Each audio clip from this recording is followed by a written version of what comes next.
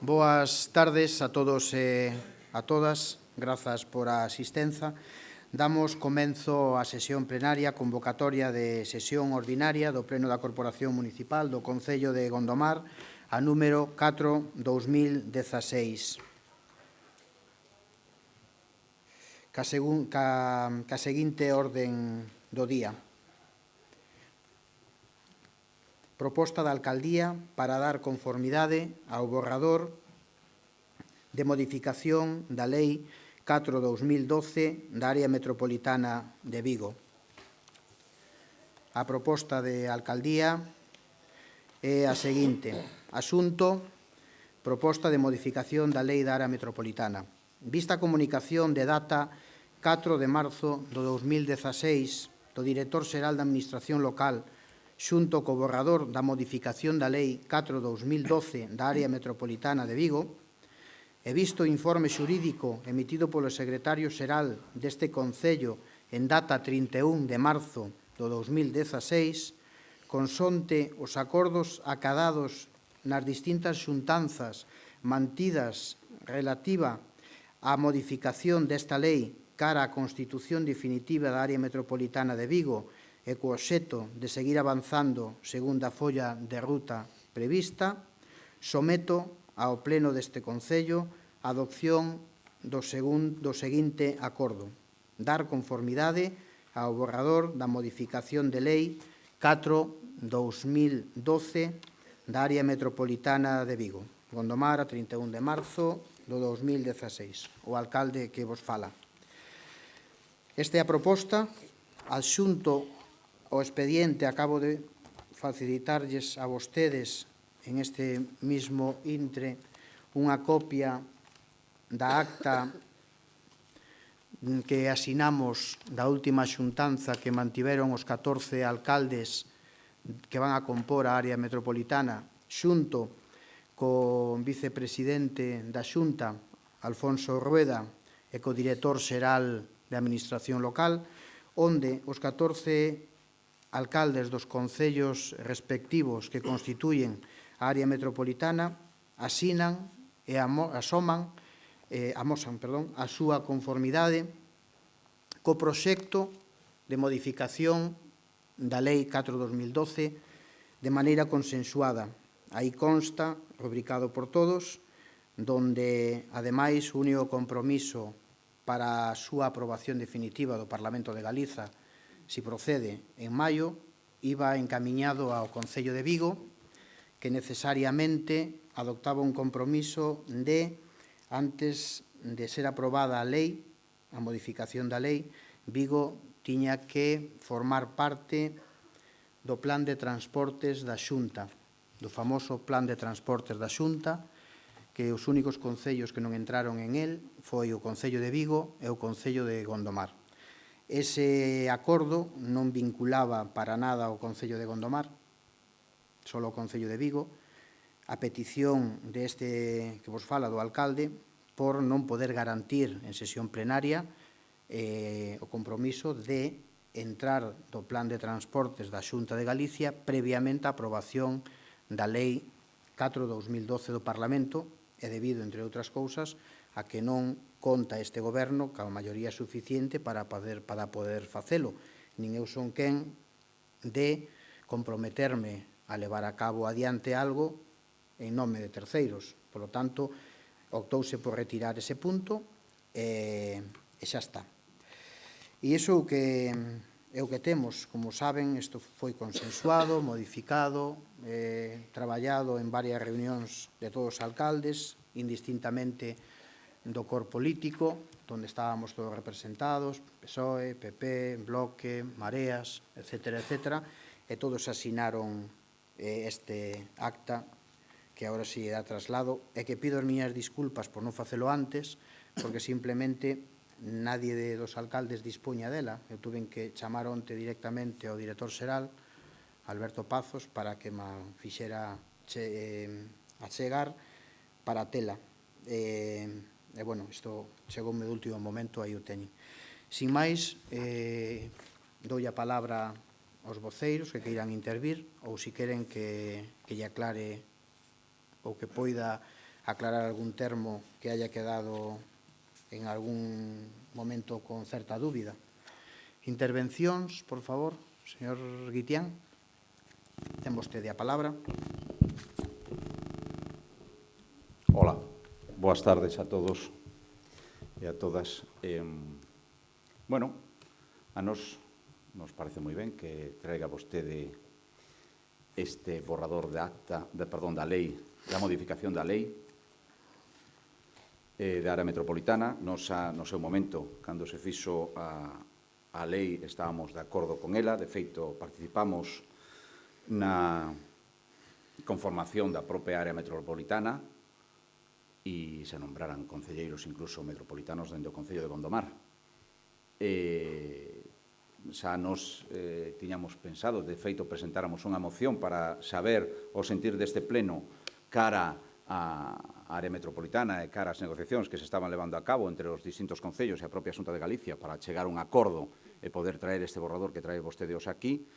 Por suposto que estamos de acordo, en principio, en dar conformidade, aínda que o propio secretario dice que non sería necesario, que máis ben un movimento político. Bueno, nos parece, tampouco temos inconveniente en ese punto en dar esa conformidade. A mí o que me sorprende é agora este papel que nos trae aquí, que dice que, bueno, que están todos de acordo, pero que antes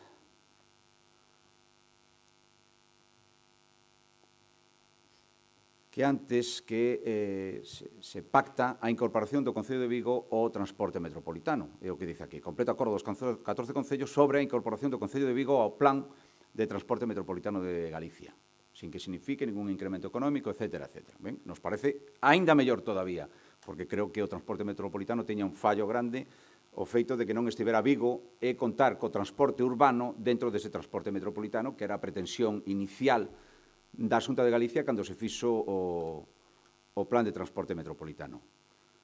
Non acabamos de entender, eu non acabo de entender que pasa con Gondomar. Ou si entendo. Entendo que, dándolle conformidade a este borrador de acta, Gondomar entra tamén no Plan de Transporte Metropolitano. Para nós, moito mellor, porque nós o planteamos neste pleno. Nos quisemos meternos no Plan de Transporte Metropolitano, a pesar dos inconvenientes que temos da feito de que o autobús que ven pola Ramallosa non pare na estación de autobuses e se quede en Mañufe. Pero, aínda así, queríamos meternos. Ahora entendemos que vostedes, con este borrador, sí que queren meterse ao goberno, entendemos que sí que queren meterse no transporte metropolitano. Nos parece moi ben. Nos parece moi ben. Non entendemos por que mudan de parecer, pero aínda así é de sabios correxir as opinións que se teñan nun momento dado se as circunstancias cambian ou se se considera conveniente.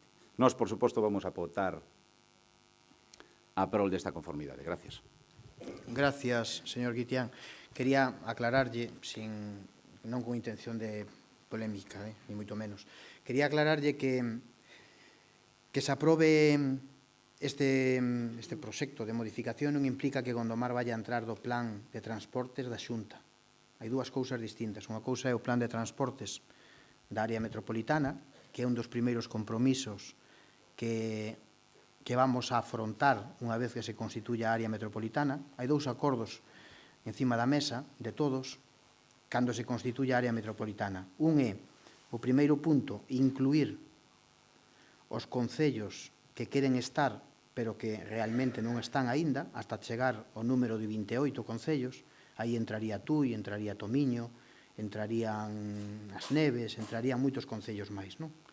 Ese é o primeiro compromiso de incluílos, e o seguinte é empezar a traballar en un plan de transportes metropolitano dos 28 concellos, que non ten nada que ver co plan de transporte da Xunta, que do seu momento se aprobaron dos distintos concellos. Que pasa? Que cando se chegaba á cidade de Vigo, o gran conflicto que xeraba era o transporte urbano Vitrasa e o transporte metropolitano unha vez que empezara a funcionar a área metropolitana. E aí verdadeiramente era o escollo que había entre a Xunta de Galicia e o Concello de Vigo. Vicepresidencia ultimou de que para asinar e para cerrar esa modificación quería que Vigo se comprometera a entrar dentro do plan de transportes da Xunta antes de que este proxecto entrara do Parlamento de Galiza en maio. Interesáballe que Vigo tiña que estar, non podía quedar ao marxe. Gondomar non lle influía para nada, e de feito non o meteron, por dúas razóns. Unha, lle daba igual, e outro, non podían vincular a Gondomar previamente a aprobar entrar do plan de transportes para ser aprobada a lei do Parlamento, presentada. Entón, claro, eu decía, e de maio dixen así ao propio vicepresidente, se vostede vincula a que a lei sexa aprobada ou non do Parlamento, a que previamente nós temos que entrar do plan de transportes da Xunta, iso é como darme ou darnos á Corporación de Gondomar unha carta para decidir cando se vai aprobar a lei de área metropolitana, porque se non leva a pleno, se o retraso un mes, se non sale adiante, ou que sexa, ao final a lei non a aprobamos. Por lo tanto, eu creo que en Vigo, que teñen 17, unha maioría aplastante, é unha decisión política, pero dun goberno onde estamos en minoría, eu creo que é un erro vincular unha aprobación dunha lei a un acordo plenario en un concello. Entón, lle pareceu lóxico e dixo, bueno, Gondomar que non entre. E entonces Gondomar quedou fora deso, sin persuizo de que vostede teña razón de que debemos entrar do seu momento do plan de transportes da Xunta ou non. Ese é outro debate, eu entendo e o respeto, pero que para isto non ten nada que ver. Non ten nada que ver. Se lle queda así aclarado, non quere decir que nós indirectamente, aprobando isto, vamos a aprobar entrar do plan de transportes da Xunta. Para nada, Para nada. Non sei se contesto. Señor Gómez, ten vostede a palabra. Boas tardes a todas e a todos. Vamos a ver, o noso Grupo I+G, en primeiro lugar, primeiro punto, disculpar a nosa compañeira Beatriz, que non pode estar hoxe aquí no pleno por unha proba médica que ten mañán, e está tomando un tratamento e é imposible poder estar aquí con nos. Estuvo hasta a última hora intentando, pero é imposible. Disculpar a nosa compañeira, que ese é o motivo polo que non está aquí. Referente ao punto deste borrador, o grupo noso I+G sí que está de acordo en un principio ca área metropolitana, pero, bueno, eu tamén sigo pensando o que decía o señor Guitián, que nós unha vez, non sei se aprobando o borrador ou unha vez esteamos dentro da área metropolitana, estamos suxeitos a estar no transporte metropolitano. Según vostede dice non, pero eu penso que sí tamén. En caso de que sea que sí, nós sí que llevamos a apoiar este punto, pero queremos tamén un compromiso pola súa parte, señor alcalde, señores do goberno, de que o transporte metropolitano, chegado o momento, dunha forma ou outra, que se dea unha solución. É necesario en Gondomar, o dixemos no seu día, o noso grupo naquele momento era eu solo na anterior legislatura, estábamos de acordo con el, pero non estábamos de acordo coas formas que Gondomar non está na mesma igualdade de condicións que outros concellos, cando se está deixando a xente polo camiño, en este caso, pois, vindo de Vigo, pois que quedan, en este caso, en Mañufe, non? Antes de chegar a Gondomar, cando, en este caso, o autobús continúa para Gondomar, non? Entonces, nos queremos que teñan Gondomar, os gondomariños, que teñan as mesmas condicións e os mesmos dereitos que teñen outros concellos, que se cheque ca xente, cos cidadáns e cos viandantes, os usuarios dese autobús que chegan a Gondomar. Eso xa está máis que debatido, o falamos moitas veces. Que chegado ese momento, pois que o teñan en conta. Eu penso que levan case un ano no goberno, eu penso que ese tema debería estar solucionado, pero, bueno, ao parecer, pois, bastante complicado, o mellor máis do que eu pensaba, eu penso que debería estar solucionado. Pero se isto nos leva a entrar deso, que haxa un compromiso pola parte de vostedes, de que Gondomar teña o transporte metropolitano como ten que ter, como teñen outros concellos. En un principio, nada máis, como dixen antes, o noso voto vai ser a pro. Moitas gracias. Gracias, señor Gómez. O compromiso non fai falta que mo pida, só temos. Eu, desde logo, como alcalde, vou a defender os intereses dos veciños de Gondomar por encima de calquera outra cousa.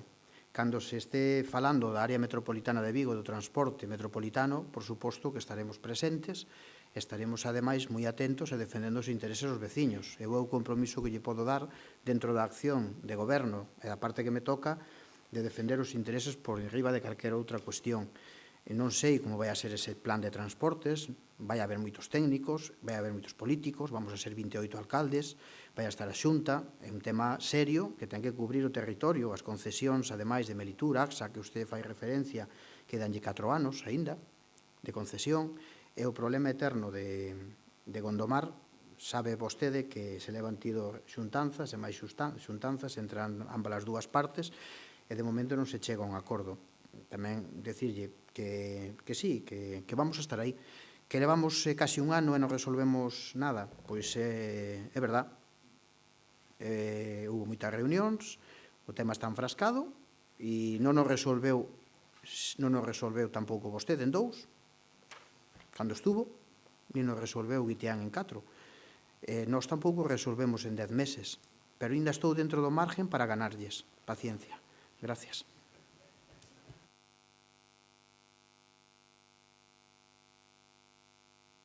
Algúnha intervención máis?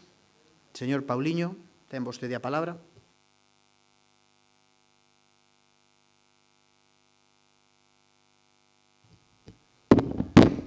Sí, gracias, señor alcalde. Ben, por parte de Gondomar Concello Aberto, vamos directamente a manifestar a nosa intención do voto que é absternos. E nos vamos a abster porque da mesma maneira que creo que houbo algún que outro concello que defendeu o interés do seu municipio e fixo modificar a área metropolitana, a esta lei, houve outros que non o fixeron, que non o superon facer ou que non pediron axuda para facelo. E, en todo caso, agora nos topamos con que, evidentemente, unha das modificacións que hai entre o borrador da área metropolitana e a lei aprobada no 2012 é precisamente o transporte metropolitano. E, curiosamente, na lei aprobada no 2012 falábase do transporte que era competencia da área metropolitana o transporte urbano e interurbano e se coordinaría. Nesta nova redacción o transporte urbano desaparece como competencia da área metropolitana. De feito, se miramos o artigo 21 do borrador, di ordenar, xestionar, planificar, inspeccionar e sancionar os servizos de transporte público regular de viaxeiros de carácter interurbano. Na lei aprobada en vigor, no 2012, di, artigo 21, transporte público de viaxeiros, ordenar, xestionar, planificar, inspeccionar e sancionar os servizos de transporte público urbano de titularidade dos municipios que integran, así como de carácter interurbano. Aquí hai unha modificación, porque evidentemente houbo alguén con peso político para decir o transporte urbano, que é o único concello, ademais, que ten o transporte urbano. Do resto, que eu sepa, pode ser equivocado, dos 14 iniciais que van a entrar e os 28 posibles, ninguén ten un transporte de carácter urbano. Correcto? Por lo tanto, eso xa, e ademais, bueno, está ben que alguén defenda o seu. E hai unha serie de modificacións neste tema que son bastantes fundamentais. Todo este artigo 21 está trufado de modificacións que afectan o transporte metropolitano e a nós non nos queda claro cal é a situación que va a quedar Gondomar dun anacronismo como é que os veciños e veciñas de Gondomar, dende hai 20, 30, non sei cantos anos, teñan que baixarse a 3 kilómetros do centro da vila porque unha concesionaria decide que é así.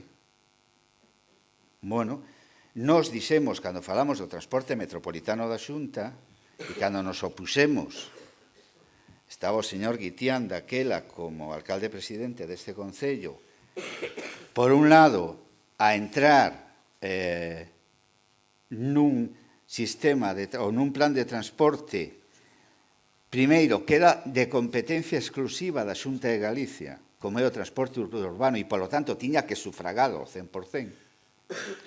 E nos pedía aos concellos, que xa estamos bastante asfixiados económicamente, que subvencionáramos a Xunta de Galicia. Recordo, e alguén, posiblemente, se a miña memoria me falla, me podrá correxir, que isto lle iba a supor, ao longo de 4 ou 5 anos, as arcas do Concello 148.000 euros. Que nos íbamos a poñer 148.000 euros que iba a por o Concello de Gondomar e que de algún lado tiña que quitar, evidentemente. Quero recordar que incluso alguén dixo que lle resultaba máis barato pagarlle os billetes os que van e veñen que meterse no plan. Habería que facer os cálculos. Por lo tanto, creo que foi unha ocasión perdida para solucionar o tema do transporte metropolitano de Galicia. No seu momento veremos que pasa co transporte metropolitano da área metropolitana, do transporte interurbano da área metropolitana. Pero que é transversal ao longo de todo o borrador da lei é un feito evidente, que vincula a todos os concellos que van a estar aquí tamén. E máis, hai unha disposición adicional, a disposición transitoria quinta, perdón, non adicional, que di: ata que a área metropolitana de Vigo proceda a elaboración e aprobación do plan de explotación do servizo de transporte público metropolitano previsto no artigo 21.2, os concellos que xa diran, que son os que facía referencia antes o señor alcalde de pasar de 14 a 28, xa diran área metropolitana con posterioridade á entrada en vigor da presente lei, deberán incorporarse con carácter inmediato o Plan de Transporte Metropolitano de Galicia, como unha condición inexcusable para o resto dos concellos, dos 14 concellos que teñen que entrar aquí. É dicir, que se lle damos, facemos unha reflexión bastante fácil de entender, se sobreentende que os 14 concellos que van a entrar nesta área metropolitana, de alguna maneira, van a estar metidos nese transporte. E máis, na propia acta que nos fai remisión o señor alcalde, xa se encargan de dicir, sin que signifique, o acordo dos 14 concellos, onde está incluído Gondomar, porque senón serían 13, sin que esta incorporación signifique ningún incremento na aportación prevista no mesmo para a Xunta ou para os concellos. Bueno, é evidente, para haber unha aportación da Xunta e unha aportación dos concellos, o famoso Plan Metropolitano de Transporte. A nós, sinceramente, non nos queda absolutamente nada claro e parécenos, dende logo, que perdimos unha ocasión para solucionar este tema de transporte, para facer que as concesionarias entraran en razón de quitar este disparate que é ter que baixarse a 3,5 km ou non poder chegar a Vigo a determinados sitios cando no transporte metropolitano da Xunta estamos na mesma historia. Cando se va a facer o transporte metropolitano na área metropolitana? Non o sabemos, pero, dende logo, vai tardar. Vai tardar. Por eso a disposición transitoria quinta que os 14 restantes que facía referencia ao señor alcalde van a ter que entrar na área metropolitana, lo cual se entende que vamos a estar todos metidos de alguna maneira ou outra. Nos non somos quen de dar o consentimento a este disparate. Vamos a manter unha postura de abstención con este respeto, porque, dende logo, nin as explicacións do señor alcalde, nin o que lemos na lei, no anteproxecto, nos parece que nos dá unhas garantías para que se solucione este asunto, que cando, ao mellor, dentro de 3, 4, 5 anos, aprobe se traspasen as competencias, etc., E se soluciona o tema non o sabemos. O que sabemos é o que temos agora. E agora, a inclusión en esta área metropolitana non implica a solución do transporte en Gondomar. E unha das competencias que vamos a transferir é a do transporte metropolitano. É un feito capital que non está resolto e gustaríanos que do mesmo xeito que outros concellos fixeron bandeira e pelexaron polo seu, aquí o fixera. Claro que o señor alcalde non ten maioría e non se pode comprometer, pero eu me pregunto cantas xuntas de voceiros convocou para tratar este tema, para chegar a unha resposta ou a un compromiso unánime de toda esta corporación? Ningunha. Dificilmente, estando en minoría, sin convocar aos voceiros para intentar crear un consenso, pode vostede garantir nada. Evidentemente, doulle aí a vostede a razón, pero tal vez lle faltou compromiso de unión e de facer algo entre todos, algo en que creo que, ademais, todos os grupos, independentemente de que lles parezca positivo entrar dentro do plan de transporte, como fixo a Xunta, gastando cartos propios deste Concello, coa falta que fai para outras cousas ou non, parece que é unánime que, tal como está o transporte interurbano en Gondomar, é un disparate. Por lo tanto, este é, digamos, o cerne da deboura polo cual nos vamos a abster. Hai unha disposición adicional segunda que nos gustaría tamén ter claro, que é a incorporación nesta área metropolitana vai significar a desaparición da mancomunidade do Valmiñor. Ben, é un tema que a nos gustaría, antes de dar a nosa aprobación a isto, telo claro, non parece que a mancomunidade de Concellos do Valmiñor desaparece, tanto polo que di a disposición adicional segunda, como algún artigo que non vou agora a cansarme en ler. Votamos, por outro lado, tamén en falta o que, ao mellor, tal vez de forma somera, o que va a significar meternos nesta área metropolitana, porque ao mellor o que estamos facendo é darlle ventaxas aos veciños e veciñas de Gondomar, e ao mellor o que tamén podemos estar facendo é darlle unha patada hacia arriba, como suele ser bastante habitual nos tempos que corren, das responsabilidades. Non hai un estudio, inda que seña mínimamente pespunte do que va a significar económicamente e financiero este Concello. Un dato. Hai, no tema da auga, tan importante e con tantas carencias que ten este Concello no tema da auga e do suministro de auga corrente, onde hai unha poboación moi significativa de Gondomar, onde ou está contraídas veciñais ou con pozos, directamente. E a auga corrente municipal, pois hai nas moi poucas. Bueno, pois a transitoria número 3 do borrador da lei tamén di que unha vez feita o traspaso dos encoros de Eiras e Zamáns, os concellos quedarán sometidos ao réximen tarifario da auga en alta. Que significa? Que significaría isto? Simplemente decilo. Que significa isto para o Concello de Gondomar? Que significaría isto no recibo da auga, por exemplo? Claro que va a haber, supoñemos nós, que tamén se acabará desta maneira co disparate de que pasando a tubería do Zamáns por todo o término de Gondomar, nós non podamos coller agua do Zamáns. Pero que significa económica e financieramente que teñamos que adherirnos ao réximen tarifario da auga en alta unha vez constituídos aí? Va a supoñer unha suba das tarifas, unha rebaixada, nada sabemos disto. Por lo tanto, sin ánimo de exhaustividade, para ser mínimamente breve, Gondomar Concello Aberto e vistas as consideracións ditas, vais a ester. Grazas. Moitas gracias, señor Pauliño de Río. Bueno, para ir rematando, para non entrar en moitas discusións, que o borrador aí o ten.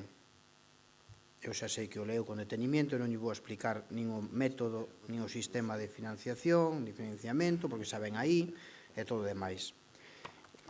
Eu creo que o problema que vostedes ten é que non é tanto que a lei, a modificación sexa boa, mala, dentro do Parlamento, que pasa ainda un proceso de debate, que se vayan a crear os órganos todos de coordinación e tal. Parece que a dúbida é que o alcalde non estuvo á altura de circunstancias defendendo os intereses de Gondomar en esas pre-negociacións e que a mellor non debería firmar, debe aparecer a asinatura de 13 alcaldes e non o de Gondomar, por aquilo de que, para non desentonar, non? Que sempre estamos aí.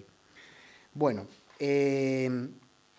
o que sí está claro é que isto é unha modificación consensuada da Lei de Área Metropolitana 4/2012 por os 14 alcaldes dos concellos que constituímos e van a constituir a área metropolitana unha vez que sexa aprobada a lei do Parlamento e pase por todos os trámites pertinentes, legales e necesarios.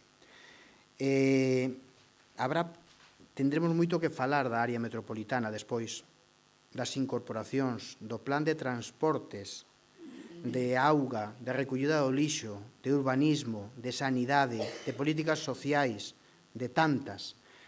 Sabe vostede tamén que as competencias da Diputación pasan todas á área metropolitana, co cual a área metropolitana de Vigo, cando este constituída por 28 concellos, vamos a ser máis de 600.000 personas en torno a un órgano colexiado gobernando unha determinada influencia xeográfica. Eso pasa a ser como unha provincia dentro de Galicia con gran connotación, forza política, empresarial, etc., etc. E, ademais, coincidimos todos en eso, os da dereita, os da esquerda, os da arriba, os da baixo e os de máis alá, por sorte, despois de moitas reunións, a Xunta e os concellos. Habría que entender, terlo claro, disociar o que é o plan de transportes da Xunta de Galicia actual e o que será o plan de transportes da área metropolitana de Vigo, que non ten nada que ver. A primeira é unha realidade, a segunda é un futurible. A primeira é lei, a segunda será norma, cando este aprobada e consensuada. Tamén dicirlle que non existe un transporte metropolitano de Galicia, que vostede decía antes. Non hai transporte metropolitano. Claro que non hai transporte metropolitano de Galicia. Non. Hai un transporte público, un plan de Galicia, non metropolitano. Esa é unha. Por algunha aclaración, de Mañufe a Gondomar hai 1 kilómetro, non 3,5, que iso tampouco ten nada que ver, non é que justifique porque é un e outro, pero tamén está ben isto. Claro, depende por onde vaya. Se vai por a Portavedra, se subes por Mañufe, vas a Portavedra para chegar ao concello hai 10 kilómetros. Pero se falamos por a línea máis recta, pero bueno, iso é o de menos, que haya un, que haya outro. Pero miren, claro, aquí decimos moitas cousas. Tamén lembro unha cousa. Eu fixen bastante, creo que máis que moitos, dos últimos 2 meses sobre o transporte, porque me sentei cas empresas concesionarias máis dunha vez. Pero non vou a falar dos que estuveron hai 4 anos. Xa vamos a deixar. Vou a falar por alusións. Durante os primeiros 6, 7 ou 8 meses, Transportes pertenecía a ese grupo político. Por lo tanto, tampouco me veña agora a min a reprochar que non se fixo nada en 8 meses ou en 6, cando realmente era unha responsabilidade e un área que levaban vostedes. Como vostede di, bromiñas as xustas. Levaban o vos. Eu confiei. Se non se fixo nada, agora só faltaría que todo o problema é do alcalde. Pero mire, con reproches non chegamos a ningún lado. E para rematar, sometemos a votación... Perdón.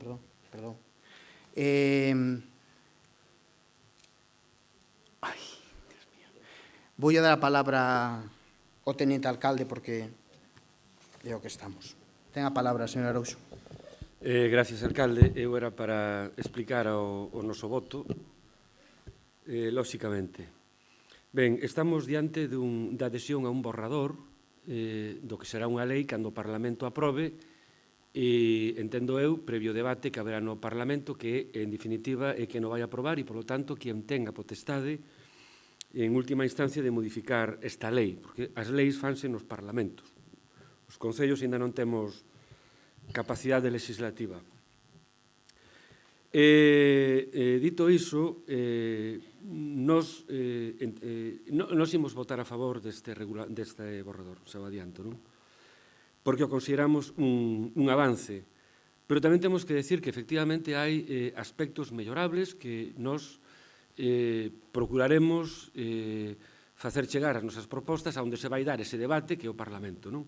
Nos, por exemplo, votamos en falta, e algo bastante preocupante, o que nos debe preocupar, e que para nós non queda suficientemente claro, que é no tema do financiamento da área metropolitana, non? Porque, ben, podemos asumir moitísimas competencias, que tamén é certo que iránse asumindo pouco a pouco.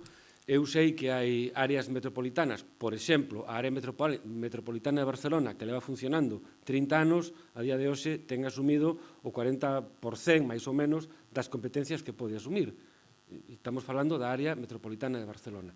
É dicir, as áreas metropolitanas vanse asumindo, as competencias, perdón, según se van negociando, según se van acordando e según se vai tendo os recursos para financiar esas competencias que se asumen, porque senón, francamente, non sirve para nada.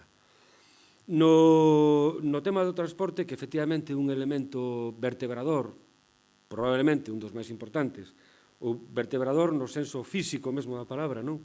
Da área metropolitana, pois é certo que aquí desaparece o asunto do transporte urbano e metropolitano, urbano e o de Vigo, porque os demais, obviamente, non ten ninguén transporte propio, ningún concello, pero tamén é certo que a área metropolitana, sin o Concello de Vigo, pois non funciona. Nin funciona a área metropolitana, nin funciona o transporte. Pero tamén se fala no propio borrador que haberá que discutir e elaborar un plan de transporte metropolitano. E iso, incuestionablemente, vai ter que ser coordinado e negociado co transporte urbano de Vigo. Eso é así. E aí, ao mellor, onde temos que traballar e incidir chegado ese momento, non? O asunto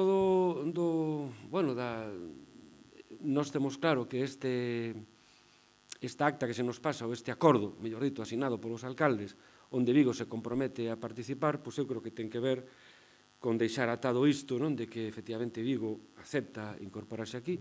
Creo que xa o dixo, xa acordou en Xunta de Goberno, me parece, e, polo tanto, entrarán, pero tamén sabemos que ese transporte, aquel plan de transporte metropolitano da Xunta de Galicia, que nos pretenderon impoñer no seu momento e que Gondomar dixo que non, tamén é certo que nós dixemos, ou algúns dixemos, os que estábamos aquí naquel momento, que de resolver o problema disparatado que temos coas concesións en Gondomar, hubiéramos aceptado incluso a posta a disposición daqueles cartos que se podían.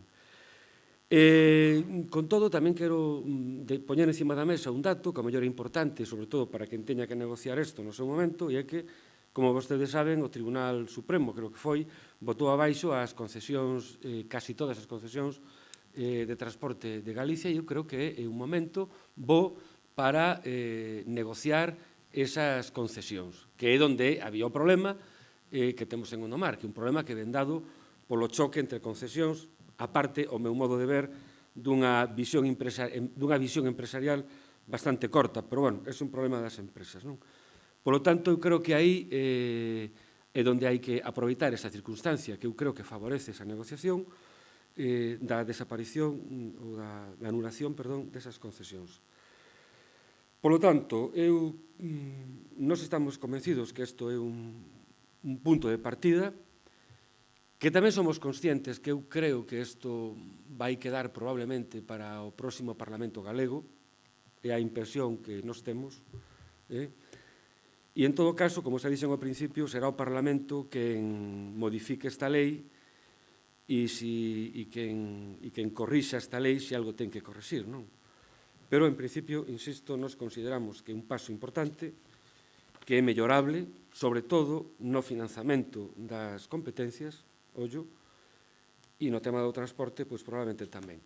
Inevitablemente e incuestionablemente, se se pon a funcionar un plan de transporte metropolitano, non hai outra que coordinalo co transporte de Vigo. Non hai outra, hai que facelo.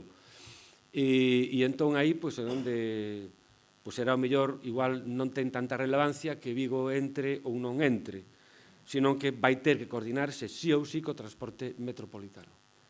Nada máis, gracias.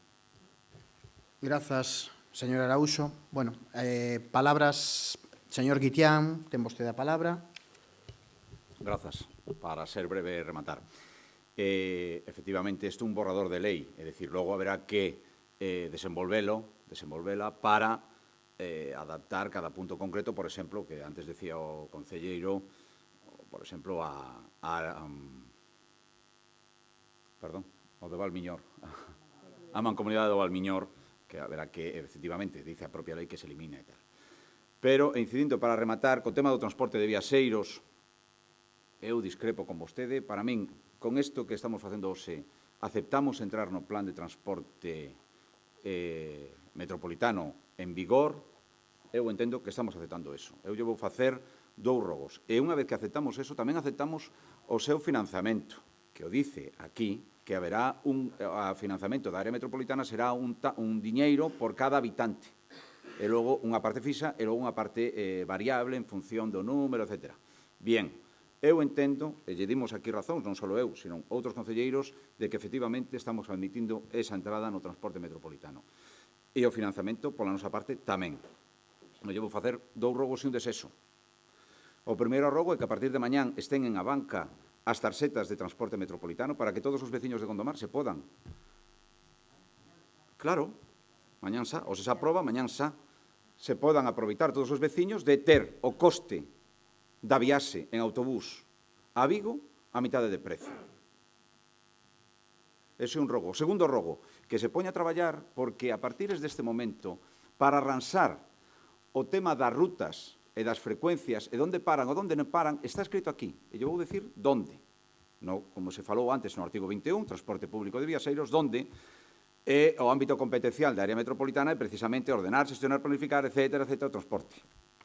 Dice, en outro punto, claro, terá que vostede esperar a que estea aprobada a modificación de lei, pero ao día seguinte, porque, efectivamente, o anterior non foi que este goberno todavía non arreglou eso, o anterior non foi quen de arreglalo, o anterior tampouco, pois o desexo é que vostede arregle antes que todos.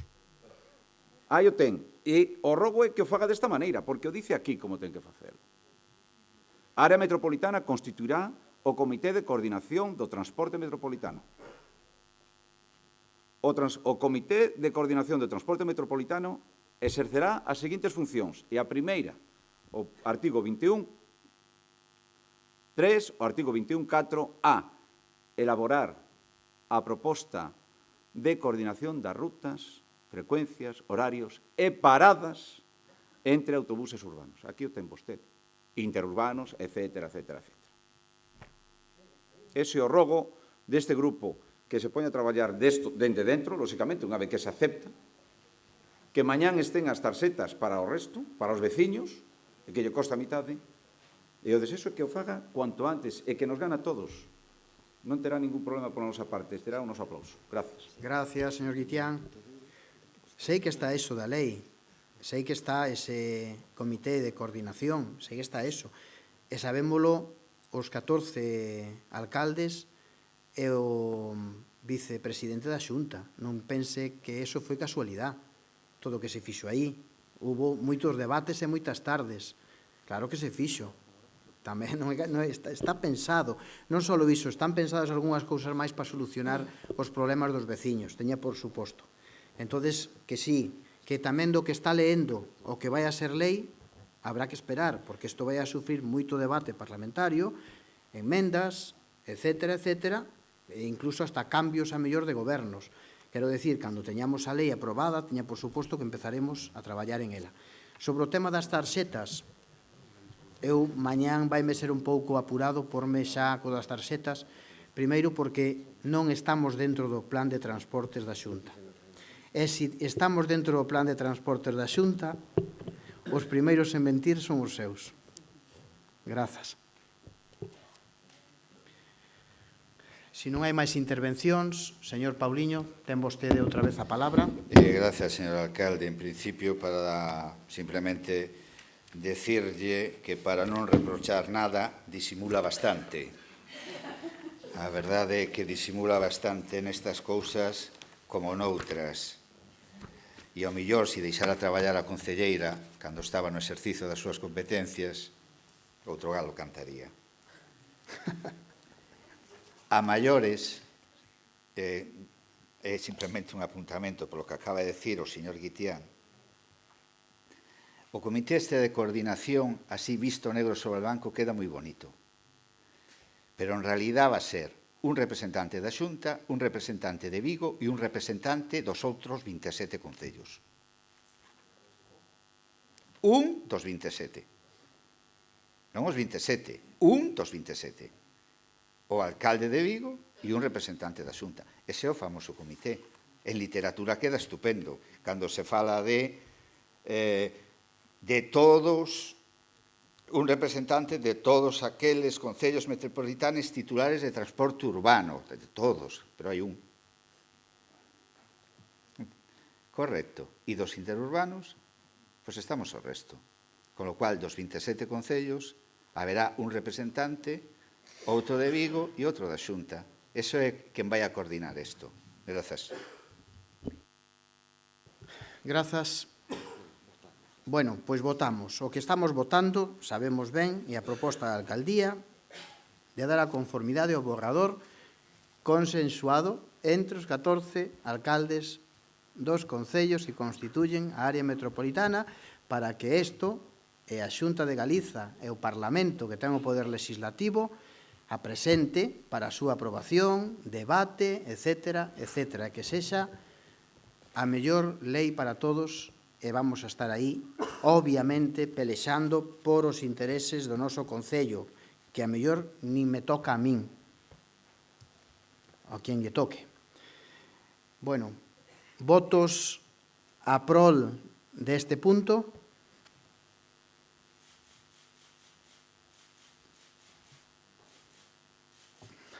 Abstencións, votos en contra, non hai máis, pero por se acaso hai que dicilo. Vai a ser que se voten dúas. Queda aprobado este punto da orden do día. Pasamos ao seguinte punto da orden do día. Punto número 2, fiscalización e control dos órganos de goberno. Apartado A, dar conta do decreto da alcaldía de data 16 de marzo de 2016 relativo á modificación do decreto de nomeamento e retribución de competencias á Xunta de Goberno Local. Apartado B, dar conta das resolucións da alcaldía tomo 1 do 2016. Seguinte punto da orden do día, punto número 3, mocións.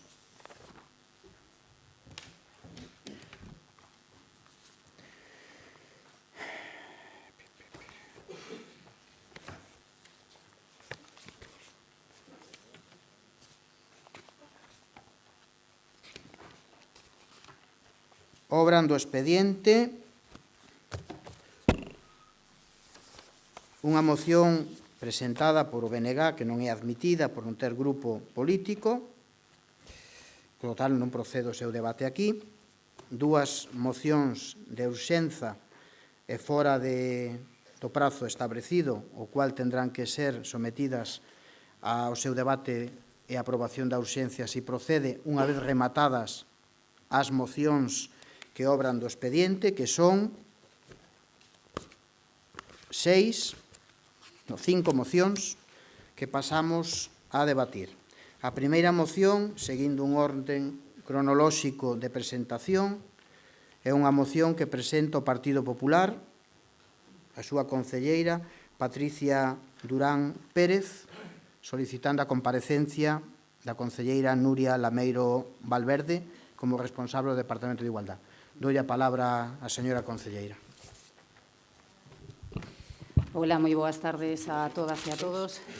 Pois ben, como dice o señor alcalde, efectivamente este grupo presentamos en data 9 de marzo deste ano unha moción na que interesábamos o debate, e no seu caso a aprobación por este pleno, da comparecencia da concelleira doña Nuria Lameiro Valverde como responsable do Departamento da Concellaría de Igualdade con motivo dunhas declaracións que así aparecen en diversos medios de comunicación como que foron feitas esas declaracións por ela mesma como concelleira.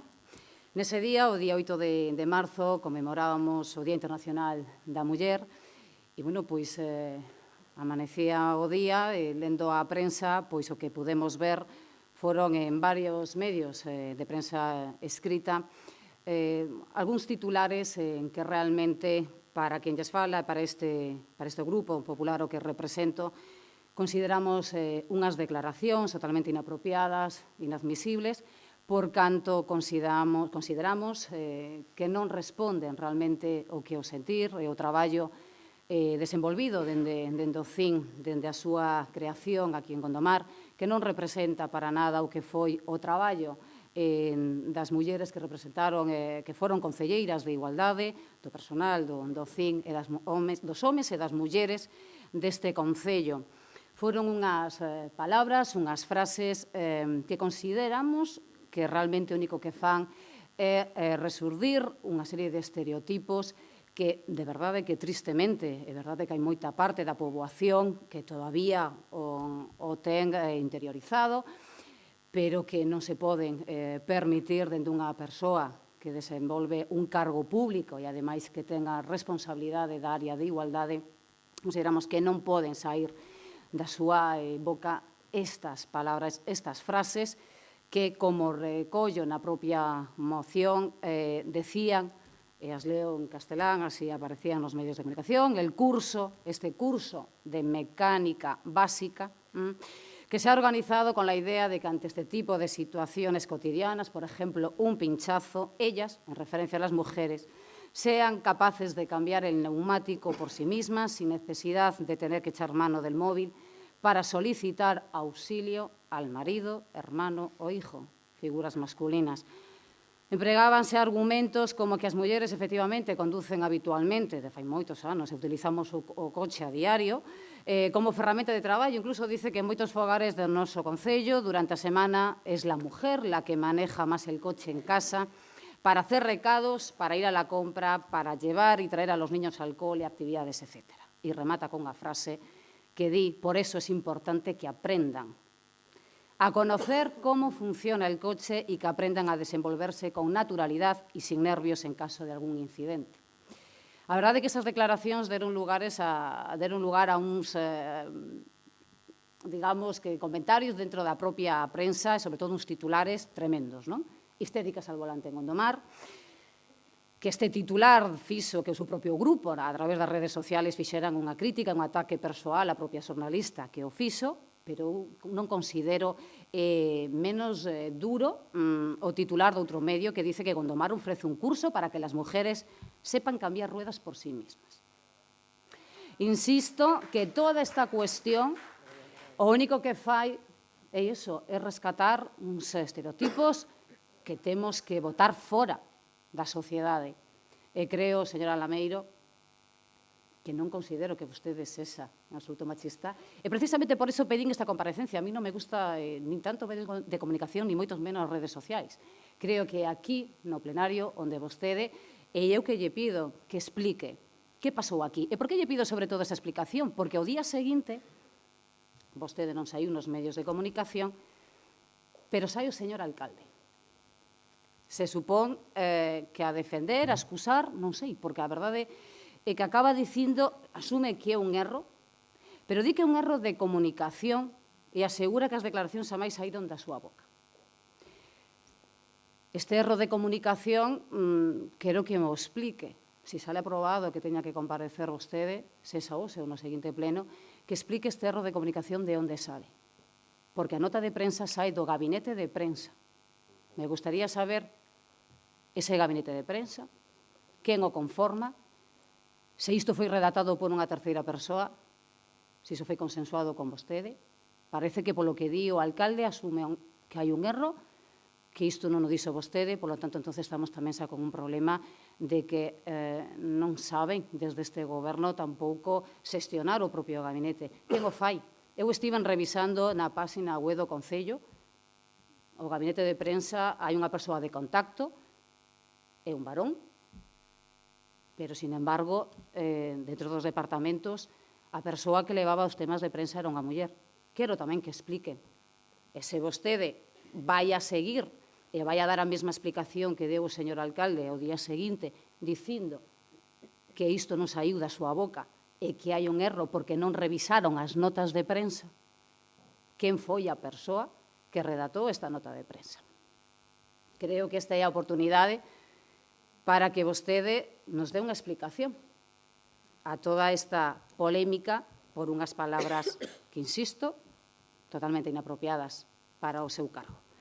Por todo isto, polo que solicitamos do Pleno que se adote ese acordo para a súa comparecencia, a fin de que explique o seu sentir a este respecto destas declaracións, cal foi o plantexamento, por que motivo vostede solicitou isto como concelleira estando frente da dita concellaría e, en todo caso, en función das súas explicacións, dende este grupo solicitaremos ou non unhas posibles responsabilidades políticas. Grazas.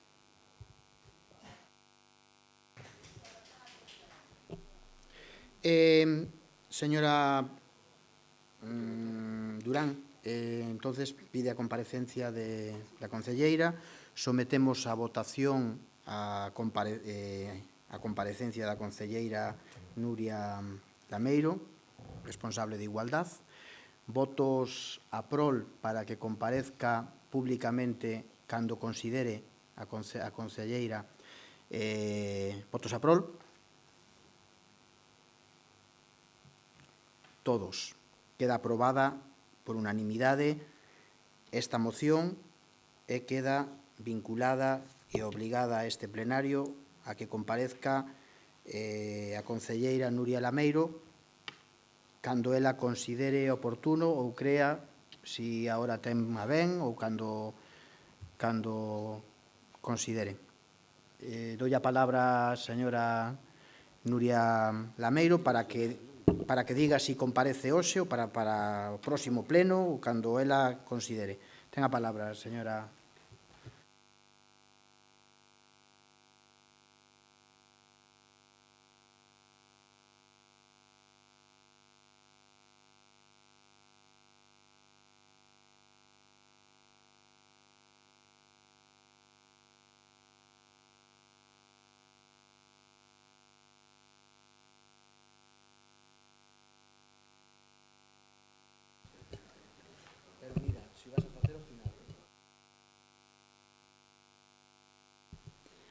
Hola, boas tardes a todas, todos. Nada, ao final das mocións, sin problema ningún, compadezco, non teño problema. Grazas.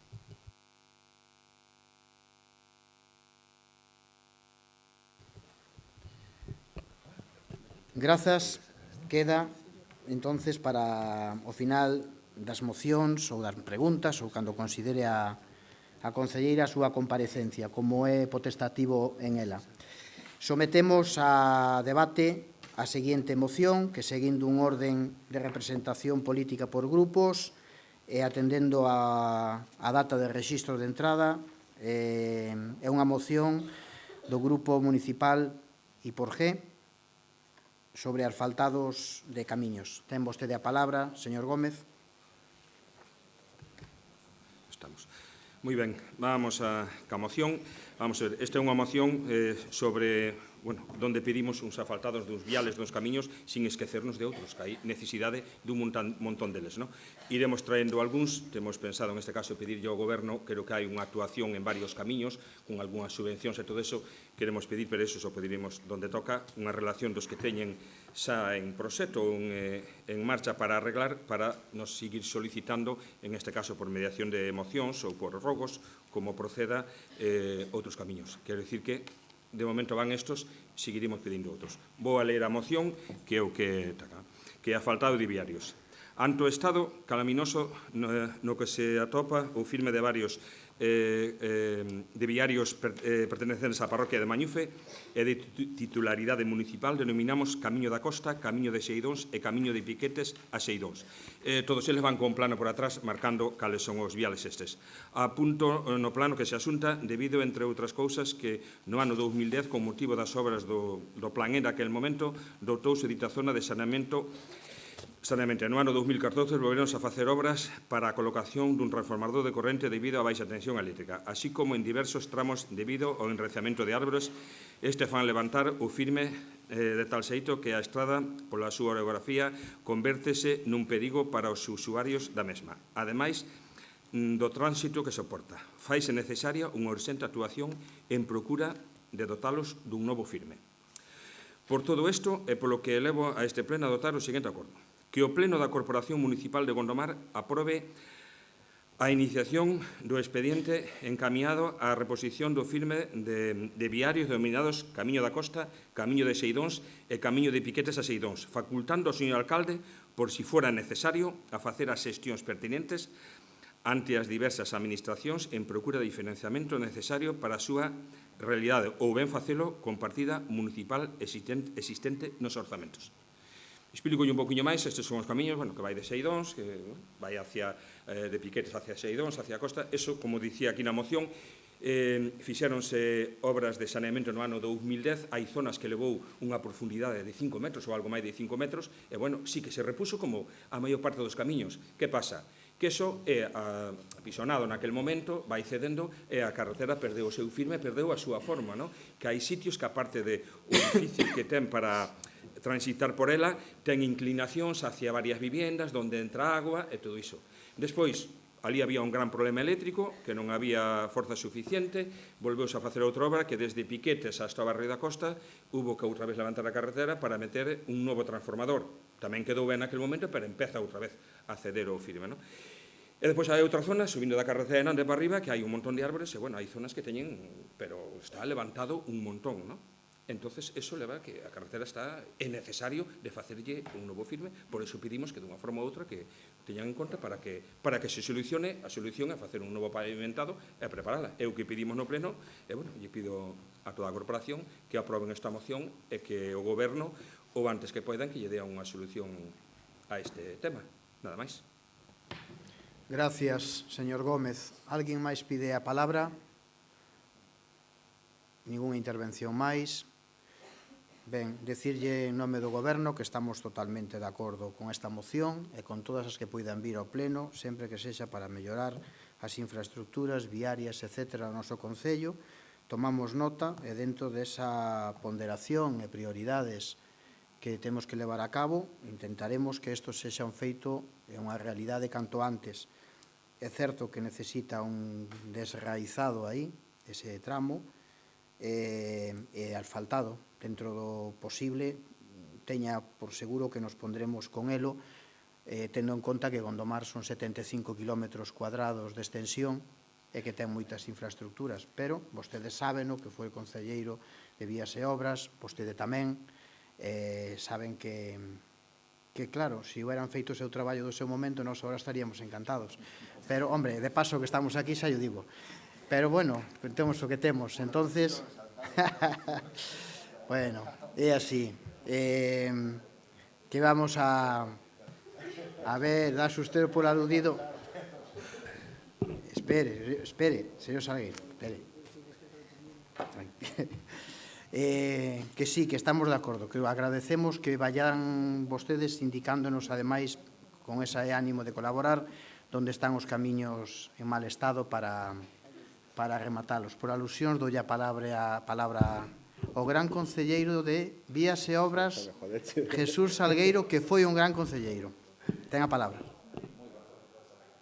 Xa me fastidio. Boas noites a todas e a todos. Señor alcalde, gracias pola parte que me toca. Fixemos unha labor importante. De feito, quedaron moitos camiños e proxectos para asfaltar nestes momentos. O de Telleiro, por exemplo, en Donas, que unhas carreteras que para nós, por noso entender, das que peores estaban, e sai un proxecto, hai unha subvención, está todo preparado para asfaltar, me parece. xa casi quedara da nosa, quedaba creo que un permiso, quedaba. E como esa moitas máis, en Abrollido 2, en Borreiros creo que hai 4 camiños, varios camiños. Home, moito máis.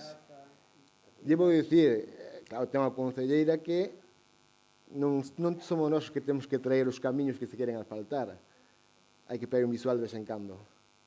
Gracias. Grazas. Señor Gómez, por alusións tamén. Por alusións, eu non sei se o señor alcalde se refería a min de que non haber solucionado cando estábamos. Quero recordarlle que eu fui un concelleiro de obra fai 5 anos. Fai 5 anos estes viales estaban perfectamente ben, tanto é que naquel momento estábamos facendo saneamento, como dixen xa na moción, unha vez terminado o saneamento, se volveu a reparar e naquel momento quedou ben. Que pasa? Cando se fan este tipo de obras, sí que a larga van cedendo e foi a forma de deformar o pavimentado e a súa forma natural do camiño. E, bueno, non vou a dicir o que fixemos, o saben os veciños, non? Nos 2 anos escasos que estuvemos, pero recordo, 57 viales asfaltamos sendo o concelleiro de obras en 23 meses. Nada máis, pedirlle outra vez a toda a corporación, penso que pedirlle, non, darlle as gracias polo que miro que van a apoiar esta moción, gracias por apoiala e o Goberno que o teña en conta para darlle a solución o antes posible. Moitas gracias, nada máis. Gracias, señor Gómez. Ten vostede toda a razón, tamén a ten vostede, señor Salgueiro, permítanme a min moitas veces este tono de ironía. Hai que seguir traballando por o Concello todos, faltaría máis. Tomamos nota e somos conscientes, ademais. Ojalá tuveramos aí 6 ou 7 millóns de euros para asfaltar todas as carreteras. Pero, bueno, moitas grazas. Sometemos a votación, entonces, esta moción. Votos a prol da mesma.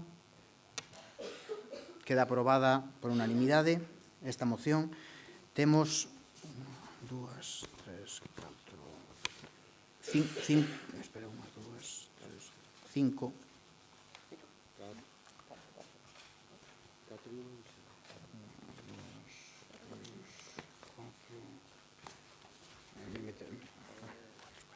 Quedan 4 mocións presentadas en tempo e forma, que as presenta o grupo político CABE, que seguindo o número de orden de entrada de rexistro, que todas son do día 4, empezaríamos por debatir a moción conmemoración do 14 de abril, proclamación da Segunda República. Ten a palabra, defende a moción, o concelleiro Josué Villar. Grazas. Boa tarde a todos e todas. Dende CABE hoxe traemos unha moción conmemorativa do 14 de abril, outra pola recuperación da memoria histórica. Con estas dúas mocións queremos condenar o alzamento militar do 36 contra un goberno lexítimo, así como condenar a ditadura que se instaurou. Tamén, por outra banda, queremos contribuir á recuperación da memoria. En esta liña queremos aproveitar hoxe para agradecer a labor do IEM e de todas aquelas persoas e asociacións que aportaron do seu tempo e coñecemento para garantir os dereitos das familias das persoas desaparecidas. Sen máis, dou lectura ás mocións. Moción conmemoración 14 de abril, proclamación da Segunda República. O 14 de abril cumpriránse 85 anos da proclamación da Segunda República, o primeiro réxime democrático da nosa historia que instaurou un verdadeiro Estado de Dereito e proclamou a primeira Constitución democrática de España. Esta Constitución plasmou o principio de igualdade dos españois ante a lei, ao proclamar España como unha república de traballadores de toda clase que se organiza en réxime de liberdade e de xustiza. O principio de soberanía popular establece o sufraxio universal para homes e mulleres maiores de 23 anos. En economía, a propiedade privada quedou suxeita ao interese da economía nacional. Constituíuse un Estado integral compatible coa autonomía dos municipios e rexións. O principio de laicidade, o Estado, as rexións, as provincias e os municipios non manterán, favorecerán nin auxiliarán económicamente as igrexas, asociacións e institucións religiosas. Ademais, recoñeceuse o matrimonio civil e o divorcio, así como o ensino primario laico, gratuito e obrigatorio, e recoñécese a liberdade de cátedra. A Segunda República promoveu o avance na transformación da nosa sociedade, na defensa das liberdades individuais e colectivas e na consecución da xustiza social. Este sistema democrático acabou coa derrota na Guerra Civil para dar paso a máis de 40 anos de franquismo, de represión e de retrocesos. O 14 de abril ten que ser unha data reivindicativa para reclamar o dereito á República e facer unha homenaxe a todos os alcaldes e concelleiros dos concellos daquel período, así como condenar o golpe de Estado franquista contra a Segunda República. Por todo isto, o Grupo Municipal de Gondomar Concello Aberto somete a consideración do Pleno a aprobación do seguinte acordo. 1. Condenar o alzamento militar do 18 de xullo de 1936 contra o goberno lexítimo da Segunda República Española.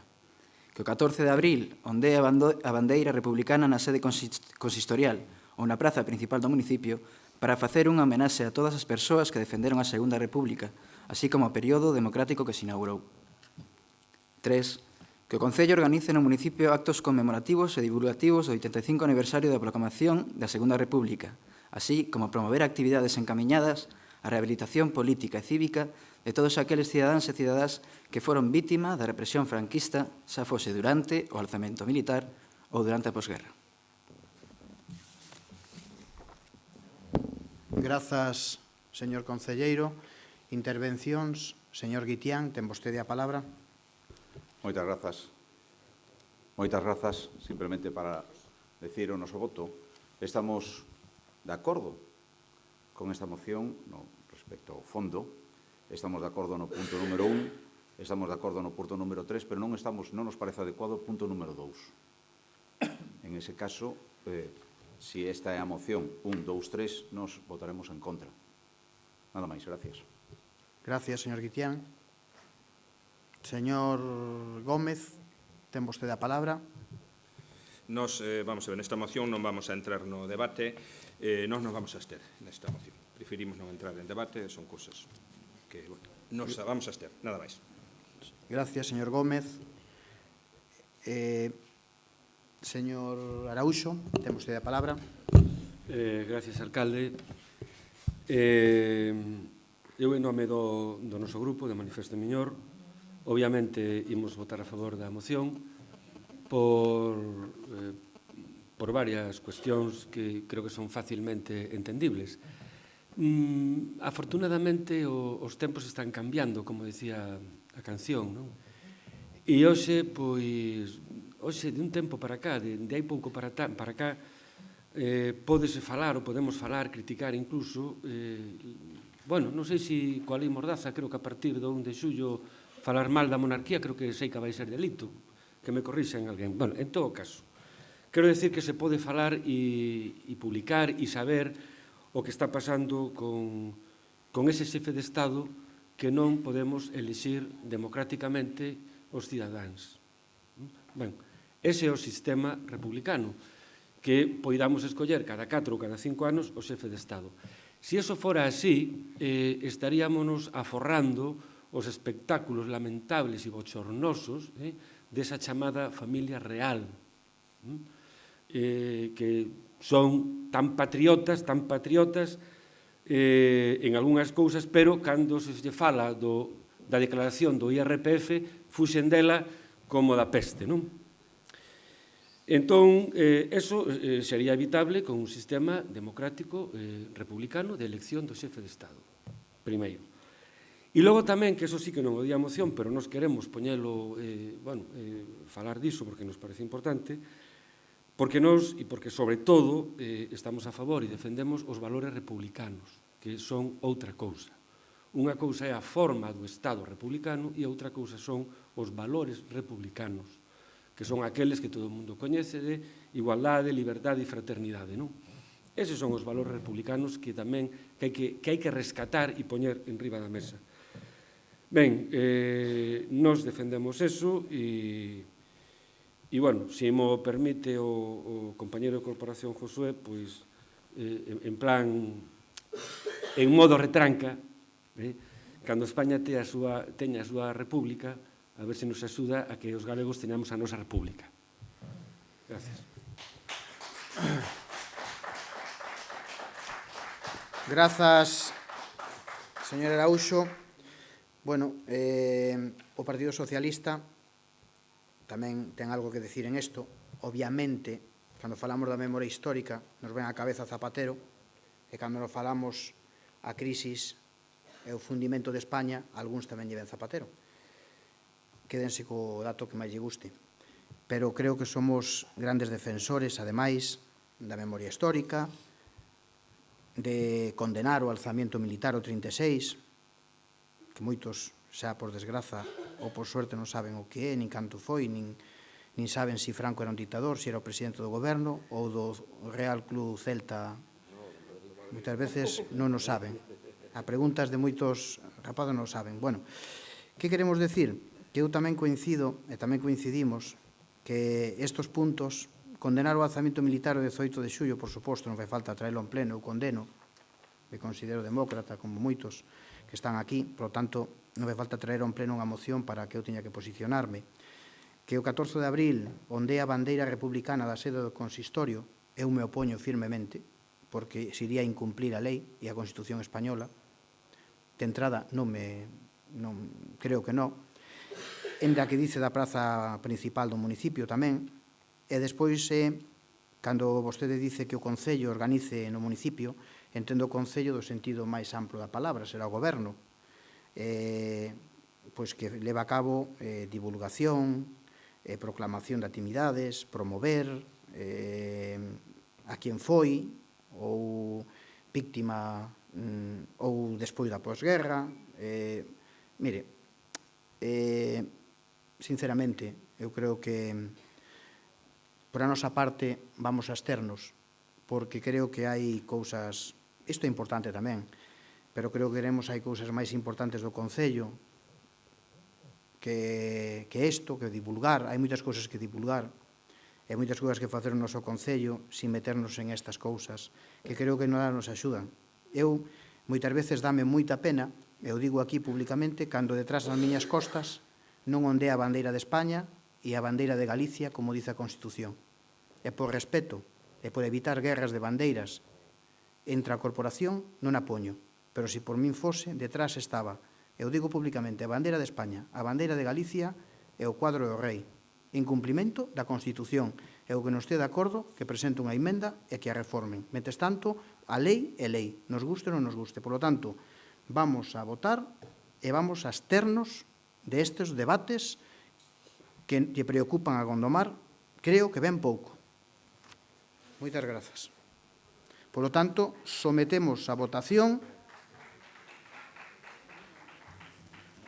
Ten a palabra, señor Josué. Sí, dúas cousas en canto ás verbas do señor Guitián. Se podía aclarar un pouco máis o do punto 2, porque é verdade que se cita tanto Casa Consistorial como na praza, en caso de que se xa eso o problema. E remato, si xa tamén resposto ao señor alcalde, me parece mentira que un alcalde socialista, cando lle sacan un tema da Segunda República tan claro como se ha plasmado nesta moción, acabe falando do rei, nada máis.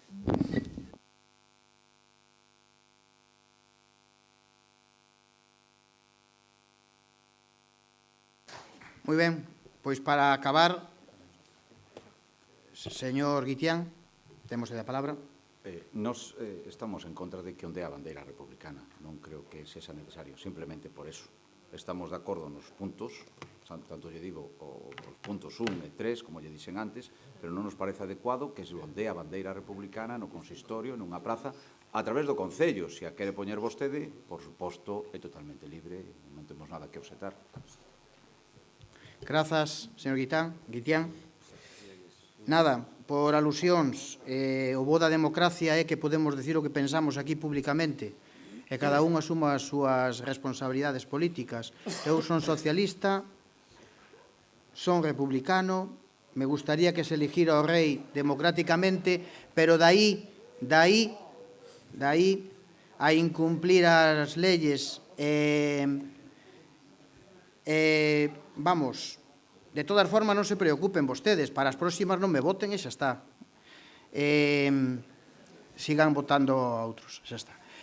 Sometemos a votación esta moción. Máis alusión, señor Josué Villar. Pois veña, ten vostede a palabra. Sí, claro, por cuestión de orden, acabo eu, ademais, aclarar que mantemos a moción nos mesmos termos. Votos a prol da moción. Votos en contra desta moción. Abstencións á moción. Queda Aprobada.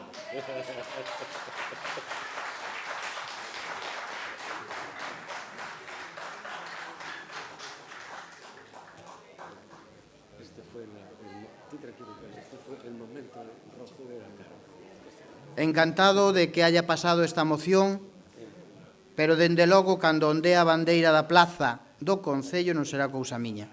Grazas. Seguinte moción. Moción por a recuperación da memoria histórica presentada polo Grupo Municipal CABE. Defende a moción Josué Villar, o concelleiro Josué Villar. Ten vostede a palabra.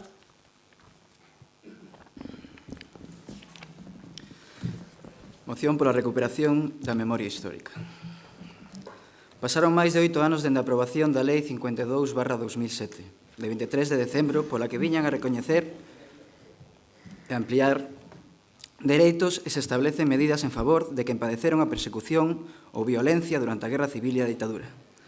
A aprobación da denominada Lei da Memoria Histórica era un exercicio democrático imprescindible, tendo en conta que España é un dos países do mundo con máis vítimas por desaparición forzosa. A normativa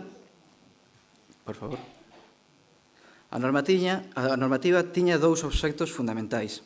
Por unha banda, recoñecer e ampliar dereitos a favor de quen padeceron persecución ou violencia por razóns políticas, ideolóxicas ou de crenza religiosa durante a Guerra Civil e a ditadura.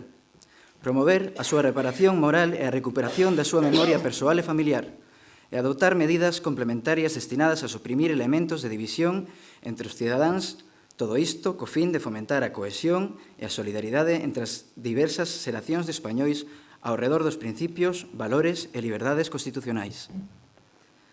E por outro, pretendía, como política pública, fomentar os valores e principios democráticos, facilitando o coñecemento dos feitos e circunstancias acaecidos durante a Guerra Civil e a ditadura e asegurando a preservación dos documentos relacionados con este período histórico depositados en arquivos públicos.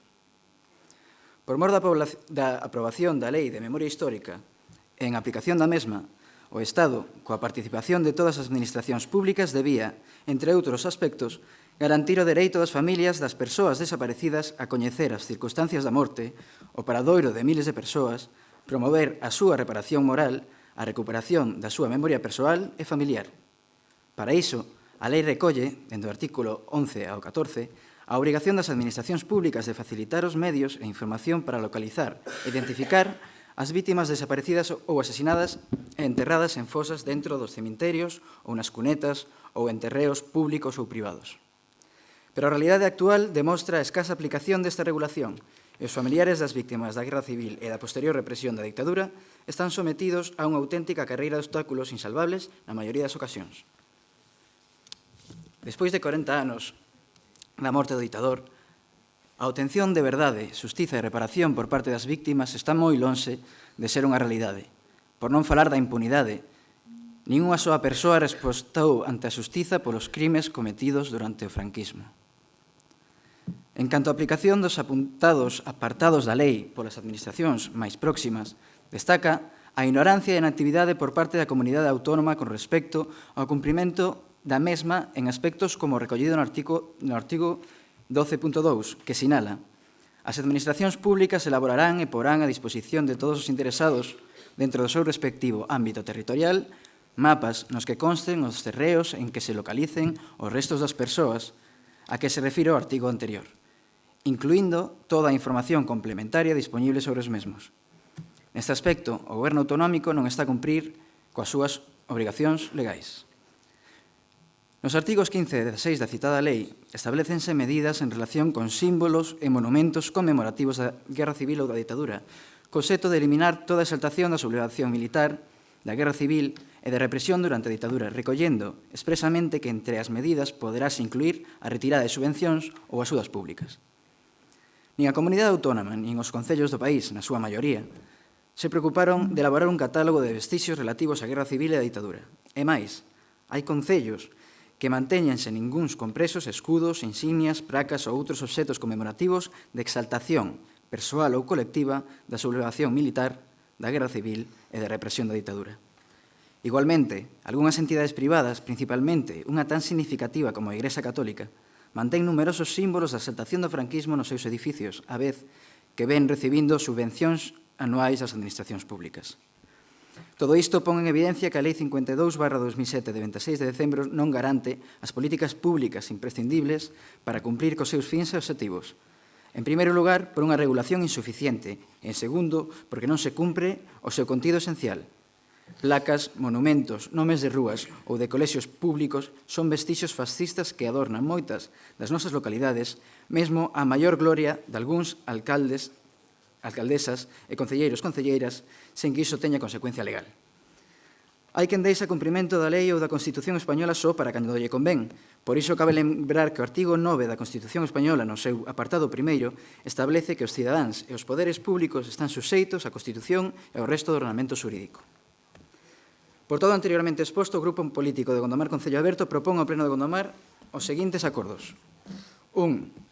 O Pleno do Concello de Gondomar, en cumprimento co seu deber como institución democrática, comprométese coa recuperación da memoria histórica de acordo co artigo 9.1 da Constitución española. En base ao ordenamento xurídico vixente e segundo disposto na Lei 52/2007 de memoria histórica, tomará as medidas oportunas para a retirada de escudos, insignias, placas e outros obxectos ou mencións conmemorativas de exaltación persoal ou colectiva da sublevación militar, da guerra civil e da represión da ditadura. 2. O Pleno do Concello de Gondomar acorda a revisión de todos aqueles acordos ou convenios de colaboración, así como a retirada de subvencións a aquelas entidades privadas que conserven escudos, insignias, placas e outros obxectos ou mencións conmemorativas da exaltación persoal ou colectiva, da sublevación militar, da guerra civil e da represión da ditadura. 3. O Pleno do Concello de Gondomar insta a Administración Autonómica a impulsar, xunto á Deputación, a elaboración dun mapa de fosas e un catálogo de vestixios fascistas. 4. Este acordo será remitido ao Goberno Autonómico e á Deputación de Pontevedra. Moitas grazas.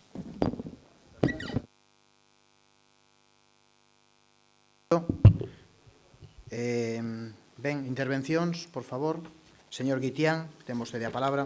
Grazas. Solamente para anunciar o noso voto, imos absternos. Gracias. Grazas. Señor Gómez, temos a palabra. Vamos a ver, nos algo parecido a outra, pero vamos a ver, pero queremos aclarar, nos vamos a externos, en este caso, non estamos totalmente de acordo ca memoria histórica, co plan este que había aprobado no seu día, que é verdade, é necesario, é un dereito, por humanidade, por todo, que todo aquel que tuvo a desgracia de que algún familiar pois foi asesinado brutalmente na Segunda Guerra Mundial ou despois por represión e todo eso, os veciños, os familiares teñen o pleno dereito de saber onde están. Non estamos de acordo con eso, totalmente de acordo. Ahora, que se exigencia aquí que se pide moitas delas, preferimos non entrar neste debate, ¿no? De prohibir, impoñer, ¿no? Porque alguén teña, pois, non sei, unha insignia, cualquier cousa, pois, oye, como aquí o señor Villar, ¿no? Dice, el quer que a bandeira republicana onde hai, non deixa de ser unha insignia, unha bandeira, o mellor hai outra persoa que pense, eu respeto a opinión de todos, non me vai a malinterpretar de que eu penso así, pero que o mellor ten no seu negocio ou no donde sea unha insignia porque pensa de outra forma, non se pode impoñer. Estamos nunha democracia, somos libres e cada un é moi libre de pensar como queira e de desarrollar ou de poñer calquer insignia ou calquer escudo ou calquer cousa, ¿no? Por eso que preferimos pois non entrar máis no debate, entonces, eso, que quede claro que estamos moi de acordo no outro tema, pero nestas imposicións e exixencias, pois non, por eso que nos vamos a estar neste punto. Nada máis. Moitas gracias. Gracias, señor Gómez. Señor Araúxo, ten a palabra. Gracias, alcalde. Nós imos votar a favor, como non podía ser de outro xeito, esta moción. Con todo, queríamos manifestar un par de cuestións, non?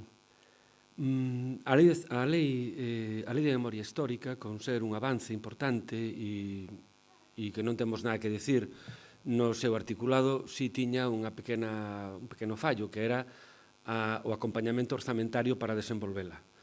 Porque, eu non sei se saben, pero buscar as fosas comuns, abrilas, desenterralas, probas de ADN, arqueólogos, forenses, etc., iso custa moitos cartos. E o pouco que se fixo, ou o moito que se fixo, o importante que se fixo até agora, no Estado e en Galicia en particular, foi, na maioría dos casos, gracias a actuacións altruístas de entidades culturais, sociais, etc., con moi pouca axuda, cando non en contra e a trancos dos gobernos locais, dos gobernos autonómicos ou do propio Estado. Decir tamén que, nese sentido, en Galicia houve unha excepción afortunada, que foi no goberno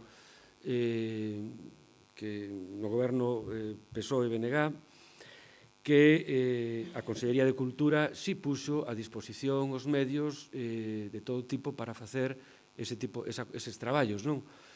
E eu quero lembralo aquí especialmente pola parte que me toca, e que foi gracias á conselleira daquela de Cultura, dona Ángela Bugallo, e tamén ao Instituto de Estudos Miñoráns, que en Gondomar se puido recuperar unha parte pequena desa historia. Decir tamén que, e foi moi importante, e máis importante do que seguramente se imaginan, aquí hai moita xente moza, moita xente nova, antes decía o alcalde, e ten razón, e a veces os vemos nas entrevistas que se fan por aí, que moita xente pensa que Francisco Franco foi un xogador de fútbol, non?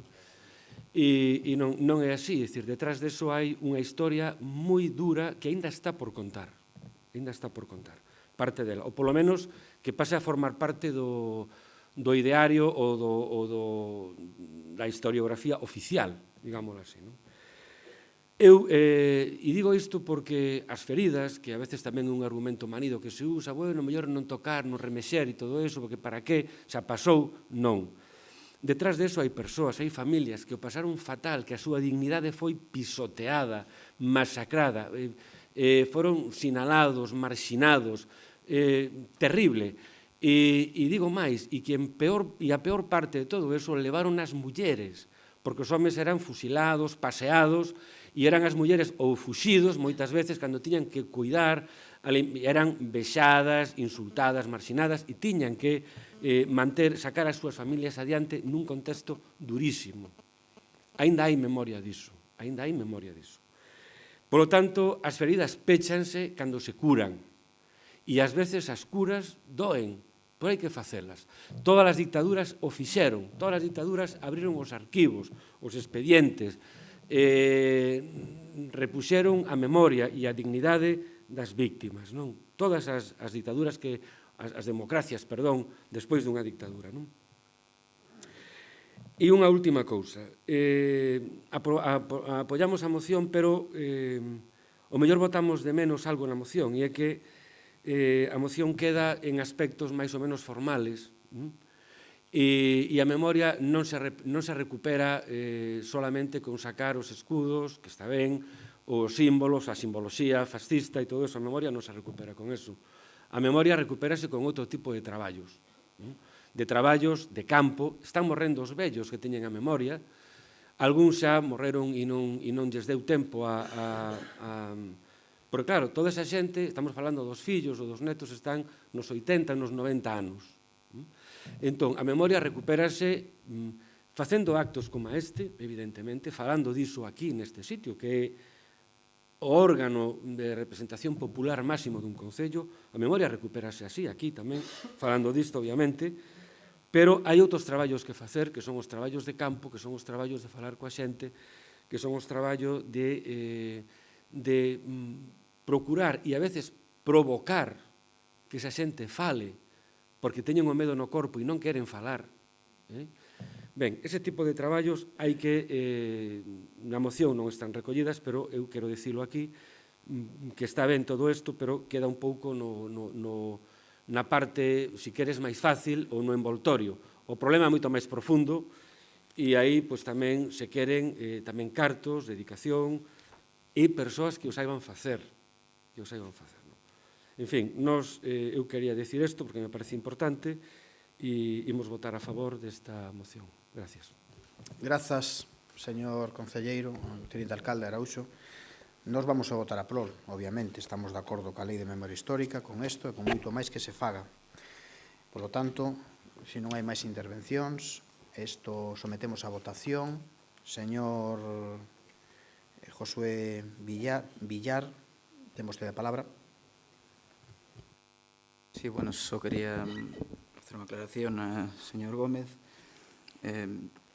en ningún momento creo que podemos comparar a bandeira do réxime democrático con símbolos de exaltación franquista que non representan precisamente o mesmo. Por iso, ese é o primeiro punto. Segundo, que o que plantexamos nesta moción, os diferentes puntos, non é colleita de Gondomar Concello Aberto, non é algo que nós engadíramos a esta moción, senón que isto mismo ven recollido na propia lei, que non é o único que estamos dicindo aquí, que queremos que se cumpla, e como di Antonio, ainda falta moitísimo, ainda así, ainda que se cumpla esta lei, pero que o único que estamos demandando aquí, en os mesmos termos que ven na lei, é que se cumpla.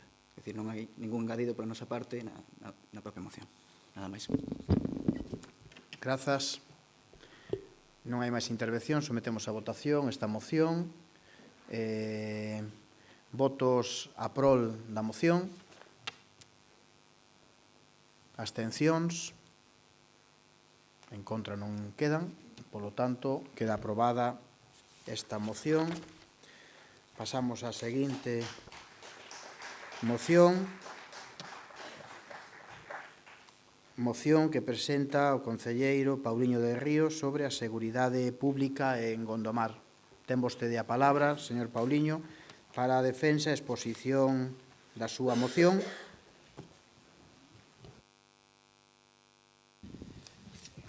Gracias, señor alcalde.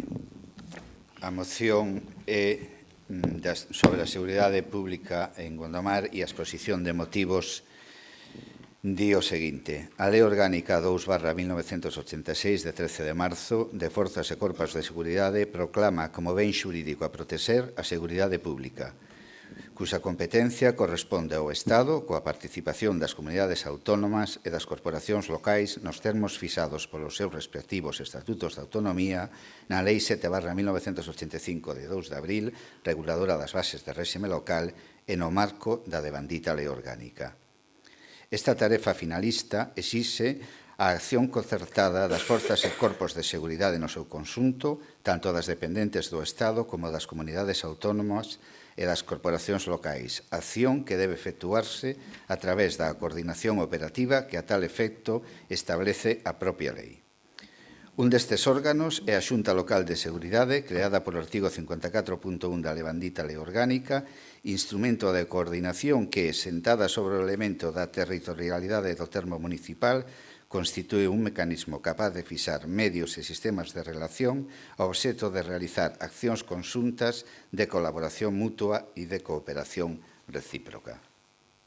As xuntas locais de seguridade deben constituir non só órganos de coordinación operativa, senón tamén informativa, facilitando vías de canalización que permitan a colaboración dos sectores sociais e institucionais afectados na correcta planificación da seguridade pública e, consecuentemente, nunha maior protección do libre exercicio dos dereitos e liberdades públicas recoñecidos constitucionalmente. As xuntas locais de seguridade son órganos colexiados no ámbito territorial do municipio das administracións públicas en materias de seguridade, asegurando de forma específica a cooperación e coordinación operativa das forzas e corpos de seguridade que interveñen no termo do Concello. En Gondomar está constituída a Xunta de Goberno a Xunta Local de Seguridade con representación da Autoridade do Goberno Central Autonómico Local e presidida polo señor alcalde. Entre as atribucións desta presidencia está a de convocar as sesións e a de fixar a súa orde do día, que debe ter unha periodicidade de alo menos unha vez ao semestre e, cando as necesidades así o aconsellen, poderán reunirse en sesión extraordinaria previa convocatoria da presidencia a iniciativa desta ou de calquera dos vocais. Entre os seus cometidos está analizar e valorar a situación da seguridade cidadá no Concello, valorando a súa evolución e elaborar un plan local de seguridade, avaliando a súa execución e resultados. Ben, creo que de todos é coñecido, ou de gran parte da xente, que en Gondomar nos últimos meses teñense producido unha manchea de incidentes como roubos e entradas en locais comerciais, en garaxes de edificios, en vehículos, etc. Unha situación que está xerando unha lóxica preocupación entre a veciñanza e os comerciantes e da que se lles deu traslado desta a Gondomar Concello Aberto, así como entendemos que tamén que o goberno local. Hai un montón de locais que foron obxecto de roubo, Podemos citar aquí, sin ánimo, ni moito menos que exhaustivo, pois bares como a de Chape, o Llantar, o Queico, o Lalos, o Cucadas, locais ao redor da Praza de Abastos. Algúns destes roubos son de forma repetitiva, non é ni unha ni dúas veces, ás veces 3 e 4 veces. Evidentemente, isto está xerando pois unha certa inquedanza entre os veciños. Nos recollemos esta inquedanza, a traemos aquí ao Pleno para que se tome o seguinte acordo. O Pleno do Concello de Gondomar insta ao señor alcalde como presidente local de Seguridade, da Xunta Local de Seguridade, a que traslade esta inquedanza veciñal aos restantes dos seus membros e mesmo, se así o considera pertinente, convoque unha sesión extraordinaria para tratar este asunto e implementar as medidas necesarias para corrixir esta situación. Mentres tanto, que se oficie escrito á Comandancia da Guardia Civil dándolle conta da situación e solicitando un incremento da vigilancia en horario nocturno no noso Concello. Sabemos tamén cal é a situación da Guardia Civil e sabemos que, como calquer outro funcionario público, están bastante rateados en medios humáns e materiais, pero, ainda así, eu creo que consideramos que é importante darlle traslado desta inquedanza. E, en terceiro lugar, que o señor alcalde, unha vez realizadas as xestións que aquí se din, dé a conta a este pleno das xestións realizadas ao seu efecto. Grazas, señor Pauliño. Unha dúbida, se me pudera decir vostede esa oleada de roubos, si foi de noite, de día, ou en que franja de tempo os últimos 2 meses, os últimos 6, ten vostedes os datos? Pois os datos son nos últimos meses. Cando de meses, que se refiere a 2 ou a 8 meses? Non, estamos falando de 4 meses. 4 meses. 4 meses, correcto.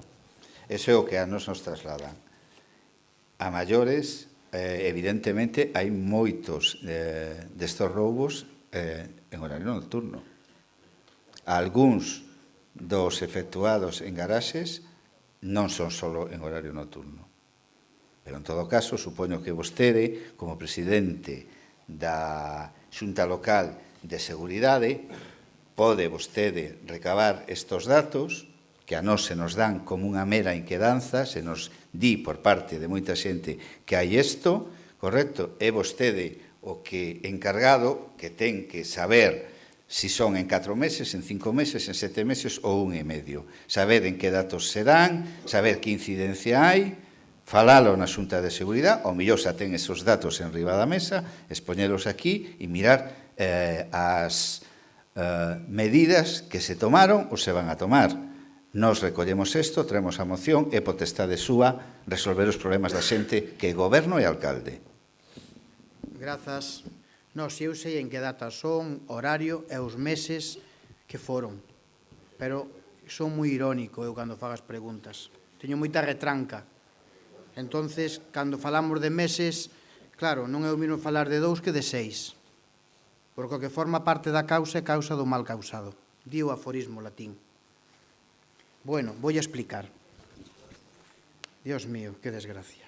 Aquí solo pode decir vostede o que pensa ou non. Tamén o podo dicir. Mire, vou a decir sobre o tema de a oleada de vandalismo que aterra as terras de Turonio. Está solicitada a Xunta no, casual no, si quere mañán enséñolle. Sí, enséñollo. Mañán veña por o Concello e dolle unha copia. Se non, pregunto yo ao secretario. Está solicitada a Xunta de Seguridade. Estaba fixada, pero hubo un cambio por parte da subdelegación que nos instaba a ir a Pontevedra en vez de vir el aquí.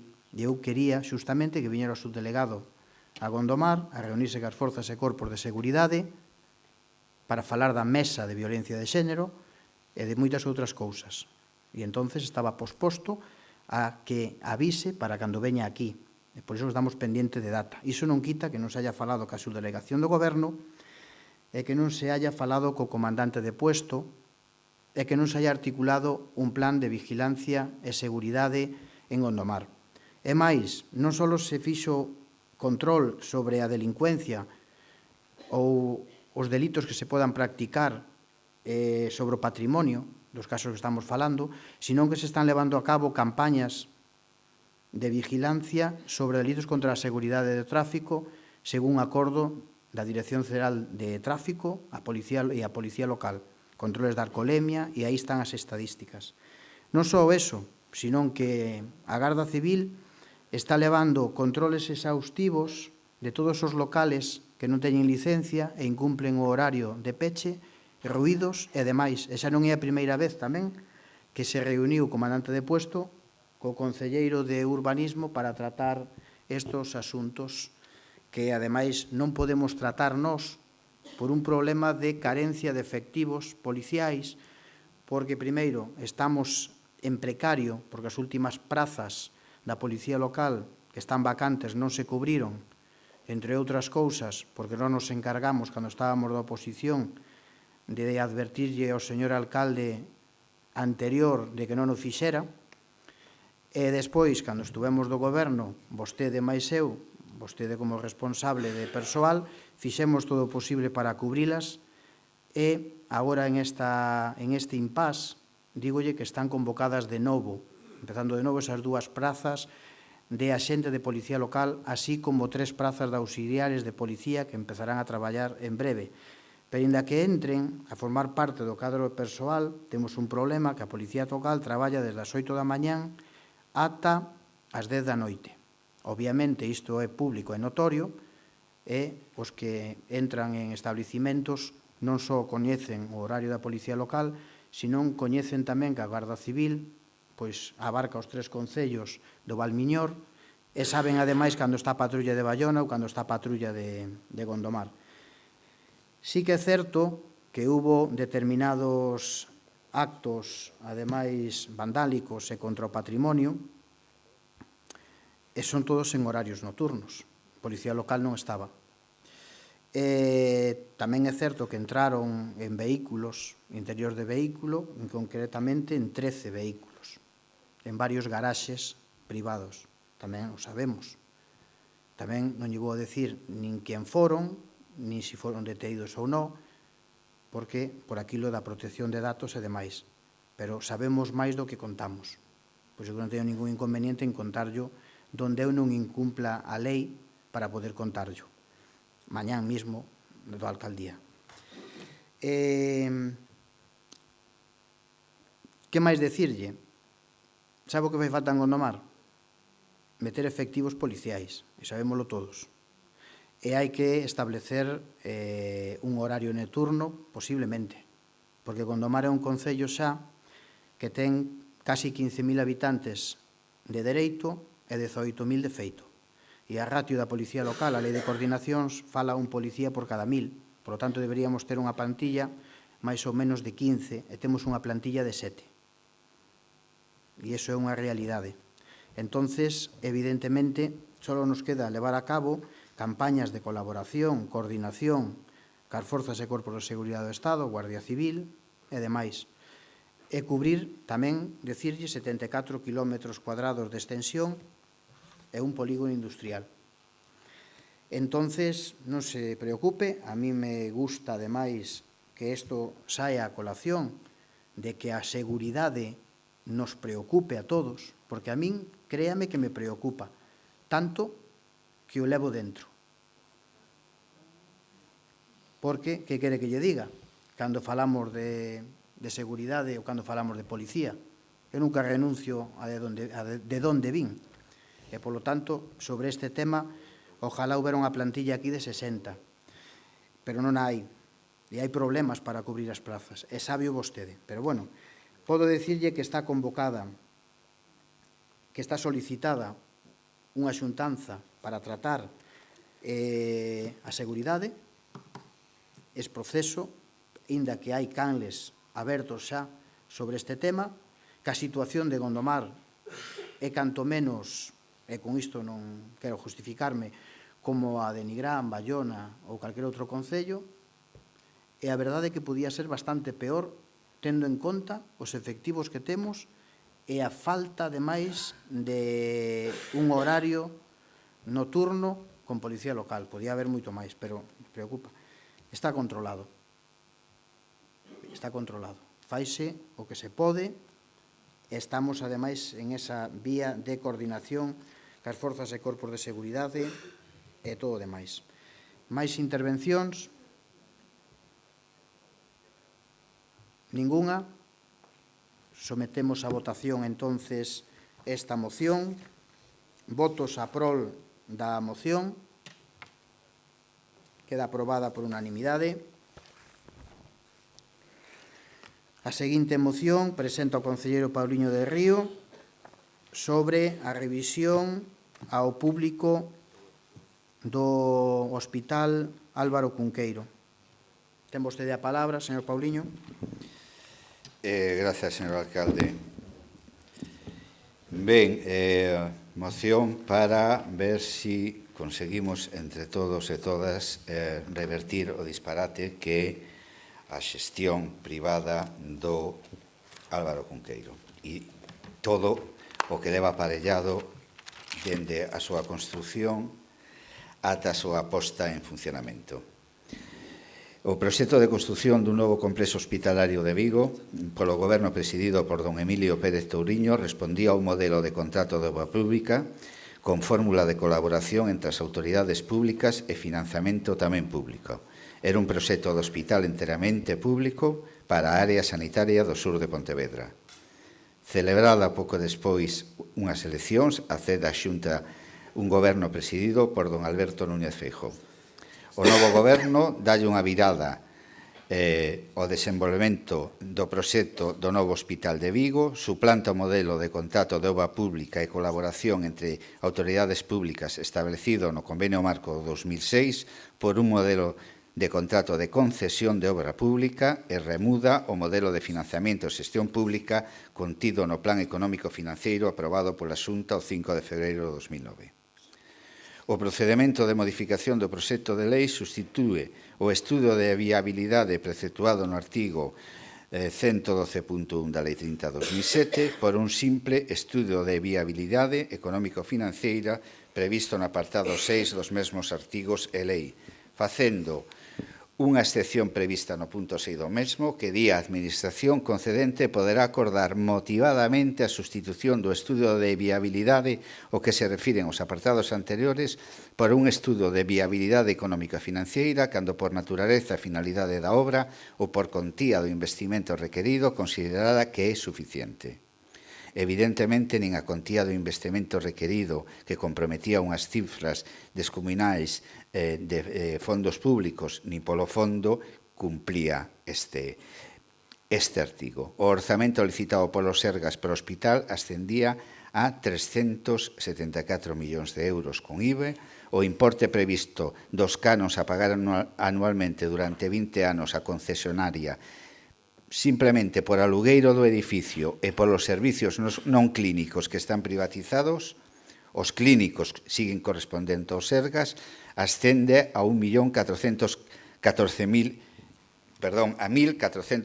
millóns de euros, dos que 659 millóns serían simplemente o canon de construción ou alugueiro do edificio construído pola concesionaria. A vista do devandito acerca da naturaleza e finalidade da obra e da contía do investimento, resulta evidente que no proxecto do novo hospital de ningún xeito se daban as dúas condicións requeridas no famoso artigo. Hai unha modificación funcional e a ordenación integral da área sanitaria de Vigo operando unha drástica reducción no proxecto hospitalario aprobado pola Xunta no 2009. No número de camas pasamos de 1.465 a 845, os quirófanos de 35 a 24. A superficie construída hospitalaria redúcese en máis de 15.000 metros cuadrados e a superficie de aparcadoiro se reduce en 16.000. Pero o relevante é a capacidade asistencial para a área sanitaria que proporciona o Álvaro Cunqueiro, que foi deseñado para picos asistenciais entre 800 e 1.000 urxencias hospitalarias día, un hospital que foi deseñado para aumentar a oferta de cama hospitalarias a 2.000, tal como se explica na páxina 2 da memoria justificativa da Dirección de Recursos Económicos do Sergas, que di o novo Hospital de Vigo formará parte do complexo hospitalario universitario de Vigo, que contará con máis de 2.000 camas. Un hospital que a día de hoxe carece de laboratorio central, que reduce as camas da área proxectadas de 2.000 a 1.260 como pico e deseña unha bicefalia público-privada que é incapaz de cumprir cos retos para o que foi deseñada. Dende a súa apertura e o apresurado traslado, o Álvaro Cunqueiro demostrou sobradamente a incapacidade para satisfacer as necesidades públicas para os que foi creado. Máis de 200.000 cidadáns, bastante deles de Gondomar, saíron ás rúas de Vigo para exixir un hospital público. As organizacións sindicais dos traballadores sanitarios, así como o Comité de Empresa, denunciaron sistemáticamente a disfuncionalidade da bicefalia público-privada. Despois, foron os xefes de servicios que exixiron cambios profundos no modelo de xestión e de misións políticas. Por último, casi 400 médicos asinaron unha carta para exixir un hospital plenamente público. Visto, no 2015, en setembro, a Asociación para a Defensa da Sanidade Pública presentou unha denuncia en Bruselas por vulneración das directivas comunitarias en materia de concesións na licitación do Álvaro Cunqueiro. Constitúen os fundamentos xurídicos da denuncia interposta perante a Comisión da Unión Europea por a citada Asociación da Defensa da Sanidade Pública en setembro. Primeiro, o que regula a contratación da obra pública e máis a contratación da obra pública con concesión do dereito á súa explotación, o que define a axuda do Estado ilegal por infringir o Tratado de Funcionamento da UE. Aquí se está referendo a que son condutas obxectivamente distorsionadas da competencia, o que establece a disciplina orzamentaria imposta polo Pacto de Estabilidade, evidentemente non computa como patrimonio, sino como simplemente gasto ao hospital, e a normativa SEC 2010, que é a normativa contable. O Grupo Parlamentario de AGE propuso unha proposición non de lei no Parlamento Galego na que se adheriu a denuncia, apoiou a denuncia desta asociación propoñendo o rescate para os Sergas, isto é, instando o Parlamento de Galicia para que exixa o rescate do Álvaro Cunqueiro á Xunta de Galicia. Este rescate realizaríase mediante a adquisición da sociedade concesionaria, adquirindo as accións suscritas polos socios e adquirindo os préstamos cos socios e fixeron a sociedade concesionaria. Ambas cantidades deducidas das contas anuais da sociedade concesionaria do Hospital de Vigo, Sociedade Anónima, suman 69 millóns de euros. É dicir, con este investimento, 69 millóns de euros, rescataríamos o canon construtivo do Álvaro Cunqueiro, que ascende durante 20 anos a 659 millóns de euros. Esta renta ten un valor actual de 543 millóns de euros, importe que podería ser adquirido indemnizando aos socios polo investido 69 millóns, repito, e mesmo abonándolles os xuros polo capital investido nestes 4 anos. A proposición de lei, na súa parte propositiva, polo tanto, propuña rescatar o novo Hospital de Vigo Álvaro Cunqueiro pola seguinte vía. Primeiro, adquirir por medio de calquera dos seus organismos ou empresas públicas, IGAPES, ODIGA, Sociedade Pública de Investimento, Galaria ou calquera outra, a totalidade do capital da sociedade concesionaria do novo Hospital de Vigo, Sociedade Anónima, por un importe de 31 millóns de euros. Adquirir, por medio de calquera dos seus organismos ou empresas públicas, a totalidade das achegas complementarias por vía de crédito que realizaron os socios a devandita sociedade concesionaria por importe de 38 millóns de euros. Liberar de calquera aval, fianza ou responsabilidade prestada a esta sociedade concesionaria polos socios a intes, subrogándose nasquelas calquera dos organismos ou empresas públicas que antes citei. E incrementar os importes solicitados nos puntos 1 e 1.2, es decir, os famosos 69 millóns de euros, satisfacendo un xuro de mercado polo tempo que mediou dende o seu investimento polos socios ata o seu reembolso pola Xunta de Galicia. Para este efecto, podería constituir un xuro de mercado o tipo de xuro fixado no contrato concesional 2,5%. ben e tiña un segundo punto, esta proposición de lei, que era informar a este Parlamento sobre a asistencia financiera prestada á concesionaria fronte ás diversas entidades bancarias, en especial o BEI, e así mesmo en especial as garantías propias outorgadas sobre o financiamento contratado. Bueno, non parece que rescatar un hospital que nun principio va a costar 1.414 millóns de euros ao erario público por 69 millóns, non parece un mal negocio rescatar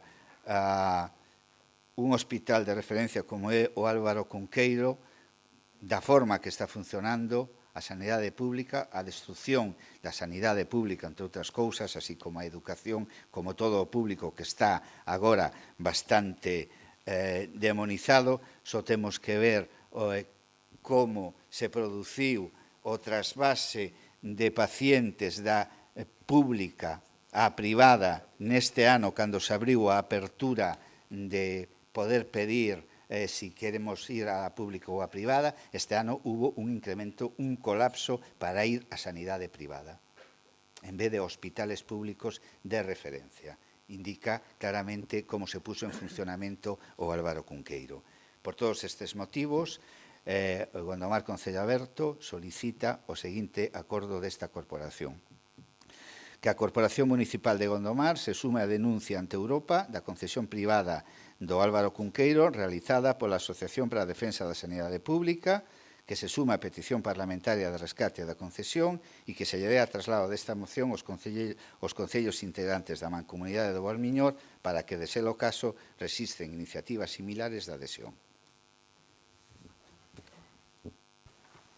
Grazas, señor Pauliño de Río. ¿Alguien pide a palabra? Señor Guitián, ten vostede a palabra. Grazas. Simplemente para anunciar o noso voto que vai ser en contra. Gracias. Grazas, señor Guitián. Señor Gómez. Simplemente para anunciar o noso voto, que en este caso vai ser a favor.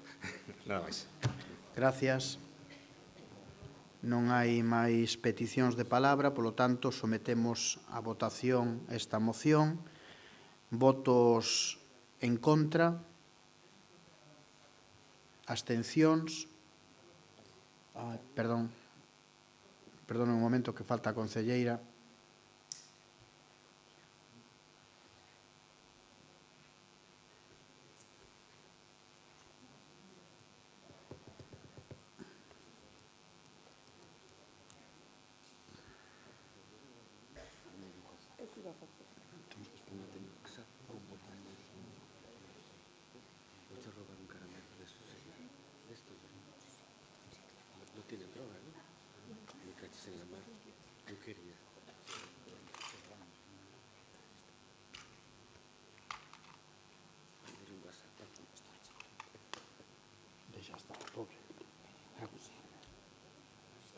É por culpa de Patricia.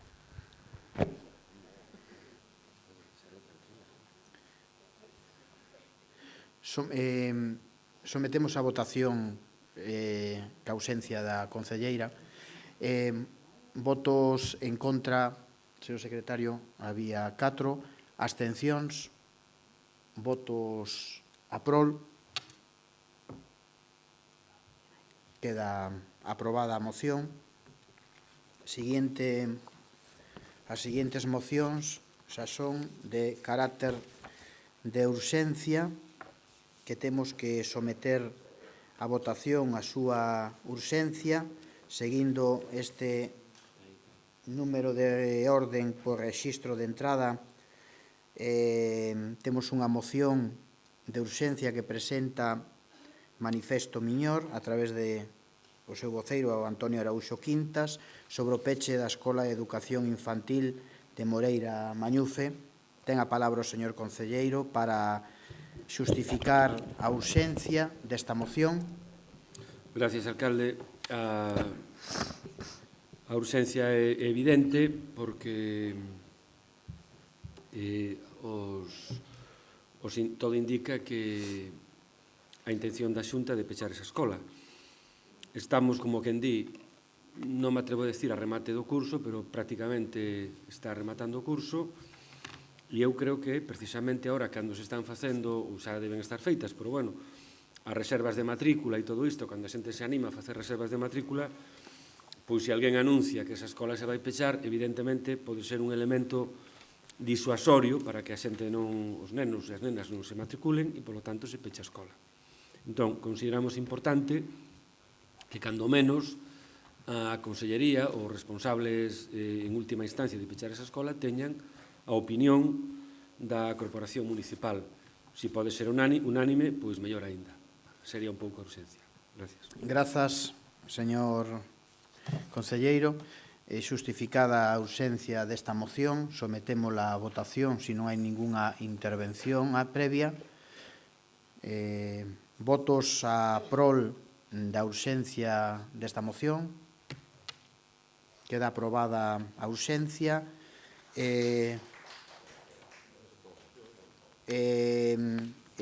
Expón, defende a moción Antonio Araújo, concelleiro, sobre o peche da escola. Ben, a moción, a urxencia explica perfectamente a moción.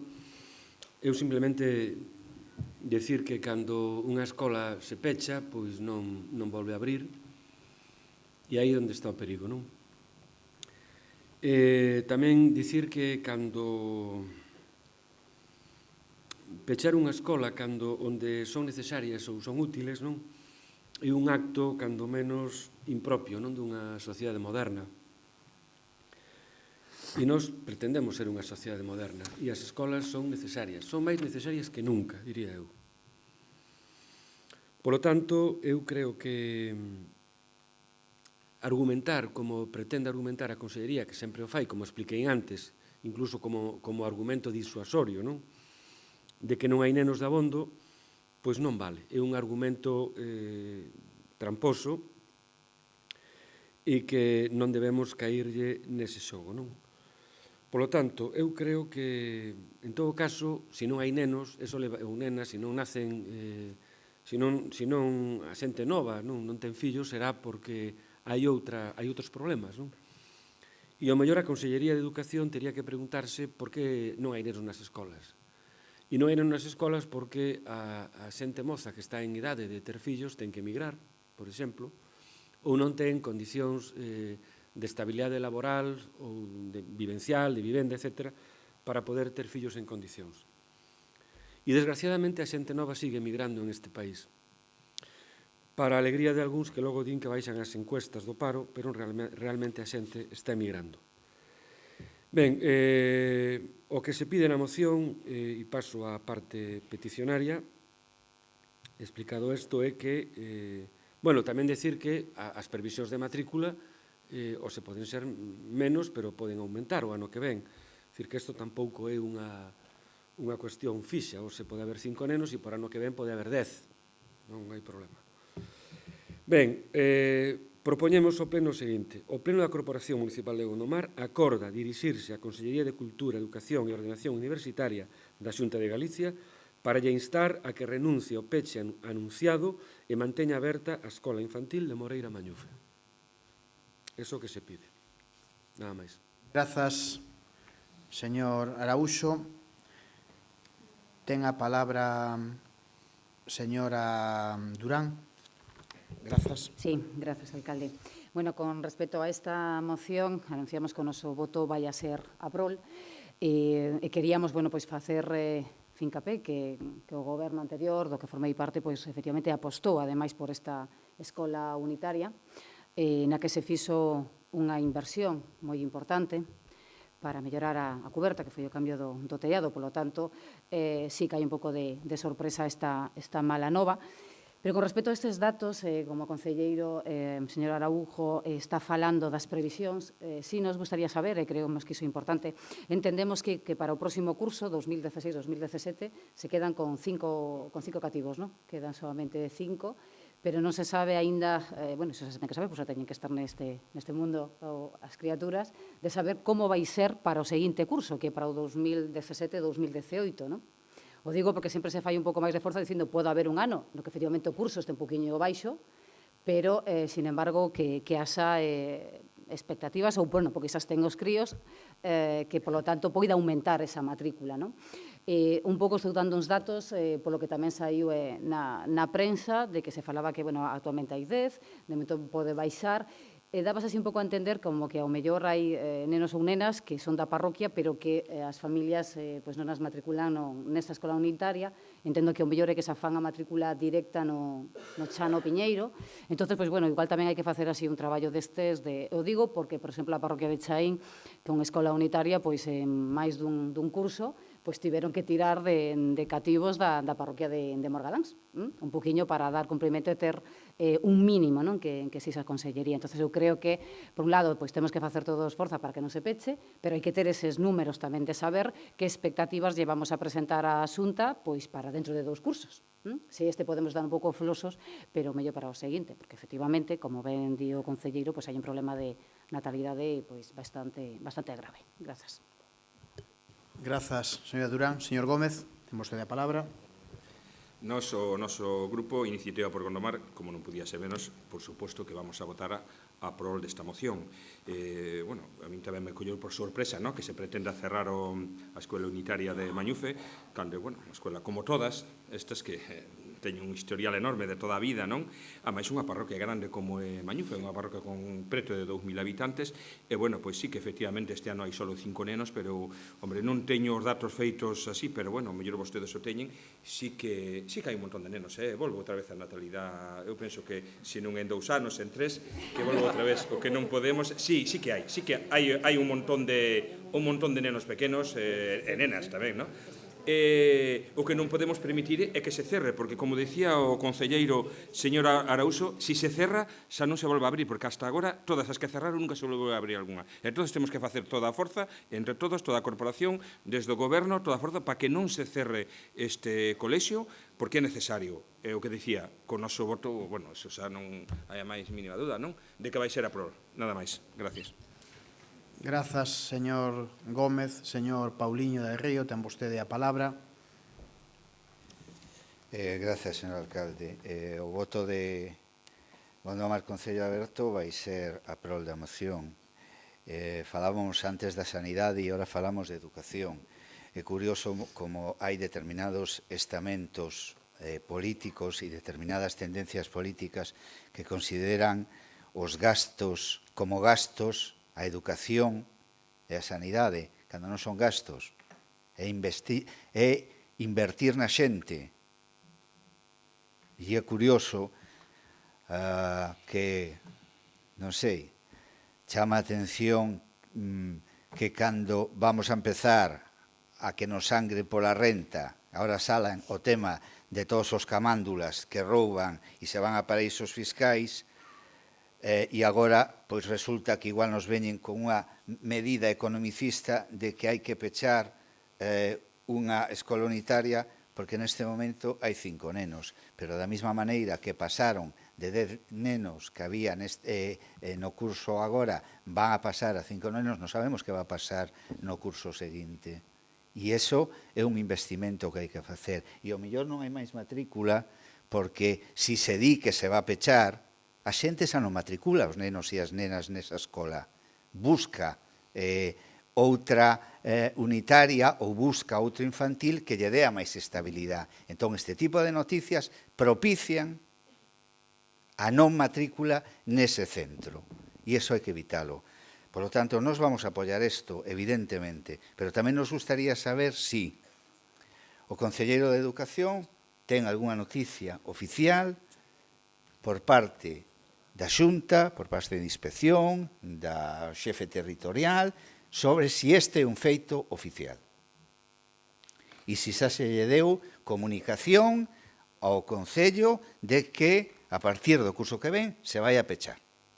Queremos saber se hai algo sobre que, independentemente deste apoio da moción, queremos saber se efectivamente a Xunta xa comunicou ao Concello de Gondomar si que quere pechar a escola de Mañufe. E se iso así, que medidas, aparte do apoio unánime, supoño que da corporación, que medidas ten pensado o goberno que xa fixo ou que vai facer. Grazas. Grazas, señor Pauliño. Eu a contestar porque nós tamén, por suposto, vamos a apoiar a moción e máis, xa cando tuvemos constancia deste feito, o Goberno xa tuvo claro desde o minuto cero de que había que apoiar a unitaria de Mañufe e automáticamente o primeiro que fixemos foi remitirlle un escrito ao xefe territorial de Educación dende o Concello, asinado por o alcalde, dicíndolle, ademais, pedíndolle explicacións sobre a oficialidade ou non deste bulo ou esta comunicación que saía en prensa. Non nos contestaron aínda, porque esta noticia tívena, pois non sei, hai cousa de días, por unha nai que se acercou á alcaldía a trasladarme esta nova, falei con ela e automáticamente xa nos puxemos en marcha. Sin embargo, como xa coincidiu ben neste xeito, se había emplazado a unha xuntanza o xefe territorial e o alcalde dende antes de Semana Santa para ter unha xuntanza educativa, que, por certo, adianto, celebramos hoxe por a mañán ás 12 horas, donde estaba presente o xefe territorial de Educación, a inspectora de Educación, o concelleiro Juan González de Educación e o alcalde, e dúas persoas máis, pero sobre este tema non influía para nada, sobre outros sí que logo falaremos. Fixémoslle, adianto, saber que desde o Goberno estábamos apoiando, sin dúbida alguna, o manter a unitaria de Mañufe, de Moreiras. Eso xa o adiantamos, e que íbamos a pelexar para que así fose dentro dos canles de legalidade, obviamente. Entonces, eu creo que o debo decir aquí, porque esta é unha información pública que a xente demanda, e eu non quero tampouco, que non quero que pensen que con isto estou justificando o peche, ni moito menos. Eu quero ser aséptico e trasladar simplemente o que dixo ali a inspectora de Educación e o xefe territorial ao respecto, pero isto que non se malinterprete de que ao final eu parece que estou facendo aquí unha defensa a ultranza nin da Consellería, nin do peche. Eu traslado, porque creo que é lícito, ademais, que a cidadanía coñeza o que ali se falou, traslado os feitos, pero non os comparto. Entón, se nos dixo que o día 29 de marzo rematou o peche para solicitar as matrículas. Por lo tanto, isto sale ao público despois do 29 de marzo, que xa non se podía elexir colexio. Un pouco contestándolle o que vostede antes me preguntaba, non?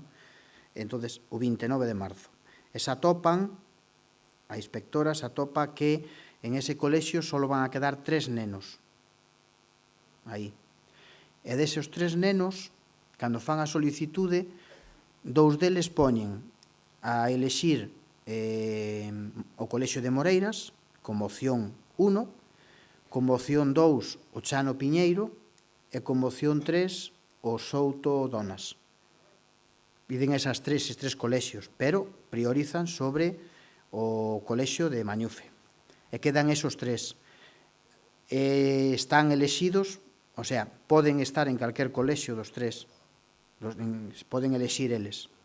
Por lo tanto, xa é un pouco a vontade. Pode pasar que un pai ou unha nai elixa Chano Piñeiro ou Souto Donas e quedarían 2, ou cas 2 e quedaría 1. Bueno, esos 3 están así en esa situación. E despois hai 2 nenos que fixeron matrícula tamén novos e fixeron a matrícula como colexio de preferencia o Moreiras, despois o Chano e despois Souto Donas. E esos son os 5 que hai. Que desos 5, 4 poden bailar, por así decirlo, para que se me entenda. Poden acabar do de Mañufe, poden acabar do Chano, poden acabar do outro, si eles consideran. É unha potestad que teñen. Entonces, si entendemos que os 5 se quedan, habría 5 nenos aí. Eles dicen que a ratio son 6. Hai que ter 6 para manter o colexio. E incluso tendo 6, que a Consellería atendendo a unhas características moi particulares, incluso pode pechar o colexio. É dicir, se hai un colexio a 1 kilómetro, como é o Chano Piñeiro, ou calquera outra características dese tipo, tamén tendrían justificación para facelo. Ben, iso é o que nos trasladan, digamos, a radiografía dos feitos. A inspectora de Educación o que dixo é que unha vez que tiña estes datos, eu que conste que o digo, eu son claro, teño moitos defectos, pero procuro non decir cousas que non son certas. E ali se dixo, non estaba eu solo, había máis, eu non quero decir se é así, se é certo ou non, se dixo que a inspectora que falou con todas as nais. Eso dixo. As chamei unha a unha. Bueno, eu, me perdonen se é mentida ou non, eu digo o que dixo, non comparto. E lle plantexou o tema de irse a outro colexio, Chano Piñeiro ou así. Según as súas palabras, isto é delicado, porque sempre se queda, non o díxeno, pero ali tamén estaba o concelleiro e había máis xente, que había algunha nai que incluso estaba disposta a elexir o Chano Piñeiro polo ben dos seus fillos, porque pedagóxicamente entendía que preferían que estuveran dun colexio máis integrado, onde houbera incluso alguén de apoio, de psicomotricidade, que houbera comedor, etcétera, que é mellor quedarse aí. Bueno, eu eso deixo aí, iso foi o que se dixo. Entonces, oficialmente non hai nada, a nós nos mandaron nada ao Concello. Nós aí o pedimos por escrito que nos fixeran un plantexamento desto, se o van a pechar ou non o van a pechar, etcétera. Non temos constancia oficialmente. Como Concello, podemos manifestar a nosa repulsa, estar en contra, implicarnos, que é o que hoxe estamos facendo aquí toda esa corporación, pero que eu miro, de instando a Xunta de que manteña ese colexio como sexa, dentro dos cánones de legalidade. Eu o que van a facer, non o sei. Eu pedinlle, trasladeille en nombre de todos os veciños e da corporación que o deixaran estar. E tamén lle pedía que nos trasladara, si pudera, un índice demográfico dos nenos que se prevén que pudera haber matriculados para o ano que ven. Porque é o que dicen vostedes, a mellor este ano temos 5 nenos e a mellor para o ano hai 12. Eu entendo e sei, ademais, porque este ano é un ano malo, por así decirlo, en todos os centros. En Gondomar, digamos que baixaron máis de 125 nenos en un ano malo. Eu en outro colexio sei que 80, non é aquí, en Vigo. É dicir, é un ano que é un baixón de nenos matriculados. Non sei se para o ano seguinte isto pasa. É que nos trasladaran un pouco esa estadística para ter esa justificación, porque eu tamén lembro, e teño que dicilo, que este problema surdiu anteriormente do colexio en Vilaza, que tamén iba a pechar, e ao final, pois, unha nai decidiu non mandar o neno a Vilariño, que é onde o tiña, e traelo a Vilaza, aguantamos o colexio, e hoxe, e eu ainda estuve en outro día ali, hai 12 nenos. É un aula que está funcionando moi ben, e hai 12 rapaces, non? Entonces, isto tamén hai que ser serios en isto. E eu, traslado a toda a corporación e a veciñanza o que ali hoxe se falou, ratio de 6, 5 nenos, con posibilidades de que de 5 igual queden salvo unha nai que me dixo que sí ou sí quere o neno ali, as demais que bueno, que tal. Eu isto, como se suele decir, vendo por o que me costou, pero eu creo que debemos sabelo. E demais, eu sei o que digo, estamos aquí públicamente, está se grabando, hai que ser serios, obviamente, e isto é o que pasou, que nos darían contestación, o escrito está mandado, esta moción vais a aprobar, se lle vai a mandar tamén, estamos en esa tesitura todos, eu creo que bogando da mesma dirección. Entonces, eso é o que lle podo decir, señores voceiros, se me quere comentar algo máis, preguntar, que a mellor a mí se me quede atrás. Sí, señor Pauliño. Ben, eu, en principio, gustaríame que a inspección, polo ben, pola claridade e polo ben tamén das familias, que non marea perdiz. Bueno, Que eu aí diga xa- claramente o que hai. Eu aí xa non me meto. Non, pero eu pídollo porque vostede é o alcalde vai no trasladar. En segundo lugar, é evidente, o decía antes sin saber isto que acaba de decir, é evidente que cando se crea incertidume, evidentemente as familias se retraen. Pero vostede acaba de dar uns datos que se eu non entendí mal dos 5 posibles nenos ou nenas que van aí, o primeiro cole que piden é o de Moreira. O primeiro. Sí, sí. Por lo tanto, é posible que esos 5 queden ali. Despois, o tanto, porque o mellor había que preguntarlle tamén a xefatura territorial se o Chano non va a estar tamén petado. En este Porque caso o mellor non está. estamos falando, e o está, tamén sería interesante sabelo. No, non está. Non está. Eso é un dato que vostede sabe. Sí, dixo tamén hoxe, que teñen, contemplan esas prazas. Vamos a ver. Vale. Eu sei que hai xente que a mellor non lle está gustando o que eu digo, pero enténdaseme, eu traslado... É que dixen, a ver, eu dixen aquí que trasladaba a información que recibín. Agora, si eu non vou a... Eu non lle podo decir... Señor Pauliño, vostede di que a inspectora non marea perdiz. Eso é unha valoración que eu tamén a podo compartir.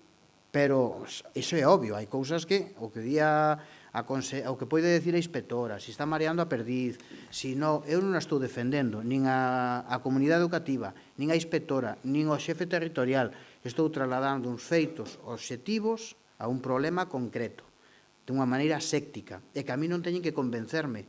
Eu son o primeiro convencido, e saben, ademais, que a primeira persona que me trasladou esta noticia, yo dixen que me iba a por de inmediato ese tema. E se nos puxemos, e os temos estes datos. Eu non entro se a inspectora é boa, se falou, eu digo o que dixo.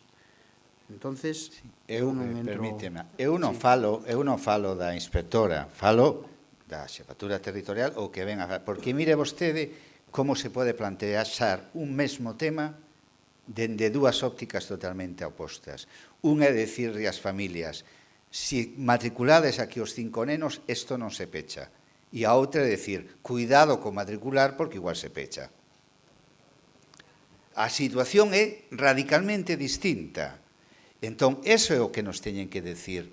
O prazo de matrícula rematou, vostede o acaba de decir, a Consellería ten que saber o que hai, o resto dos centros tamén terán que facer a súa composición de lugar para a matrícula do ano que ven e para a admisión dos nenos e nenas, e, por lo tanto, canto antes lle contesten a vostede dicíndolle, mira, vaise pechar, ou non, canto antes, dende logo mellor. Eu non teño ni idea quen é a inspección ou tal. Dígolle que, ás veces, en este tema, bueno, depende de como planteamos os temas, así funcionan ou non funcionan.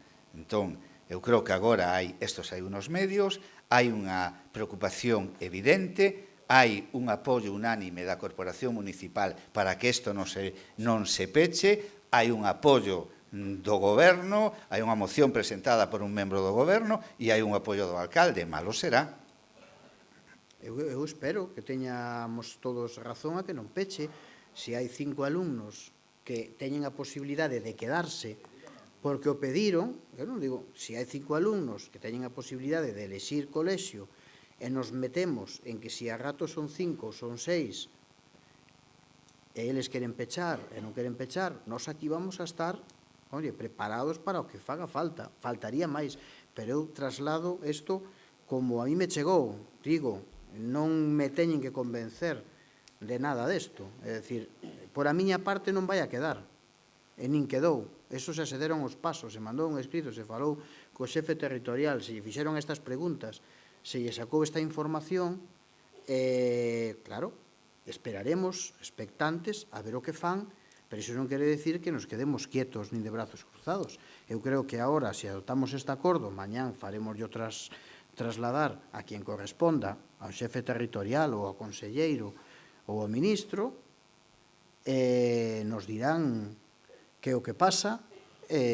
Bueno, eu son o primeiro en dar o primeiro paso, obviamente, e estar ao lado das familias, e non é demagoxia. Se queren o colexio, me parece perfecto. Vamos a intentalo todos, de estar todos a unha, máis non se pode pedir. En este sentido coincidimos todos, as forzas políticas. Vamos a trasladar e vamos a estar atentos ao que pase. A mellor queda simplemente en unha pequena intentona de cerrar que non nos van a conseguir, eso espero. Sí, señora Durán, ten vostede a palabra. Sí, alcalde, simplemente, bueno, un pouquiño na liña do que se comentaba, que por parte da inspectora se dice que, bueno, que hai 5, non? E un pouquiño seguindo tamén o planteamento que fallou o señor del Río, dicindo se se plantexa como, en vez de meter medo, dicindo, mira, que de 5 igual queda 1, ou quedan 2, ou quedan 3, si se plantexou a posibilidade de algún traslado. O mellor me estou inventando o término de traslado de matrícula, dicir, o mellor hai que convencer, porque falta un neno ou unha nena. Non se tratou, porque eu tampouco podo ir ali... O digo, porque ao final é un pouquiño o tema de decir, hai 5, que, como ben decía o señor del Río, que 5 que marcan como primeira opción Mañufe. Vale, pois entón, se vamos aí, hai que buscar un, ou esa opción non a dan. Porque se non dan esa opción de poder buscar 6 e se manteñen que o mínimo son 5, está claro que a resposta xa é... Eu con isto quero ser moi escrupuloso porque se dá a mellor a malos entendidos. A min, moitas veces, é unha subjetividade. A mellor eu interpreto da conversación unha cousa, estou errado tamén. Nós o que, ao final, interpretamos é que eles sempre nos poñen que hai 3 nenos, porque os outros 2 que pediron se van mellor ao Chano Piñeiro, e non sei se falaron con eles, se non, pero o que nos dan a entender é sempre nos falan a poder ser de 3, inda que hai 2 máis que pediron como, pero aí o deixo. Eu, claro, non lle podo plantexar de traer un neno de outro sitio, porque iso que non pode decidir son os pais. Eu podo decir que en Vilaza, cando é unha parroquia onde eu vivo, se fixo, pero acordaron os pais de decir, mira, teis o neno en Vilariño, deixo quedar aquí, e entón isto non pecha, e unha nai, pois, o fixo por eso, claro, se hai alguén, obviamente, que o quere facer, pois xa de alguna maneira eu creo que lle rompemos un pouco o discurso, porque se nos metemos da ratio de 6, non sei que van a buscar para tal. Eu creo que eles, a mellor, e isto é unha valoración miña, vaya por diante, lle gustaría ter 3 e non 5, porque entonces sería máis fácil defender o peche ou non, pero claro, nós aí non podemos... Eu creo que isto... Eu estou disposto a sentarme cos pais, eu e calquera dos que estamos aquí, contrastar información, valoralo, volver a pedir outra xuntanza, non sei, isto creo que podemos... Eu creo que estamos todos de acordo, podemos estar falando aquí, pero non vamos a avanzar porque hai que esperar a ver que pasa. Señora Durán. Sí, no, o que me refería era que o mellor, non sei se ese dato lle trasladou a inspección, aquí lle trasladaron as primeiras opcións en Moreira, e o que eu preguntaba como tema do traslado era por se había algún neno ou nena que plantexaron como segunda opción ou como terceira Mañufe. É dicir, porque aquí isto é moi fácil de decir, o mellor hai alguén que marcou Soutodonas ou Chano Piñeiro, e aí aparece como segunda ou terceira opción, pois Mañufe, é dicir, a iso que me refiero, se se fixe un estudio realmente de todos os nenos e nenas de Mañufe que están matriculados, pois de mirar eso. Cuidado, que efectivamente é unha decisión ao final que non se lle pode impor a ningunha familia, non? Quen marcou Mañufe pois como segunda ou terceira opción, se pode entrar na primeira, seguro que prefiere a primeira, para iso marcou con ese orde de prioridade. Pero, bueno, é un pouquiño tamén un traballo, que era un pouco tamén o que dice o alcalde, o sea, efectivamente non se vai a obligar, pero, bueno, tamén un pouco as familias que están aí, pois a veces un pouquiño de presión entre eles, non? Ao final, pois o mellor salvala por este ano, porque para este próximo curso, porque igual para dentro de 2 xa temos o problema resuelto porque non existe esa carencia de nenos. Gracias. Grazas. Pídeme a palabra o señor concelleiro de Educación, Juan González. Ten vostede a palabra.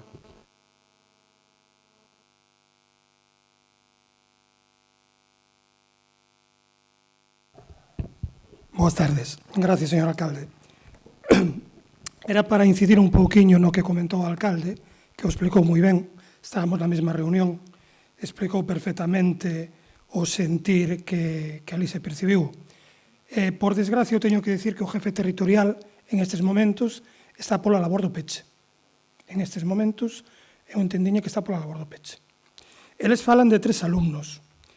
Nunca nos falaron de 5, o sea, falaron de 3, que falaron con todos os pais, non sei se é verdade ou mentira, pero sí que insistiron varias veces. Perfecto.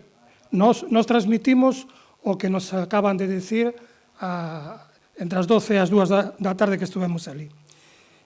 Incluso a inspectora dixo que unha nai que non quería ir po Chano Piñeiro de ninguna das formas. Non sei se tiene algún problema con alguén que non quería ir. Entonces, que ela pedía ir para o CRA de Antiacal, de Peitieiros. Entonces, hoxe, antes de salir po pleno, foi o correo electrónico e teño unha convocatoria do Consello Escolar, que vos la leo, que é moi cortiña, do CRA de Antiacal, que dice así: pola presente convócase a don González Rodríguez Juan Antonio a unha reunión do Consello Escolar deste centro con carácter, data, hora e lugar que se detallan a continuación. Carácter extraordinario, data 19/4/2016, hora 17, lugar sede administrativa, ca seguinte orde do día. 1. Posibilidade de modificación do horario do centro a petición de inspección. Como ben pode corroborar tamén o alcalde, comentounos a inspectora que falara tamén co Colexio de Peitieiros polo tema do traslado, do posible traslado, mellor dito, do alumno ese, non? Que porque se non podía estar ali e non quería ir po Chano Piñeiro, non? Entonces queren modificar aí horario. E o Consello Escolar este é o punto único para iso. Entonces, por desgracia, en estes momentos, a idea da Xunta é o peche. Nos temos que tratar de luchar para que sea o contrario. Pero esa é a realidade. O sea, ratifico totalmente o que dixo o alcalde, que o explicou moi ben. De acordo? Moitas gracias.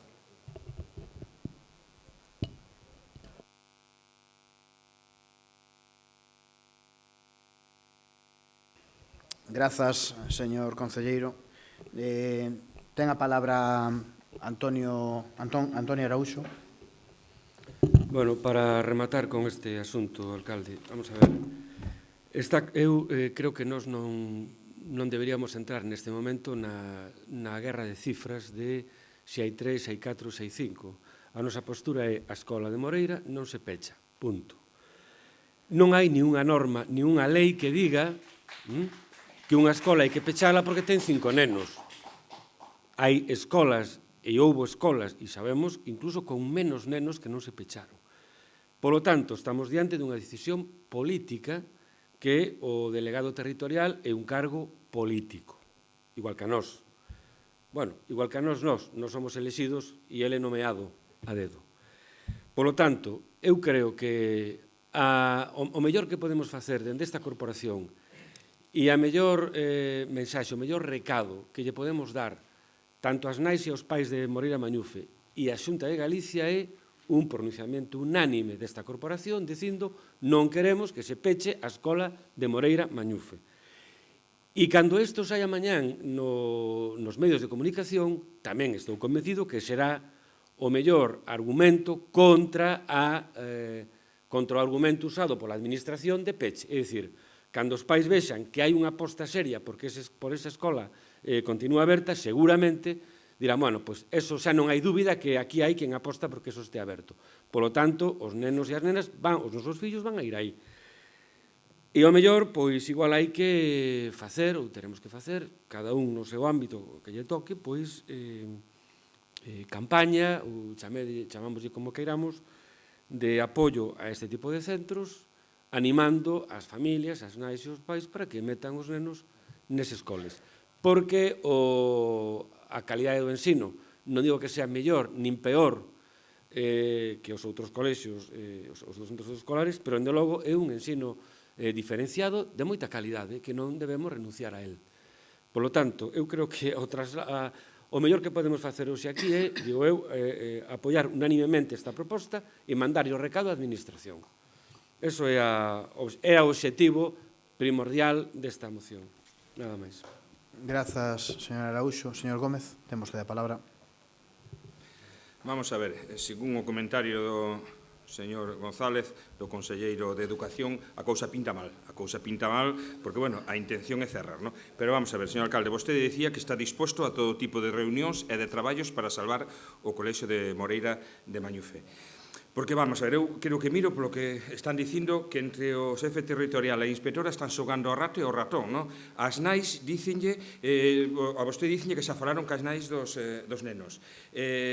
Según elas, non falaron. Eu penso que se está disposto a reunións e todo iso, as cousas hai que solucionalas e, como digo outro, o toro hai que collelo polos cornos. Vamos a ver, coller as nais dos nenos, o xefe territorial ou a inspectora, unha reunión con eles, a ver se lle dixo ou non lle dixo. Esa é a forma de solucionar as cousas, cara a cara. O colexio de Moreira de Mañufe non se pode cerrar, hai que facer todo o posible para salvalo. E as cousas fanse así, porque... Gracias. Porque dicía antes, vamos a esperar. Si esperamos, vamos a esperar a noticia de que o cerraron. No, antes de que pase eso, reunión e aclarar as cousas. Eso, yo pido, por favor, que faga todo o posible para que non se cerre o Colexio de Moreira. Moitas gracias. Nada máis. Bueno, isto de ser alcalde sempre cae unha responsabilidade sobre un, é obvio, evidentemente. Eu máis claro xa non podo falar.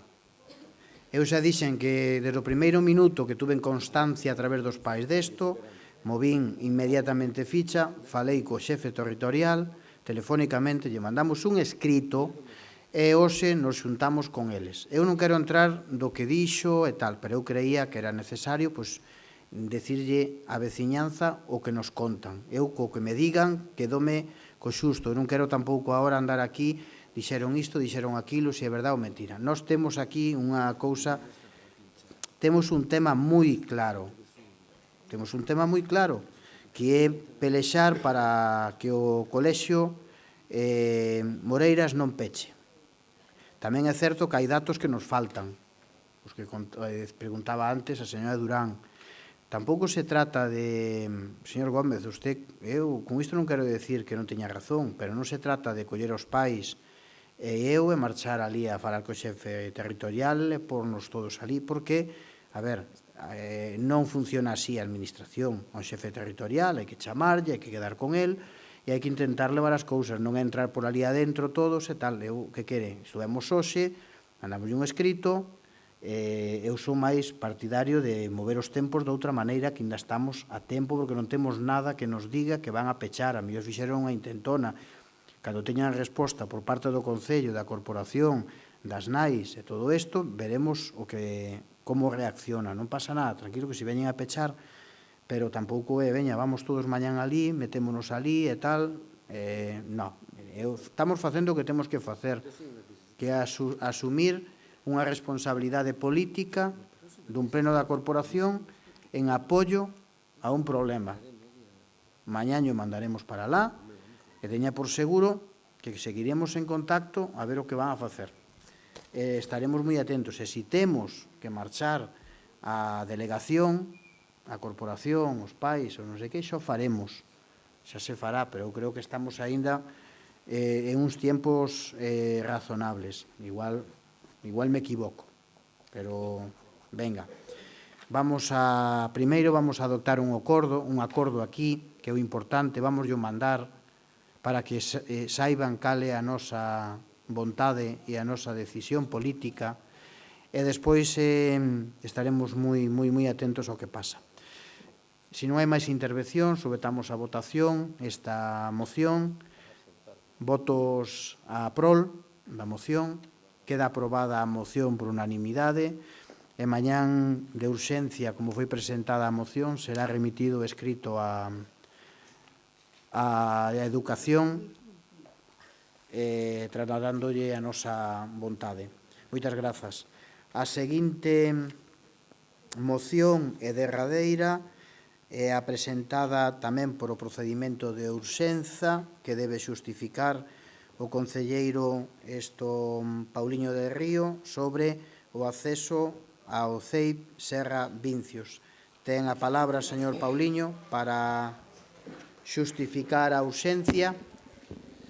Ben, a urxencia, señor alcalde, é que levamos con este problema dende principios de curso, non se dá solucionado o o tema do acceso ao centro, hai unha problemática que require unha actuación inmediata e hai unha problemática de fondo que hai que solucionar.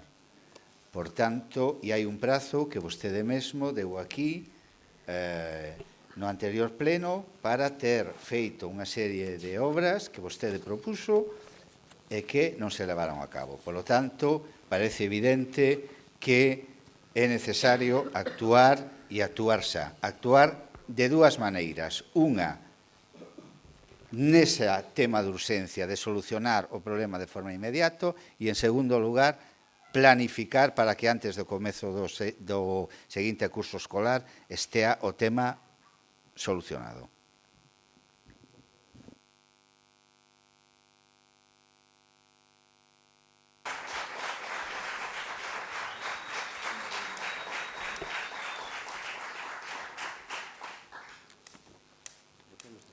Votamos a urxencia da moción.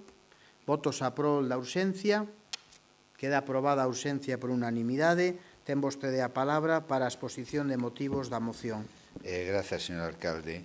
Ben, empezaremos dicindo que hai unha serie de incumprimentos por parte do Goberno municipal e do seu alcalde, significativamente, a respecto da problemática xurdida no Colexio de Serravincios. A súa falla de xestión, ante un problema de acceso e seguridade dos nenos e nenas que aí cursan os seus estudios. Hai unha falla de respeto tamén por parte á comunidade educativa, hai unha falla á verdade, por non decir outra palabra, hai cambios de opinión sobre as obras a realizar, que solucións a cometer. Levamos un ano perdido. En agosto de 2015 reuníronse xa membros da AMPA con vostede, señor alcalde, e con anterioridade se reuniu xa co director do centro. En setembro de 2015, vostede, señor Ferreira, solicitou para actuar un proxecto consensuado pola comunidade educativa. Dádeme ese proxecto e logo eu actúa, dixo daquela. Creendo en vostede, en novembro de 2015, o día 10, se celebra un consello escolar dos Serravincios. No punto 2 da orden do día figura a aprobación, se procede, do proxecto de peche do centro para remitir ao Concello de Gondomar. A este consello escolar asiste, en representación do Concello, a concelleira Nulia Lameiro Valverde. O punto, que así consta na acta redactada e firmada ao efecto desta sesión ordinaria do Consello Escolar, foi aprobado por unanimidade. O día 11, un día despois deste Consello Escolar, remítese escrito do CEIB Serravincios co número de entrada Rexistro de Gondomar 644 e co seguinte asunto: proxecto de peche e xestión de acceso ao recinto dos Serravincios, destinatario Concellería de Educación á atención de Juan Francisco Ferreira González. Xunto con el se achegaba a seguinte documentación: proxecto de peche, plano do proxecto e acta de aprobación polo Consello Escolar. Ante a falla de resposta do señor alcalde, creo que naquela altura todavía era concelleiro de Educación, se comunica que a partir do 25 de xaneiro de 2016, estamos neste ano, non se permitirá o acceso a vehículos ao recinto escolar por a seguridade dos nenos e nenas. Feito que se produce ante a súa pasividade, mesmo pasotismo, poderíamos decir de vostede. O 18 de febreiro de 2016 prodúcese unha asamblea da AMPA de Vincios, onde se decide ratificar o consenso, darlle tempo ao goberno, porque só lle pedían un compromiso para que as obras se fixeran e un prazo. E se estipula que este prazo é a das vacacións de Semana Santa. É dicir, nesta reunión da AMPA de febreiro, decídese darlle tempo ao señor alcalde para actuar. O día 2 de marzo A dirección do centro entrevístase co novo concelleiro de Educación, don Juan Antonio González Rodríguez, e o día 3, co señor alcalde, ambos ofrecen unha posible solución ao problema de Peche, comprometéndose a realizar unha obra parcial para mellorar o acceso ao centro nas vacacións de Semana Santa e esperar a obra definitiva, xa que non saben cando pode realizarse. A obra parcial consistirá en trasladar o portal a unha zona máis próxima ao edificio e suprimir zona de xardín para o tránsito de vehículos. Isto mesmo manifestouno vostede aquí, en sede plenaria. Tamén negou que vostede tuvera coñecemento do proxecto que se lle entregara facía 3 meses. Ben, o día seguinte desto que estamos falando, nas redes, o señor Ferreira, acórdome de Quevedo, que na súa loita con Luis de Góngora e Argote decía: eras un home a unha nariz pegada. E vostede se lle pode dicir era un home a un Facebook pegado. Curiosamente. O día seguinte nas redes, señor Ferreira, di que o problema tiña as horas contadas, tamén o día prensa, que atrasaran o portalón da entrada principal varios meses para aproximalo á porta do colexio e dotalo dun motor de apertura e peche e un videoporteiro financiados polo Concello. Que as obras serán acometidas por operarios municipales e que estarán listas a volta de Semana Santa, asegurando que esta medida é a mesma proposta polo Concello vai meses. O 14 de abril do 2016 hai unha nova asamblea da AMPA dos Serravincios onde se acepta a proposta do Goberno de facer as obras parciais na Semana Santa. Estamos en abril do 2016, pasou a Semana Santa, a problemática segue igual, de novo hai unha incoherencia e unha falla de xestión. E agora ten a pouca lacha de botarlle a culpa ao Luceiro da Alba en vez de asumir e cumprir o seu compromiso. Repito as palabras, esta medida é a mesma proposta polo Concello vai meses. Ben, ante esta situación de ineficacia, de ineficiencia, ante unha falla de compromiso coa comunidade educativa, cos pais e as nais, co centro escolar e coa seguridade dos nenos e nenas dos Serravincios, que está mesmo a xerar un problema de convivencia no centro. Mesmo esta comunidade tuvo que soportar algún que outro desplante pola súa parte, que non é, desgraciadamente, o único veciño ou institución ou asociación que sufre de quedar con eles e non aparecerlles. Ben, cando os Serravincios, a AMPA, nos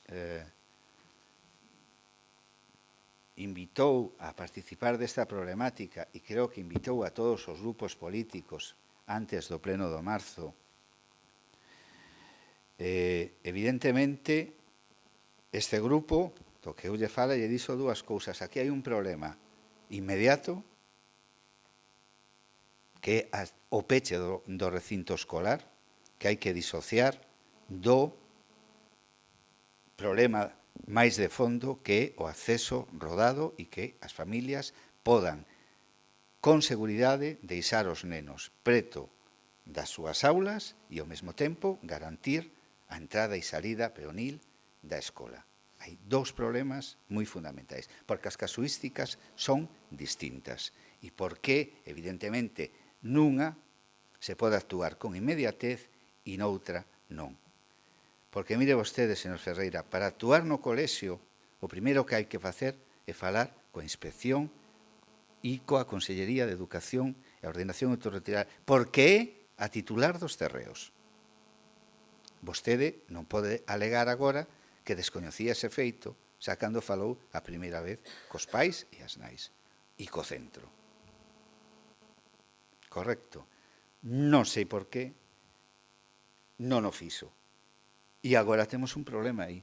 Pasou a Semana Santa, pero evidentemente agora hai un problema inmediato que hai que solucionar, que é a primeira medida desta moción, que é pechar ese cole, poñer un portal, dotado de motor e con videoporteiro que se solucione o problema de seguridade do centro. E despois tomar unha serie de medidas que xa vostede tuvo que tomar en setembro ou en agosto.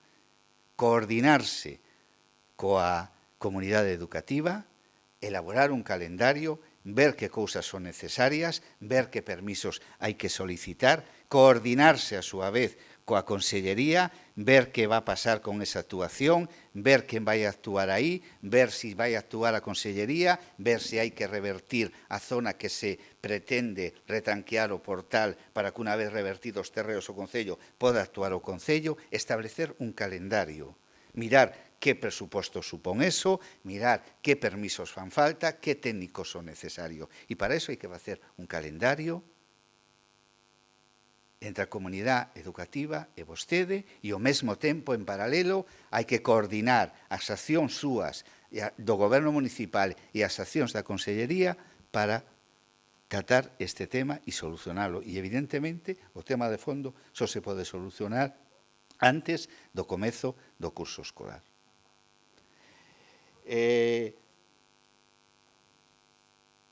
A acción inmediata que vou a ler a continuación, creo que o Concello Municipal, que o Goberno Municipal pode o facer. Incluso mesmo que lle supoña un reparo de intervención.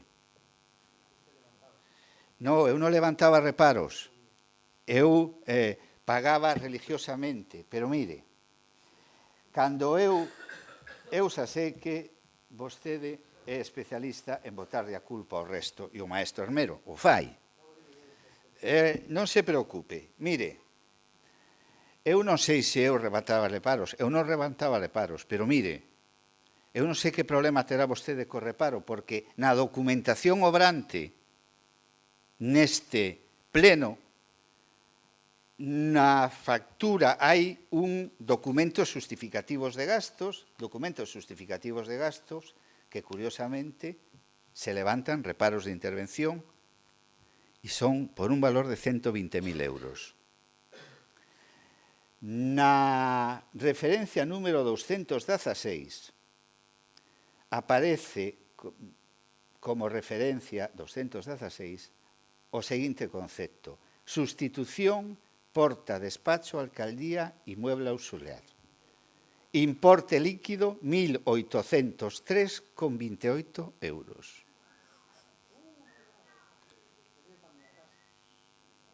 Eso está aí. Eso está aí. E despois vostede fala de reparos. Díxenlle no anterior pleno que iba a conseguir superar a ineficacia e ineficiencia do anterior goberno. E a tarefa era complicada, pois pasou o listón sin despeinarse. 1.803 euros por unha porta da alcaldía. E logo falamos de reparos de intervención. Ben, dito isto, señor alcalde, eu estou seguro que vostede vai apoiar a moción. Espero que a apoie. O acordo é o seguinte. Primeiro, que se proceda de forma inmediata ao peche do recinto escolar do Serra Vincios, dotando de portal exterior de acceso dun porteiro automático e videoporteiro como de medida urxente e inaprazable. En segundo lugar, que o Goberno Municipal se reúna coa comunidade educativa dos Serravincios para elaborar un calendario de planificación e execución das obras de remodelación de acceso ao recinto escolar do centro. O prazo máximo de realización e finalización dos traballos será unha semana antes ao comezo do curso escolar 2016-2017. En terceiro lugar, que o Goberno Municipal de Gondomar realice cantas xestións sexan necesarias ante a Consellería de Educación e Ordenación Universitaria para coordinarse nas realizacións das obras de acceso e seguridade do serravismo, mesmo no tema urxente e prioritario como é o cambio do portal. E en quinto lugar, que nesta coordinación entre o Goberno e a Consellería de Educación participa a comunidade educativa tamén. que sepa o que hai. Que participe non só no calendario, en facer unhas datas, en decir vamos a facer isto, vamos a pedir estos permisos, nos va a costar isto, etcétera, etcétera, etcétera. Quen vai a realizar as obras e todo isto. Facer o que non se fixo ata agora. O que non se fixo ata agora é que vostede debía de saber, e estou seguro que o sabía, que había que contar coa comunidade educativa e coa Consellería e non andar a decir unha cousa ou a outra mentras se perdeu un curso escolar e se xerou un problema de convivencia nese centro. En quinto lugar, que se dea conta ante este pleno da Corporación de Gondomar do acordado e resolto, do calendario, dos prazos e actuacións consensuadas entre as distintas administracións públicas, local, autonómica e a comunidade educativa. Grazas, señor alcalde.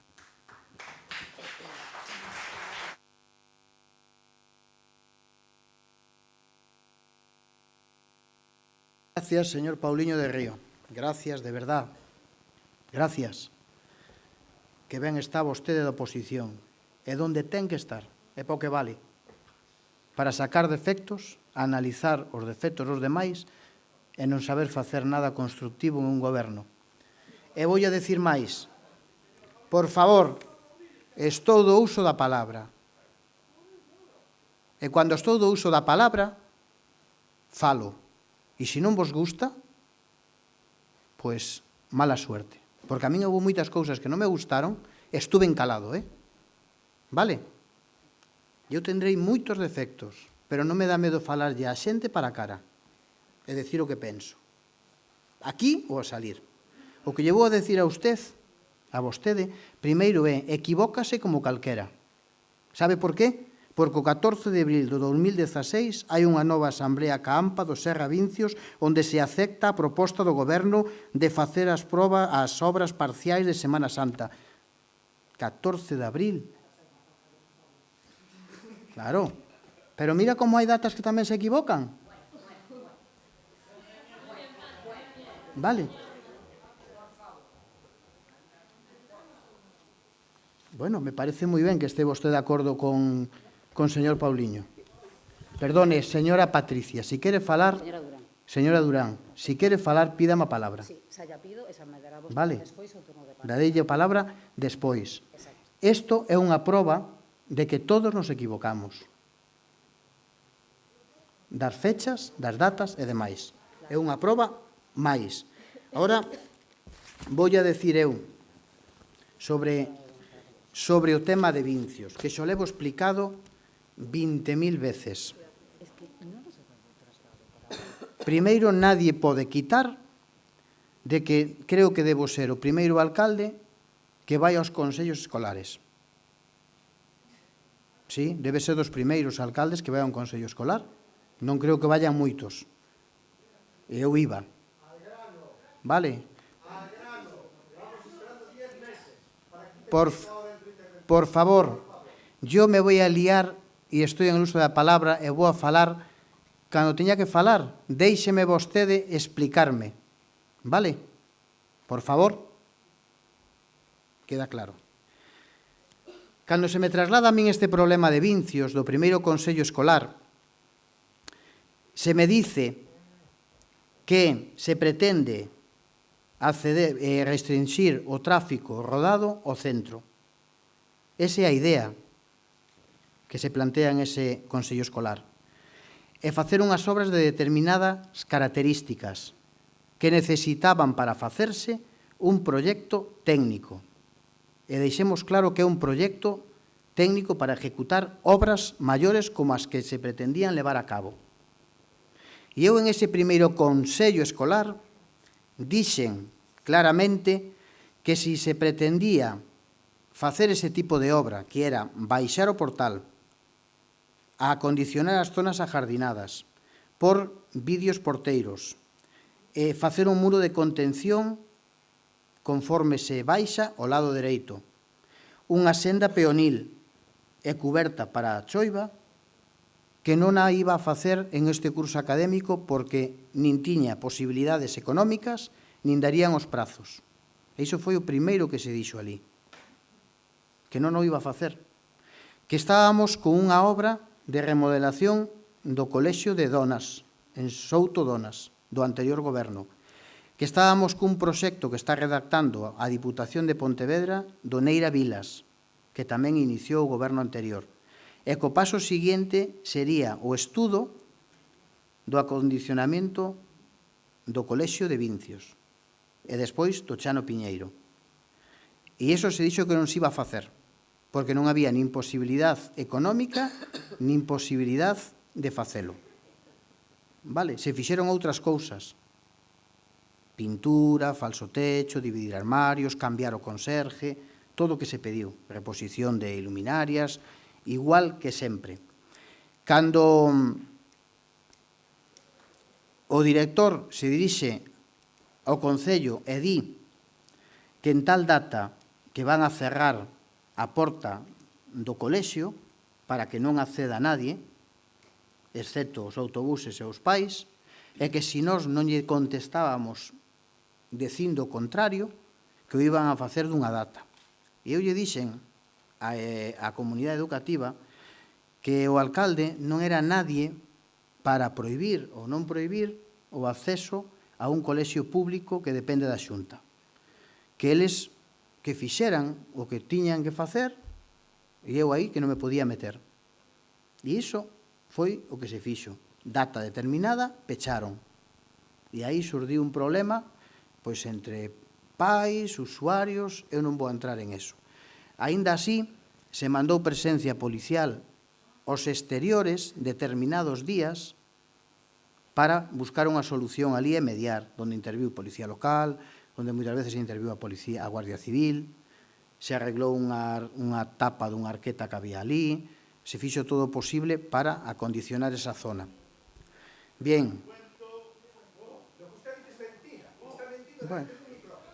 La verdad la sabemos nosotros. Todo el AMPA sabemos la realidad. Y usted está mintiendo con todas las letras. Vale. Por el amor de Dios, usted es político. Pero vamos.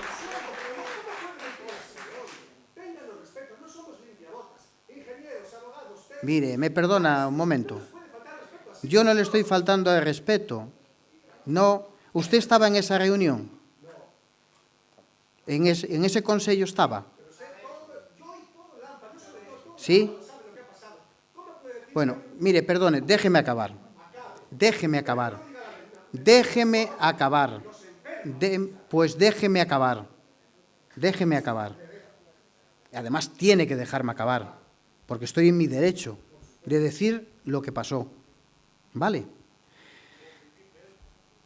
Posteriormente, lo que pedían, como no se podía hacer las obras de arriba, y yo no, porque falo castellano, e eu non sabía que era o que eran realmente o que querían facer, o que lle dixen é que me pasaran un boceto, unha idea do que consistía as obras. E me pasaron isto.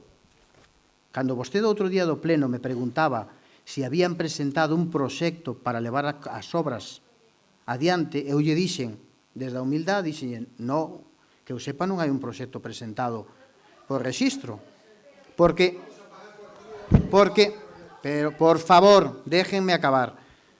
Porque isto, eu entendino como unha idea, pero cando vostede se refería a min, eu digo, non sei, que eu sepa, non hai un proxecto presentado. A ver se se presentou. Bueno. Vale, isto é unha idea, vale? Isto é unha idea, co que lle gustaría como quedara o centro. Para isto hai que hacer un proxecto. Eu non digo que o teñan que facer os pais. Este proxecto, eu que lle dixen é que se tiñamos que facer este proxecto, facer as obras, que non iba a estar as obras feitas este curso académico.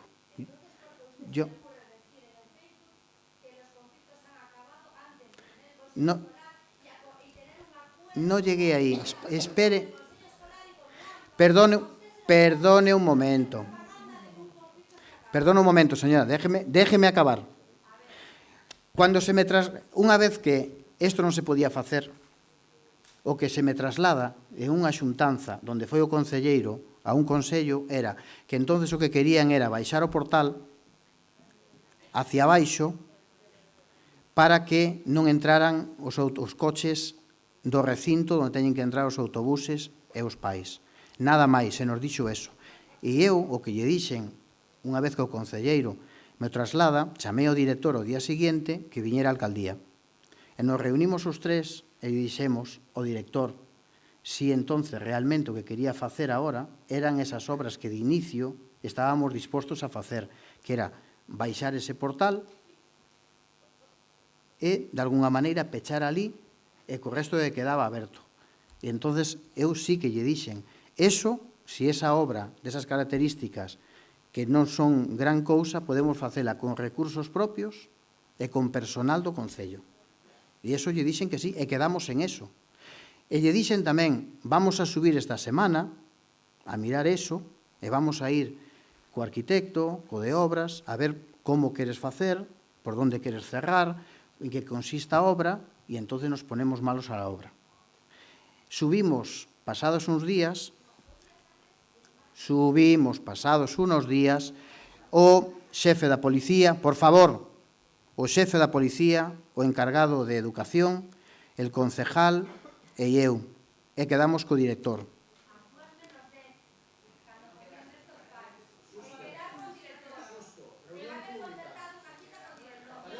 Por favor,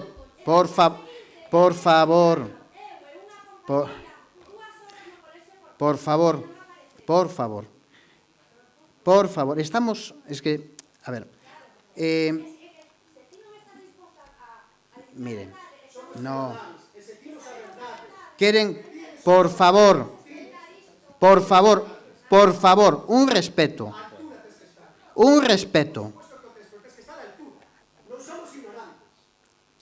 mire, por favor, un respeto, lle pido un respeto que me deixe acabar.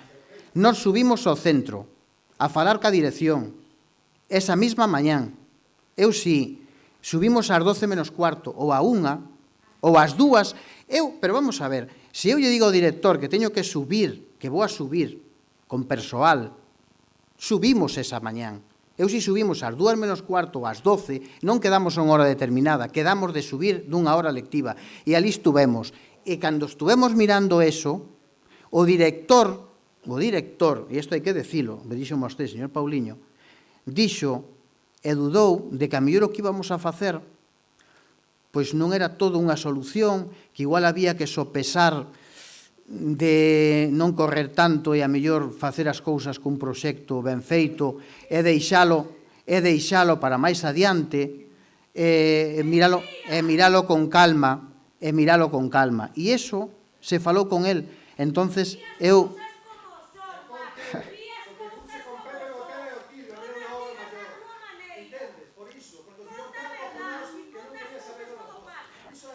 Por favor, poden permanecer calados. Sí? Eu non estou insultando a nadie. A nadie. Non insulto a nadie. Bueno, vale. Mire, pídolle en serio, de verdade. Miren, voulle decir unha cousa.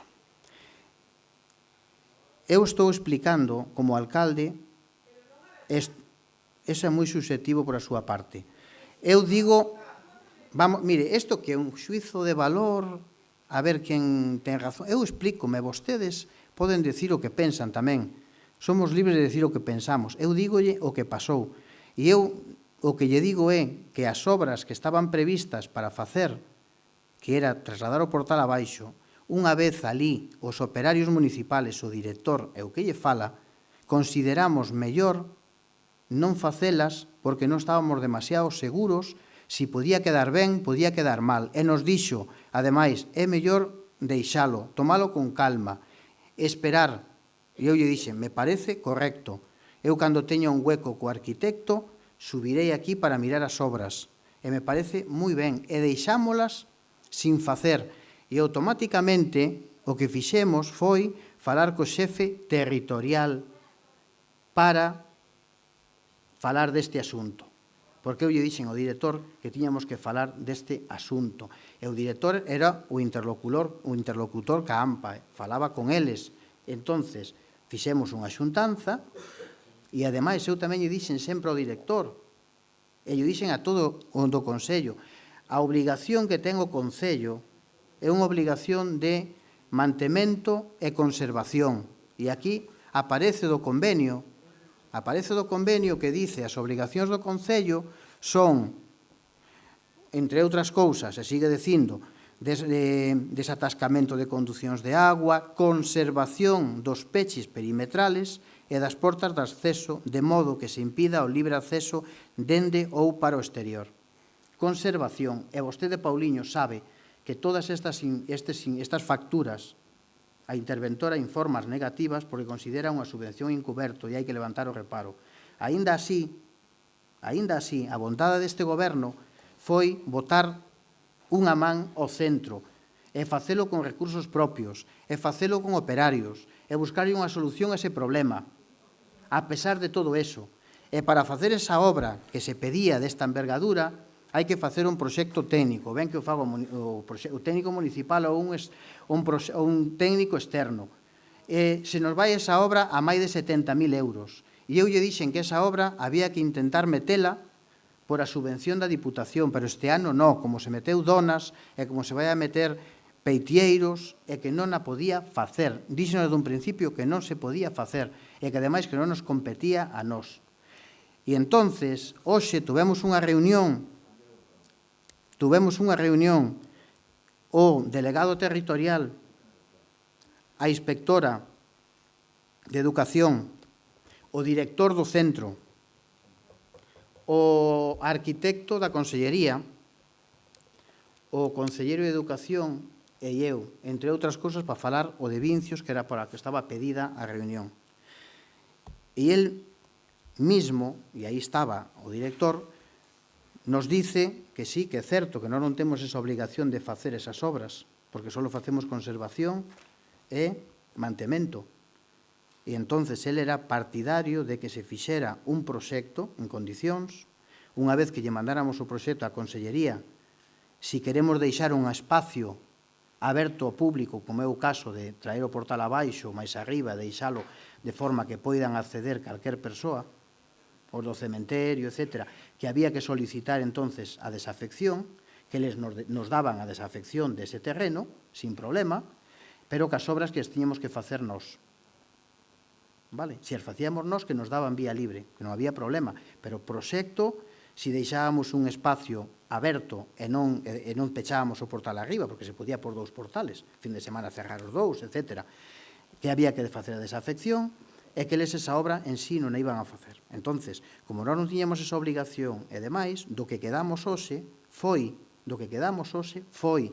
en que nós facemos o portal con motor, póndolle motor, e eles se encargan de facer todo o sistema eléctrico, de meter os videoporteiros que sean necesarios e de estudar a posibilidade de facer unha senda peonil, si procede, dende o portal de arriba ao colexio, para que baixen os nenos. Ou a mellor que non facía falta, que o iban a estudiar. Que do portal para dentro se encargaban eles, e nós que lle fixéramos o portal con un motor. O arquitecto que estaba ali da da Consellería, colleu o meu teléfono do concelleiro, porque eu lle pedín que viñera o arquitecto deles para que nos dixera se o portal quedaba ben, como se iba a por, que non quería problemas. Quedou en chamarnos mañán, pasado, canto antes, mellor, para quedar ali o director, o arquitecto, nos encargarnos de facer o portal.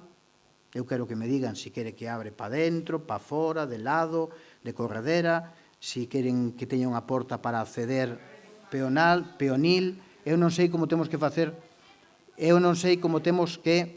ese portal. Non, sepa ese portal. Vale? Unha vez que nos chama o arquitecto, iremos alí, encargaremos o portal e eles se encargan de facer o resto da obra.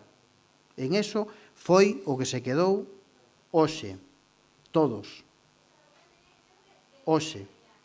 Esa é a historia. E despois, se queremos facer ese proxecto do que queiramos facer, que yo mandemos por un técnico, un arquitecto, ca súa valoración, ejecución, como sabe vostede que é un proxecto, que yo mandemos, Eles, se o miran ben, daránlle vía libre, pero que afrontemos nós o gasto, que eles non van a afrontar un duro.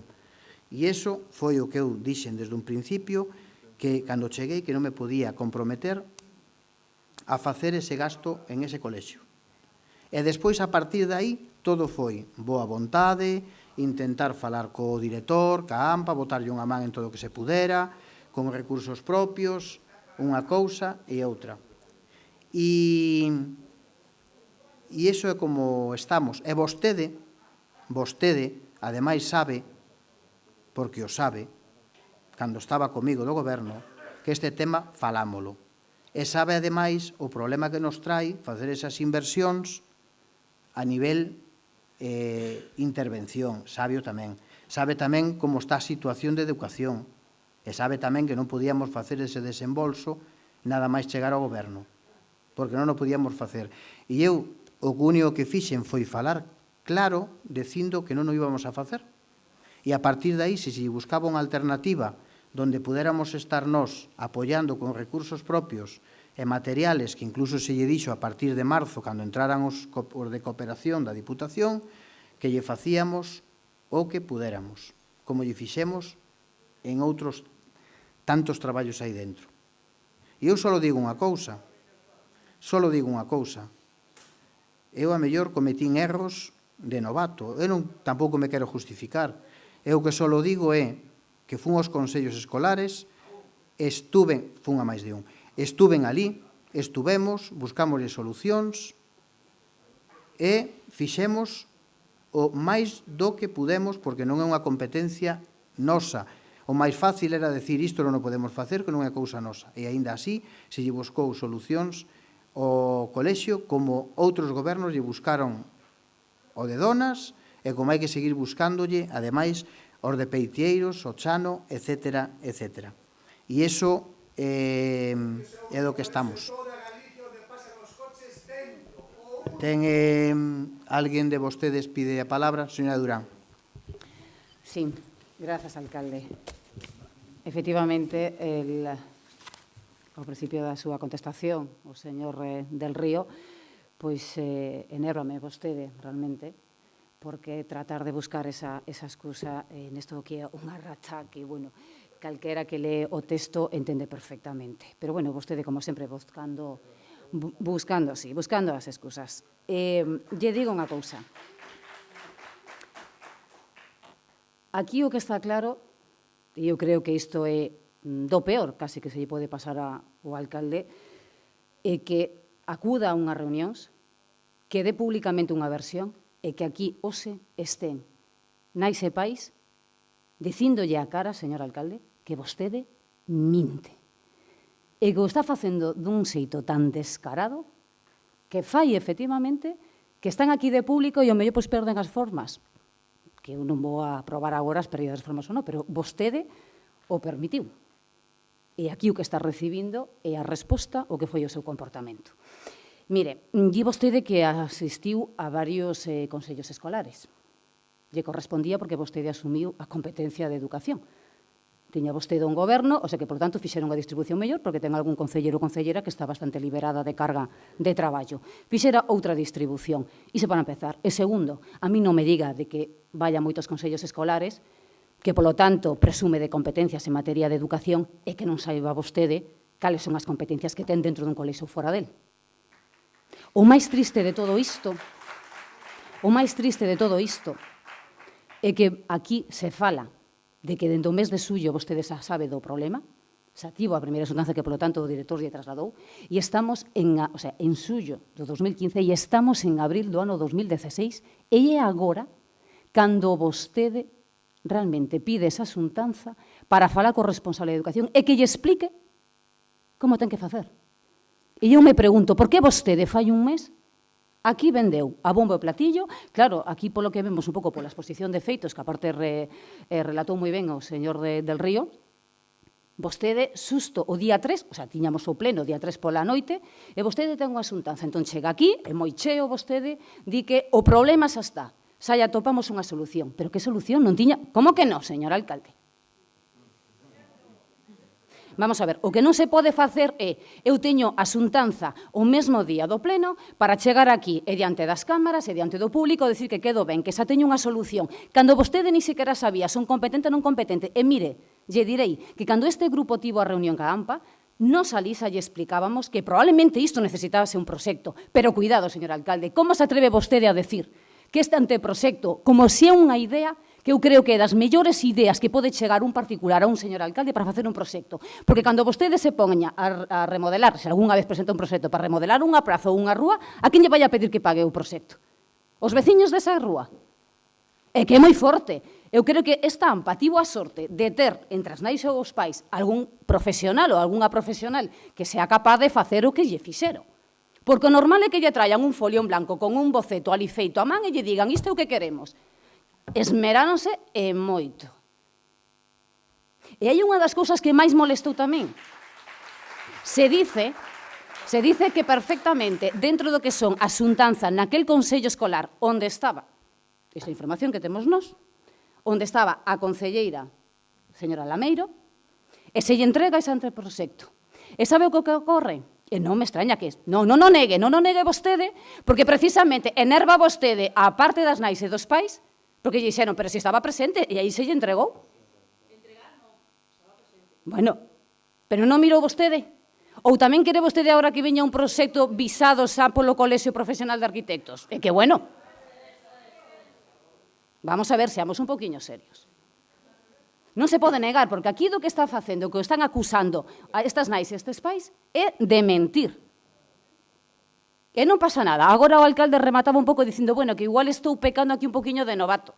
Pois a humildade da que tanto presume vostede, da que dice que é tan humilde, empece así.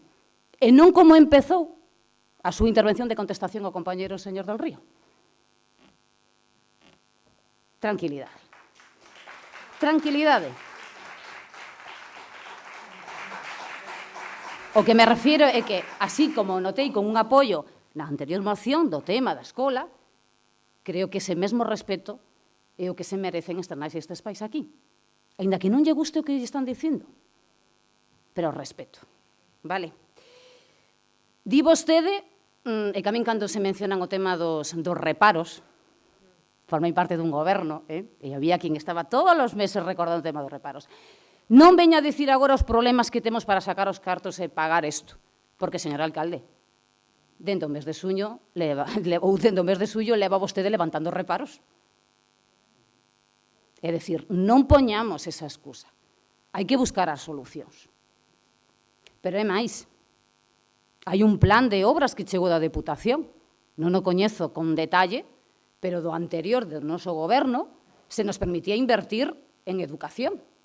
Tiña aquí vostede unha oportunidade, aínda que fala de 1 millón de euros, ao final polas contas salen 600.000 en obras, pois a tiña aí vostede onde sacar si quería metelo. Pero o que máis me sorprende era sempre o de isto o facemos, e o facemos con o noso persoal. E mirando a cronoloxía dos feitos, acordouse vostede unha semana xusto antes para empezar a mirar algo. E ao final, a única persoa que parece ser que puso un pouquillo de sentido común é o propio capataz da Brigada de Educación ou a persoa responsable, que dice, pero en que embolado nos vades a meter? Como vai a facer esas obras? Bueno, eu creo, señor alcalde, que isto realmente, como xa se propón esta moción, teno que tomar en serio. E eu creo que en vez de abroncar e estar exixíndolles como se fosen maleducados aquí as persoas que están aquí de público, máis ben tendría que pedir as disculpas por unha ineficiente e ineficaz xestión deste problema. Grazas.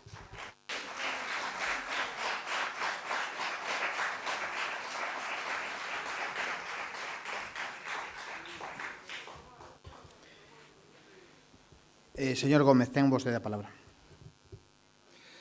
Vamos a ver, empezando, o noso apoio total a esta moción, como non podía ser menos, a parte estamos un pouco ao tanto do tema, non?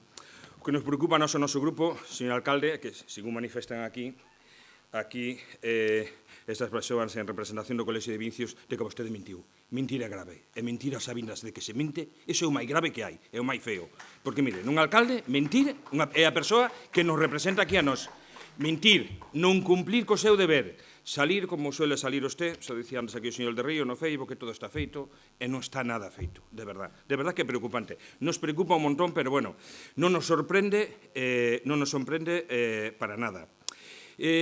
Antes vostede dicía, ao final dixo, de que igual pecou un pouco de novato. Mire, de novatos, cando calquera empeza en calquer cousa, como vostede empezou de alcalde, eso, todo o mundo é novato. Pero chega un momento que deixa de ser novato.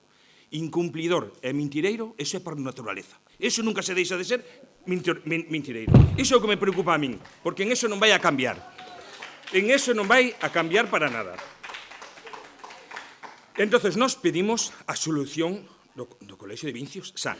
Pero mire, neste momento, como dixen antes, a disculpei a nosa compañeira de grupo, a Beatriz Fernández, a Bea, que non pode estar aquí neste momento por un problema de salud, por unha proba médica, pero ela, bueno, ela me pasou por unha vía destos medios tan rápidos que temos agora, me deu tempo a imprimilo antes de vir, vou a leerlle máis ou menos a preocupación tamén dela, en este caso a falla en nombre do Grupo Iniciativa por Gondomar, pero son verbas da nosa compañeira Bea, que é da parroquia de Vincios, en este caso, e sí que estuve en algunha xuntanza, ten estado algunhas ali. Entón, ela nos di así, o Grupo de Iniciativa por Gondomar quere transmitir o noso apoio á AMPA do Colexio Serra de Vincios e á dirección do centro, polo que nos sentimos neste momento decepcionados, como eles mesmos tamén así nos lo trasladaron pola impotencia que sinten, pola impotencia que están tendo polas malas xestións ou mala organización das persoas que no anterior pleno dixeron, en este caso refírese a vostede, señor alcalde, dixeron que iba a solucionar o problema e non foi levado adiante. Pondo por diante o peligro dos nenos e as nenas do centro.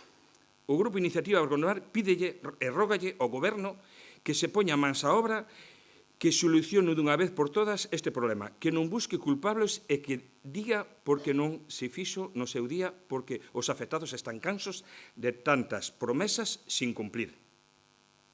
Polo que rogamos ao señor alcalde unha solución xa, que non mire para outro lado, que se realicen as obras o antes posible e que os nenos e nenas deste colexio poidan disfrutar con tranquilidade, sin conflitos e a súa seguridade sea unha prioridade. Nada máis. Isto é o que nos transmite a compañera da parroquia de Vincios. E eu, nada, como lle dicía antes, el alcalde, lle pido, por favor, a vostede e ao seu goberno, que lle dea unha solución a isto xa, que deixen de engañar, de mentir, que lle den unha solución. Vamos a empezar a obra, hai que facer un proxecto, se hai que facer un proxecto, se a obra requiere dun proxecto, hai un anteproxecto, como lle queiramos chamar, o que non pode esperar, leva vostede un ano no goberno, casi, estamos no mes de abril, 2 meses máis leva un ano. Se ainda agora ten que encargar o proxecto e todo eso, claro que non vai a ser para este ano, vamos a ver se é para outro. Se isto fixeron unha vez chegado ao goberno, igual se tiñan ahora o proxecto, se isto estaba, Agora, vostede anunciou na prensa que da Diputación venlle algo máis de 1 millón de euros, creo que sobre 600.000 os van a invertir en obras, se houbera estado o proxecto e todo eso, pois posiblemente desos 600.000, 70.000 se metían no Colexio Serra de Vincios e problema solucionado. Pero desta forma, agora temos que esperar. Por lo cal, lle pido, xa que se atrasou todo este tempo, que sería unha solución xa, que empecen xa. De momento, nada máis. Gracias. Moitas gracias. Moitas gracias. Bueno, teño que reconocer, señor Gómez, que ao seu, en xeral, quedarse con isto de que son un verdadeiro mentiroso, é moi así a lixeira, pero tranquilo que xa verá como eu, dende logo, mire, o que dixen aquí, díxeno en cantidade de sitios. Por lo tanto, eu teño a conciencia tranquila, faría ben as cousas, faría mal as cousas, pero sempre dixen, desde o primeiro momento, de que esa obra desas características non a iba a facer en este curso escolar. E, ademais, estou convencido que a xente que estuvo do goberno, e, sobre todo, algúns que saben máis que nós do tema de infraestructuras, de obras, de proxectos e demais, saben que isto é complexo. Facer unha obra. Hai obras que deixou adjudicadas o señor Guitián e ainda hoxe nós estamos prácticamente a empezar con elas. E non é por un problema de falta de gestión. É un problema de plazos, moitas veces. moitas veces de plazos. É dicir, da administración, unha obra requiere desde que se adjudica, se fai o proxecto e tal, 6 meses, 8, etc. E eu sempre dixen que non iba a facer esa obra, pero sempre dixen que era necesaria, non só aí, sino en todos os colexios. En todos os colexios. Cando, bueno, eso non se fixo porque non se fixo esa obra, e se buscaban outro tipo de solucións, evidentemente, fixémolas en todos os colexios que pudemos, en dos Soutodonas, en Neiravilas, en todas partes. Esta, a solución, dende logo, a solución do que adoptou o centro foi pechar o portal. Eu non digo que este ben nin que este mal. A pechar o portal, obviamente, se garda unha seguridade dentro, pero se traslada a fora. Claro, sí. Me parece moi ben. Se trasladou o problema a fora. Porque sin para nada. Si non houbera, perdone, Mar, si,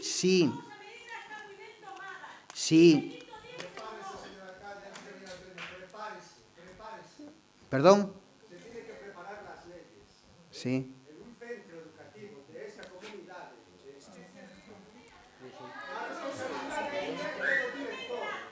Vale. Bueno, miren, isto, sí, me parece ben que leven anos vostedes, eu máis non puden facer, eu acabo de chegar. Por favor, por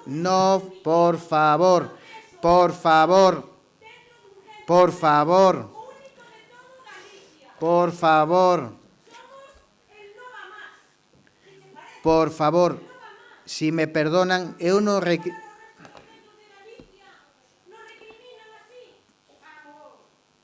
recrimino a actitude do centro de que haya pechado ni nada. Para nada. Bueno, miren, vamos a ver, eu creo que esta moción creo que non dá para máis. Vostedes queren, como di aí o concelleiro, que se proceda de xeito inmediato ao peche do recinto escolar, dotando de un portal exterior de acceso. Vais a facer, o portal facémolo nós. Os porteiros automáticos e o videoporteiro vai a facelo a Consellería, allí estaba o director presente. Eu non podo meterme, nin podo decirlles cando vai a facer a Consellería. Eu o que lle digo é, o arquitecto da Consellería que estaba presente quedou de chamarnos de maneira inmediata para ir alí, mirar o portal. Eu mañán xa vamos a mirar o portal, porque pode estar o portal feito, inda que despois non estea a parte eléctrica. Créanme, de verdade, que eu son o primeiro interesado en acabar con este tema e darlle unha solución. Fan os porteiros. Eu non sei, o director hoxe pedía 3. Eles decían con a campanilla. Eu aí xa non vou a entrar. Dentro que se encargaban eles de organizar eso. De maneira inmediata. Vamos a facer o portal. E eles van a facer todo o sistema eléctrico e van a estudar a posibilidad de facer ese paso, esa beira rúa, sí ou non. Quedaron de estudiala eles e que dependía deles porque de portas para dentro que se responsabilizaban eles de facelo. O Goberno municipal xa se reuniu ca comunidade educativa hoxe. Estaba pedida esta xuntanza, créame, antes de Semana Santa. Antes de Semana... Bueno, es que vale. Antes de Semana Santa, se pospuxo para despois de Semana Santa. Perdón. Por favor, Mar.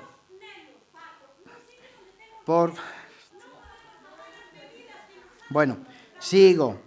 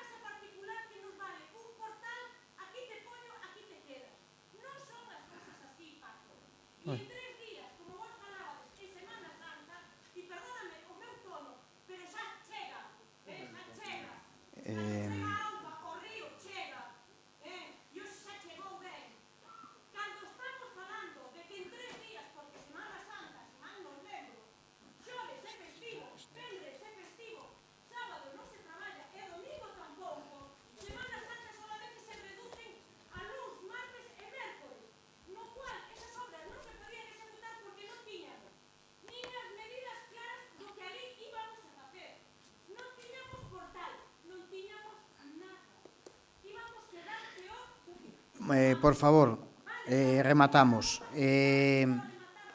Rematamos.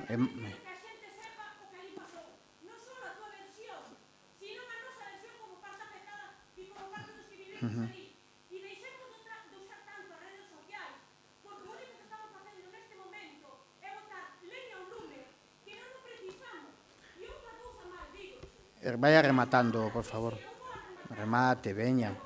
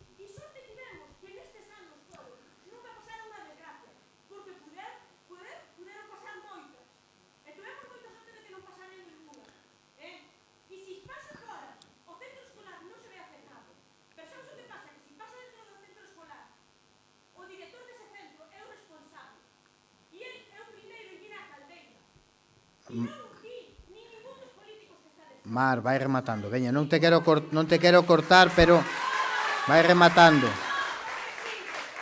Vai rematando. Venga, vamos a proceder á votación de esta moción. Señor alcalde, eu teño que pechar. Perdón, ten vostede a palabra. Pacientemente, yo escoitei, espero que con respeto, dado que me equivoco, mire se me equivoco, eu son unha persoa que se equivoca moitas veces, señor alcalde, moitísimas.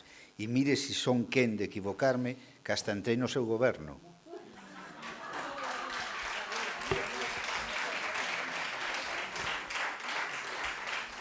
Por lo tanto, pídolle disculpas a vostede si lle pareceu que con ese erro, de alguna maneira, intentaba engañalo. Non era a miña intención engañalo a vostede poñendo abril en vez de marzo. Eu sei que vostede presume, permítame que lle dé un consello con toda a boa vontade, vostede presume moitas veces de decir o que pensa.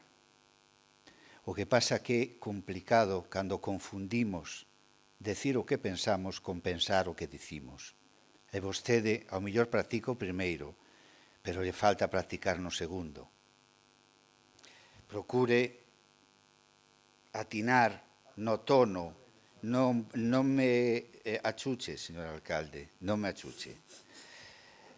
Permítame que me exprese coa mesma liberdade que vostede se outorga. Simplemente, non máis, coa mesma que vostede se outorga.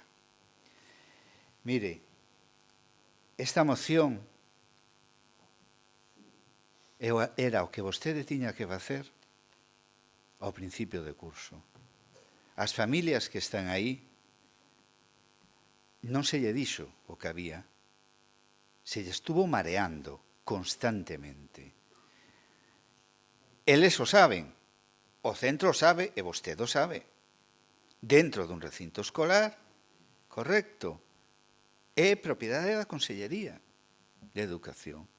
E, por tanto, incluso cando veu aquí e quería trasladar ese portal para baixo, que despois non se fixo en Semana Santa, xa non me vou a meter en si costaba tanto ou cuanto, si había que facer isto ou outro, e que vostede necesitaba uns permisos que non solicitou e que tiña que sabelo, porque cando falou de Semana Santa estábamos en marzo e isto empezou en xullo. Despois de todo ese tempo, vostede seguía engañando. Consciente ou inconsciente, deixo-llo a súa conciencia, pero vostede estaba engañando, porque non estaba dicindo o que pasaba. E agora, agora estamos nun punto, perdemos un ano, vale, pero vamos a facer as cousas en condicións. Mire, agora acaba de facer unha valoración, esa a obra de fondo, do acceso, de trasladar, de facer beiras rúas, de acercar o portal máis preto do cole para son 70.000 euros. Creo que aquí lo dixeron. Vostede, entre esos, é unha das cousas que sempre lle dixo a vostede, é que na economía hai un principio. As necesidades son infinitas e os recursos limitados. E gobernar implica priorizar. E vostede na Diputación priorizou arreglar unha rotonda á seguridade dos nenos. Porque aí hai un proxecto de arreglar rotondas. Tiña cartos e vostede, no lexítimo exercicio de gobernar, decidiu priorizar o gasto. Vale? Pois nos temos o dereito de criticalo e dicirlle, nós non estamos de acordo. Cartos houbo, se o priorizaron outras historias. Pois non pasa nada. Pero non diga agora que non hai cartos e que está facendo outras cousas que fixo o goberno anterior. Si vos vai a facer vos. Si vos vai a facer vos. Está claro. Polo tanto, señor alcalde, espero que vota prol, espero que esa cancela estea colocada, que o motor estea colocado e que se coloque eso mínimo, porque evidentemente aí hai un problema e había un problema de seguridade e en este momento, gracias á comunidade educativa do centro, polo menos o tema da seguridade dentro do recinto escolar está solucionado. Correcto, está solucionado. ¿Y sabe qué pasa? Para tomar esa solución hubo simplemente que tomar una decisión, decirlo abiertamente y afrontar as consecuencias. A partir de tal data non entran coches aquí. Se moleste quen se moleste, porque non se pode contentar a todo mundo. Entón, non me valen as súas excusas, porque suenan as excusas, porque suenan a que eu vou a facer isto con recursos propios cando vostede sabía que necesitaba os permisos e ainda tendo os cartos e ainda tendo os recursos, esa obra, calquera obra feita nun recinto escolar necesita o permiso e a coordinación da outra administración. Ben, hoxe deu un paso, se reuniu coa Consellería. Ben, agora hai unha serie de medidas para que vostede non é que se reúna, claro que se reuniu coa comunidade educativa, pero creo que a comunidade educativa o que pretende é reunirse e fiarse de vostede. Que cando vostede diga algo se vaya a cumplir. Por eso poñemos aquí o do calendario de planificación. Por eso queremos que esa xente da comunidade educativa na coordinación das administracións locais, da administración local e autonómica. Por eso queremos que lle dean uns prazos, por eso queremos que lle digan exactamente canto vale eso, que permisos se necesitan. Vamos a actuar dunha vez. Leo ou votemos directamente, porque quero que se leín as propostas de resolución. Gracias, señor alcalde. Grazas, señor Pauliño. Sometemos a votación esta moción de urxencia. Votos a prol da moción. Queda aprobada a moción.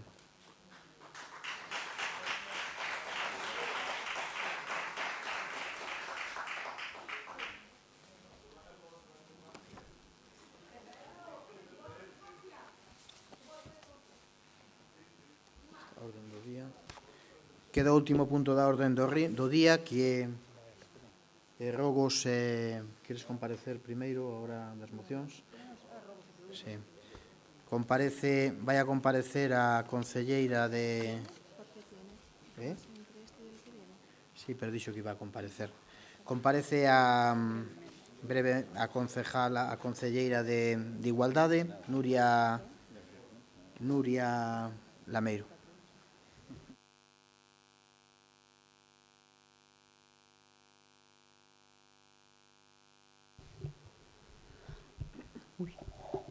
Grazas, alcalde. Boas noites a todas e a todos. Bueno, vou ser bastante breve. Debido a unha posible mala interpretación da mensaxe que se quiso enviar na nota informativa aos medios de comunicación relacionada co curso de mecánica básica do automóbil.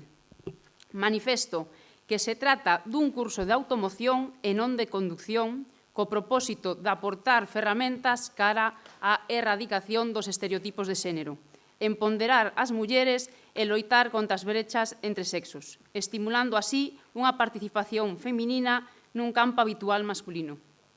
Por outra banda, quero deixar claro que a miña trayectoria personal sempre estivo marcada na loita contra a violencia de xénero e a búsqueda da igualdade de oportunidades entre mulleres e homes, tal e como poden aportar todas aquelas persoas que me coñecen. Se en algún momento ofendín alguén, pido disculpas porque non era a miña intención. Non teño máis que engadir. Grazas.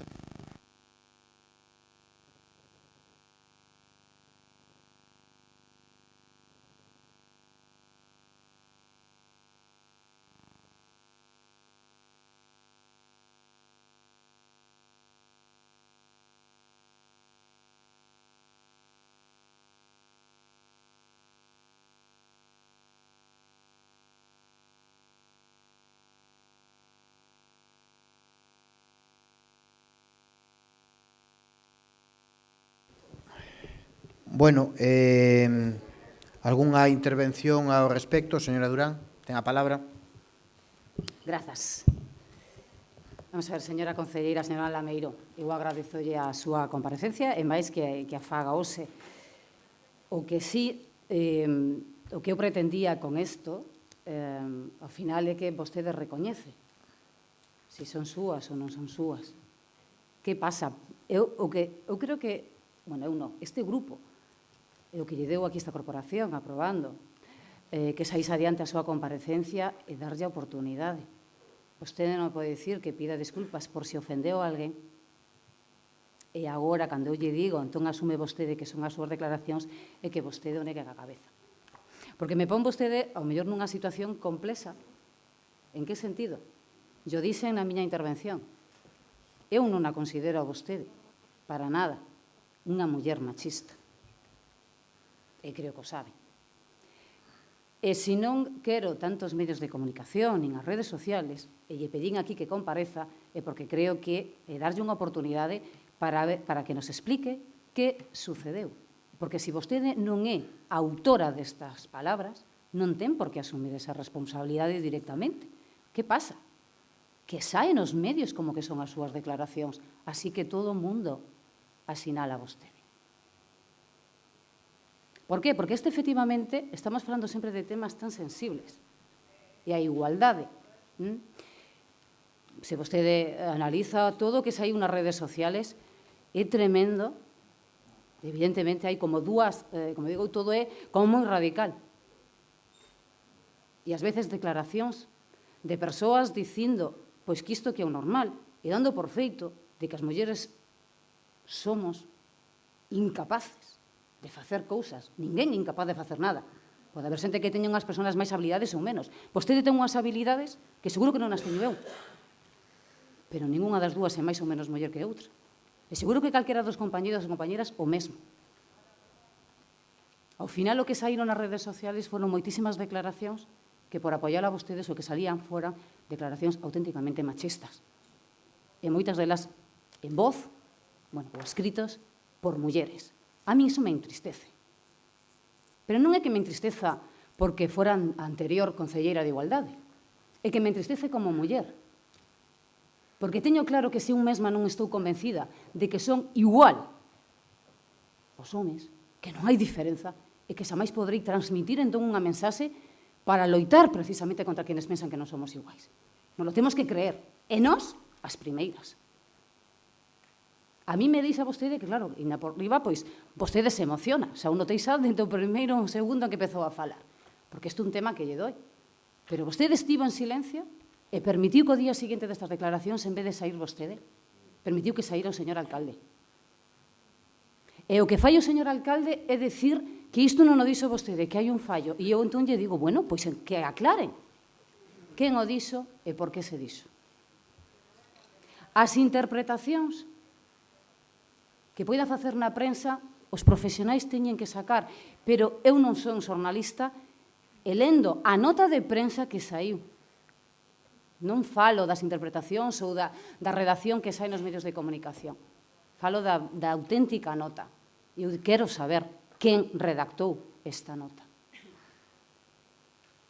Pero, bueno, vostede, asumindo vostede, pedindo perdón, asume vostede a responsabilidade de autoría.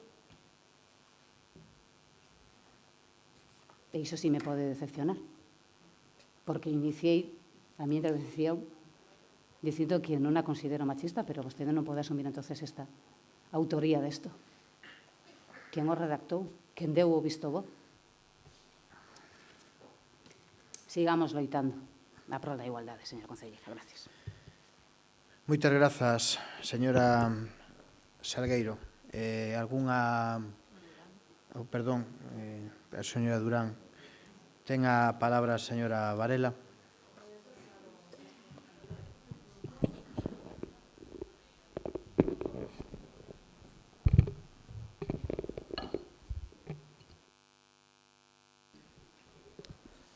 Boa noite a todos e todas. Bueno, eu comparto, sin que sirva de precedente, estar de acordo coas valoracións do Partido Popular sobre conciencia de género, pero comparto as palabras da señora Durán.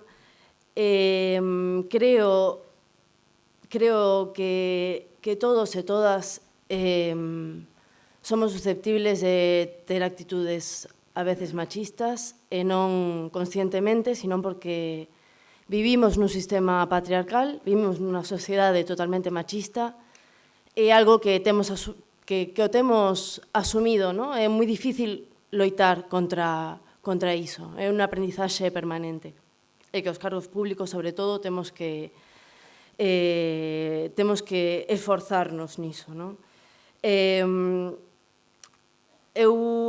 A mí me gustaría engadir a parte do tema das declaracións, non? Que bueno, saíron en varios periódicos as mesmas palabras. Non me vou a meter nas valoracións dunha periodista en concreto, pero bueno, as palabras foron as mesmas en varios periódicos, non? Verdade que nos parecen a noso grupo municipal, nos parecen inaceptables, pero tamén entendemos que todo o mundo pode cometer erros, sobre todo as que pecamos de novatas, que eu tamén non entendo, porque tamén estou nesa mesma situación. Pero tamén me parece importante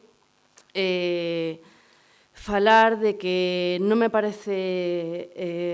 parece correcto non só estas declaracións, senón que para conmemorar o Día da Muller, para conmemorar este día que debe ser un día de reivindicación da loita feminista, de moitas mulleres que loitaron para que nos poidamos ter dereitos, para que nos podamos estar aquí sentadas, que para reivindicar ese día o que se faga é un curso de mecánica. Non teño ningún problema cos cursos de mecánica. Se poden facer, obviamente, en cualquier momento do ano, poden ser útiles. Pero que realmente, se queremos chegar a unha sociedade que erradique a desigualdade de xénero, se queremos, por exemplo, orientar, ensinar en corresponsabilidade de tarefas á sociedade, non me parece correcto poñer ese peso nas mulleres. Que as mulleres son as que teñen que aprender os roles dos homes. A ver, as mulleres estamos sufrindo unha doble carga de traballo, non? Sufrimos o traballo doméstico, o traballo fora da casa, e falta, non a todos os homes, pero falta tamén educar a outra parte da poboación. E nos pensamos que digamos, a gran parte do traballo en igualdade debería estar dedicado aí, e senón creemos que non é un análise correcto das causas, os factores que causan a desigualdade de xénero, se as políticas orientan a que as mulleres aprendan as tarefas que, como di vostede, son tradicionalmente de homes. Non sería mellor orientar a que as políticas, non normalizar que as mulleres fan os recados, van á compra, levan a traer os nenos ao cole, non sería mellor orientar as políticas a que iso non sexa así? Bueno, eu, dende o noso grupo, bueno, aceptamos a rectificación, esperamos que as políticas de xénero vayan pouco a pouco amoldándose ao que demanda a propia sociedade. As mulleres temos moitos problemas hoxe en día, temos problemas de conciliación laboral e familiar, temos problemas de unha brecha salarial, precisamente o que máis necesitamos creo que non é cursos de mecánica. Eu, ademais, rógolle, como xa dixo no anterior pleno, que para poder facer estas políticas e que sexan realmente efectivas e facelas participadas, que se convoque o Consello Municipal da Muller, que xa levamos uns cuantos meses, é unha cuestión de vontade, aí non hai excusas de orzamentos ou outro tipo de excusas. Bueno, nada máis. Moitas gracias.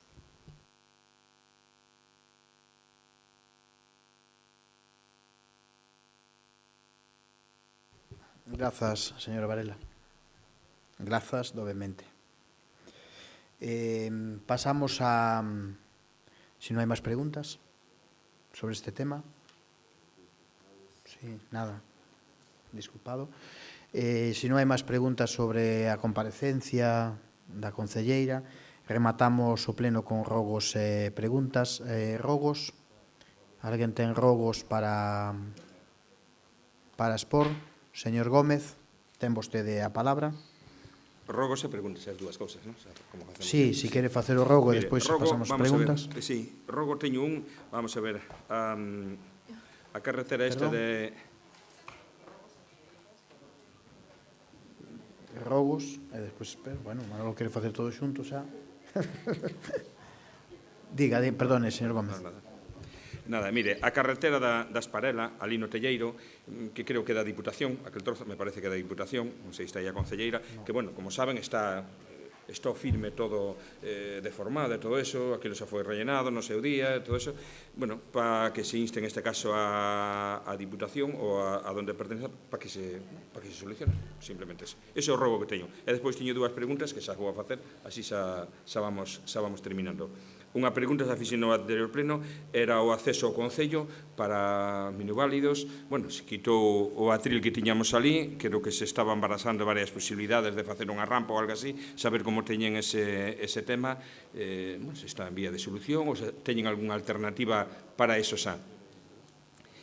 E o outro, vamos a ver, o outro é unha pregunta que tamén la vamos feito en todos os plenos, vamos a ver a estación de bombeo, o tanque de tormentas, como lle queiramos chamar, saber como está ese tema. So final, se leva adiante, se non se leva adiante, se desaparece de aí todo o que está montado, porque, bueno, sabemos pola prensa de que, na prensa viu de que, bueno, pero que a Xunta nos quere, bueno, amenazan con sancionarnos con 2 millóns de euros, se iso non se fai, pero, bueno, ao mellor facendo neste momento, creo que 1.100.000 euros non hai que nos los quite do lombo, bueno, iso sin unha prensa e todo eso. Eu quero saber se iso é verdade, se fixeron algo sobre ese tema, se teñen máis información sobre eso, bueno, se se vai a facer ou non ali o tanque de tormentas. Se non se vai a facer, cando se vai a retirar todo o que ali empezaron? Ou se o mellor, en vista destas amenazas que poden ser realidade, se deron outra alternativa ou algo, saber, porque o tema é preocupante. 2 millóns de euros é bastante, e 1.100.000 tamén é bastante. Pois nada, en un principio, nada máis que isto. Gracias, señor Gómez. Máis preguntas? Señora Durán. Boas noites, señor alcalde. Queríamos... Perdona, señora Salgueiro, pensei que... Nada, perdone. Coleime. Mira, queríamos saber, en principio, como está a situación da contratación da recollida de lixo.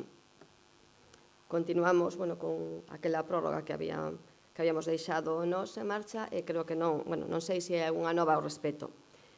Nese sentido, tamén, fai uns meses, había un vídeo, vostede informando sobre a limpeza dos contenedores, igual era bo que gravara outro, para ver se así se limpan. En outra pregunta, os orzamentos. Están traballando vostedes todavía cos orzamentos prorrogados do ano 2012, orzamentos que creo recordar vostede votou en contra incluso cando nos os trouxemos, e queríamos saber en que situación están, como se teñen algo xa elaborado, cando pensan traelo a este plenario. Ponte das Rosas, para que lle boten un vistazo, porque as táboas da Lida Ponte, algunhas xa están pois rotas, xa había habido fai uns 2 ou 3 anos un problema ali, que había caído un rapaz e tal, entón para que lle boten un vistazo. Tamén queríamos saber se xa teñen a redistribución dos locais do CDL. Este grupo ten solicitado xa de fai algúns meses un local e tampouco temos resposta. As actas da Xunta de Goberno Local, que tamén xa temos, creo que desde xaneiro, as actas da Xunta de Goberno Local, que creo que desde xaneiro non nos fan chegar copia, un rogo, non sei se celebraron, se non se celebraron, pero para saber en que situación están. Despois, tamén, por último, neste pleno non se deron conta dos informes de intervención, non sei se por un tema de plazos, pero para que este un poquinho atento a estes temas. Vale, gracias. Gracias, señora Salgueiro. Máis preguntas e robos? Patricia. Vamos a ver. Perdón, señora Durán. Quería preguntarlle, xa fai tempo, pero me esquecíme no anterior pleno de preguntarlle que sucede, que está pasando no tema da praza de Abastos, que parece que ten vostede algún problema na interpretación da ordenanza reguladora de venta ambulante, e parece que se están dando uns supostos casos, ao mellor, que se poden declarar como competencia desleal. Están bastante enfadados. Eu mirei na páxina, eu creo que é no Facebook do Concello, que claro, con tantas redes sociais, no Facebook do Concello sacou vostede a fotografía ali con representantes e o saca así como vendendo a inversión de 47.000 euros, que do goberno anterior, non deste, e iso foi o que sacou vostede, pero creo que nesa xuntanza se trataron outros temas máis interesantes. Entre eles lle preguntaron que vai facer, porque creo que hai unha ou dúas persoas en concreto que están ali co seu posto en días que non autoriza a ordenanza. Vostede lle di, como vos xurista, que é unha interpretación que fai da ordenanza. Pois poñámonos de acordo nesa interpretación e se hai algún problema da maneira de interpretar, se hai algún artigo da ordenanza que non está claro, pois entonces ao falamos, convoque vostede os voceiros e tratamos esa ordenanza, está aprobada polo goberno anterior, pero, se hai algunha dificultade na súa interpretación, pois poñámonos de acordo, vale? Pero actuemos por si se está producindo competencia desleal cara a xente que está pagando religiosamente, vale? A segunda pregunta, na última comisión do Plan Xeral que estivo en Ptisa, se falou de que iban a tratar o tema do coste que iba a ter a redacción do novo documento inicial, porque iniciamos co Plan Xeral. Quería saber se xa chegaron a ese acordo, se falaron, usted dixo mañán mesmo que ia falar xa con a empresa redactora, e, quería saber se xa falaron, se xa teñen un precio, canto lle vai a supor os veciños e as veciñas de Gondomar iniciar de novo, por canto a nova lei do solo, contrariamente ao que pensaba o concelleiro de urbanismo, finalmente nos afecte bastante. Quería preguntar tamén como va o tema da páxina web do Concello. O último bando que está publicado é do 11 de maio, cando sabemos que están 11 de maio de 2015, cando hai outros bandos que están por aí colgados, pero que a ver que pasa, vale? Están actualizadas algunhas páxinas do que son concellerías, pero no demais está todo aí en marcha. Creo que algún concelleiro que estivo, pero xa non está, todavía aparece por ali a foto, actualizar, pero sobre todo as cuestións dos bandos, lle digo, do 11 de maio, o anuncio que se fixo, creo recordar, para o Día Internacional contra a Violencia de Xénero do 25 de novembro do ano pasado, e aí morre o conto tamén. Entón, a ver como vai isto, porque xa lle preguntei, creo recordar no último pleno, que a Lei de Transparencia está aí, e saímos a nos medios de comunicación dicindo que Gondomar non cumpre. Pero non sei se me estaba grabando. Outra cousa, no último pleno lle preguntei polas obras, e se falou antes da Rúa Emigrante de Eduardo Iglesias. Efectivamente, cando nos deixamos o goberno, alá xa no mes de abril isto xa quedaba resolto, no mes de febreiro vostedes xa anunciaron en prensa que estas obras empezaban xa, estamos en abril, outro mes e medio máis en riba, e non se sabe que vai a pasar con esas obras. Tamén lle preguntei polas beirarrúas de Gondomar, xa no tramo que está entre Gondomar e Chaín, que quedou esa obra aí sin executar, e como, miramos movimentos que a empresa estivo por ali medindo, tomando medidas, entendemos que van a pasar xa certificado para cobrar as partidas, e quería saber como vai o expediente de expropiación, que vostede dixo, non? Creo que xa empezou a Deputación co expediente. Quero saber como vai isto. Tamén quero saber se xa teñen cerrado coa Deputación ou se nese plan de obras que anunciou vostede fai unhas semanas, pois se reservaron partida suficiente para o asfaltado da estrada, que quedou bastante afectada. Primeiro, lóxicamente, terminar a beirarrúa, e, a continuación, asfaltado. Pero, o mellor, se tarda moito en facer a beirarrúa, igual xa chega outro orzamento, outro plan, xa do ano 2017. Esperemos que non, esperemos que quede todo rematado xa no ano 2016. Tamén quería preguntarlle se teñen xestionado ca Deputación a limpeza das cunetas das vías da Deputación, porque xa sei que estiveron operarios do Concello limpiando un tramo en Morgadáns, pero un tramo de beirarrúa, pero as cunetas están sin limpiar. Quería tamén decirlles que na carretera, no tramo en Chaín, na carretera de Gondomar a Chaín, a Morgadáns, no tramo en Chaín, hai al menos 2 puntos de luz que levan xa varias semanas sin funcionar. Nada máis, grazas. Gracias, señora Durán. Máis preguntas? Non hai máis preguntas?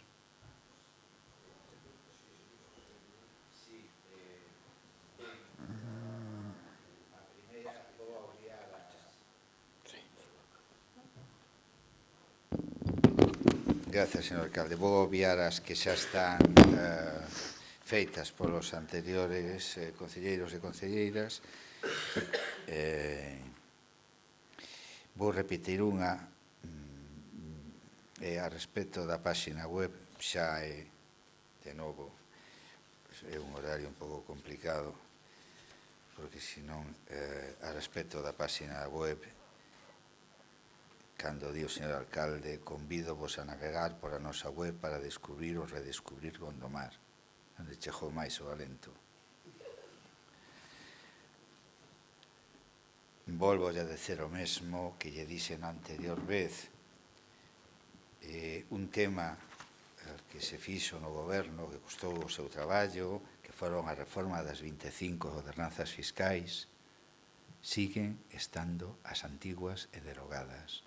E recordo que entre o traballo que fixo a parte mala do seu goberno, daquela, estaba uns PDF que se autocubrían para que o cidadán pudera cubrir e pagar, se fixera máis fácil o pago dos tributos ao Concello. Bueno, pois siguen estando a páxina as derrogadas.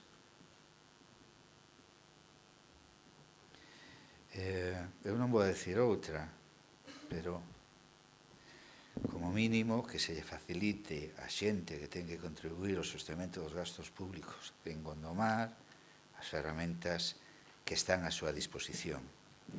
Gustaríame saber tamén que pasa co centro de saúde, se ten algunha noticia nova que nos poda decir. Gustaríanos saber se existe a posibilidade de colocar algún tipo de panel informativo nas parroquias donde, vista a prohibición de pegar cartaces, se pudera facer algún tipo de información sin vulnerar a norma.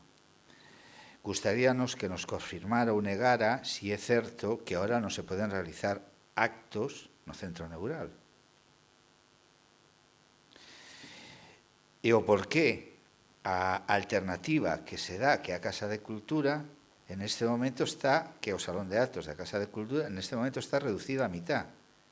Hai unha parede colocada de lado a lado, que antes era a tarima onde se celebraban os plenos, non existe, e evidentemente, si é certo que prohíben os actos públicos ou políticos ou dos movimentos sociais no centro neural, que non o afirmo porque me gustaría sabelo da súa boca, e ainda por riba reducen o espacio no único salón que queda, que é a da Casa de Cultura. Bueno, gustaríanos saber se asinou o convenio coa GAT, el convenio da moción que trouxéramos hai un mes, que vostede dixo que iba a asinar o convenio o día seguinte. Gustaríanos saber se o Concello ten información da senda peonil que a Xunta pretende facer entre Gondomar e Ramallosa. Tamén, por que non figuran os informes de reparo de intervención? Bueno, xa o preguntou a señora Salgueiro, perdón. Gustaríame que me pasara unha relación, porque a solicitei por escrito, pero non son quen de facilitarme dende as dependencias do Concello, de cales foron as subvencións que a cargo da Diputación de Pontevedra se pediron para, creo que era a liña 3, cultura, deportes, etc. etc. Unha relación de todas as que se pediron en esa liña.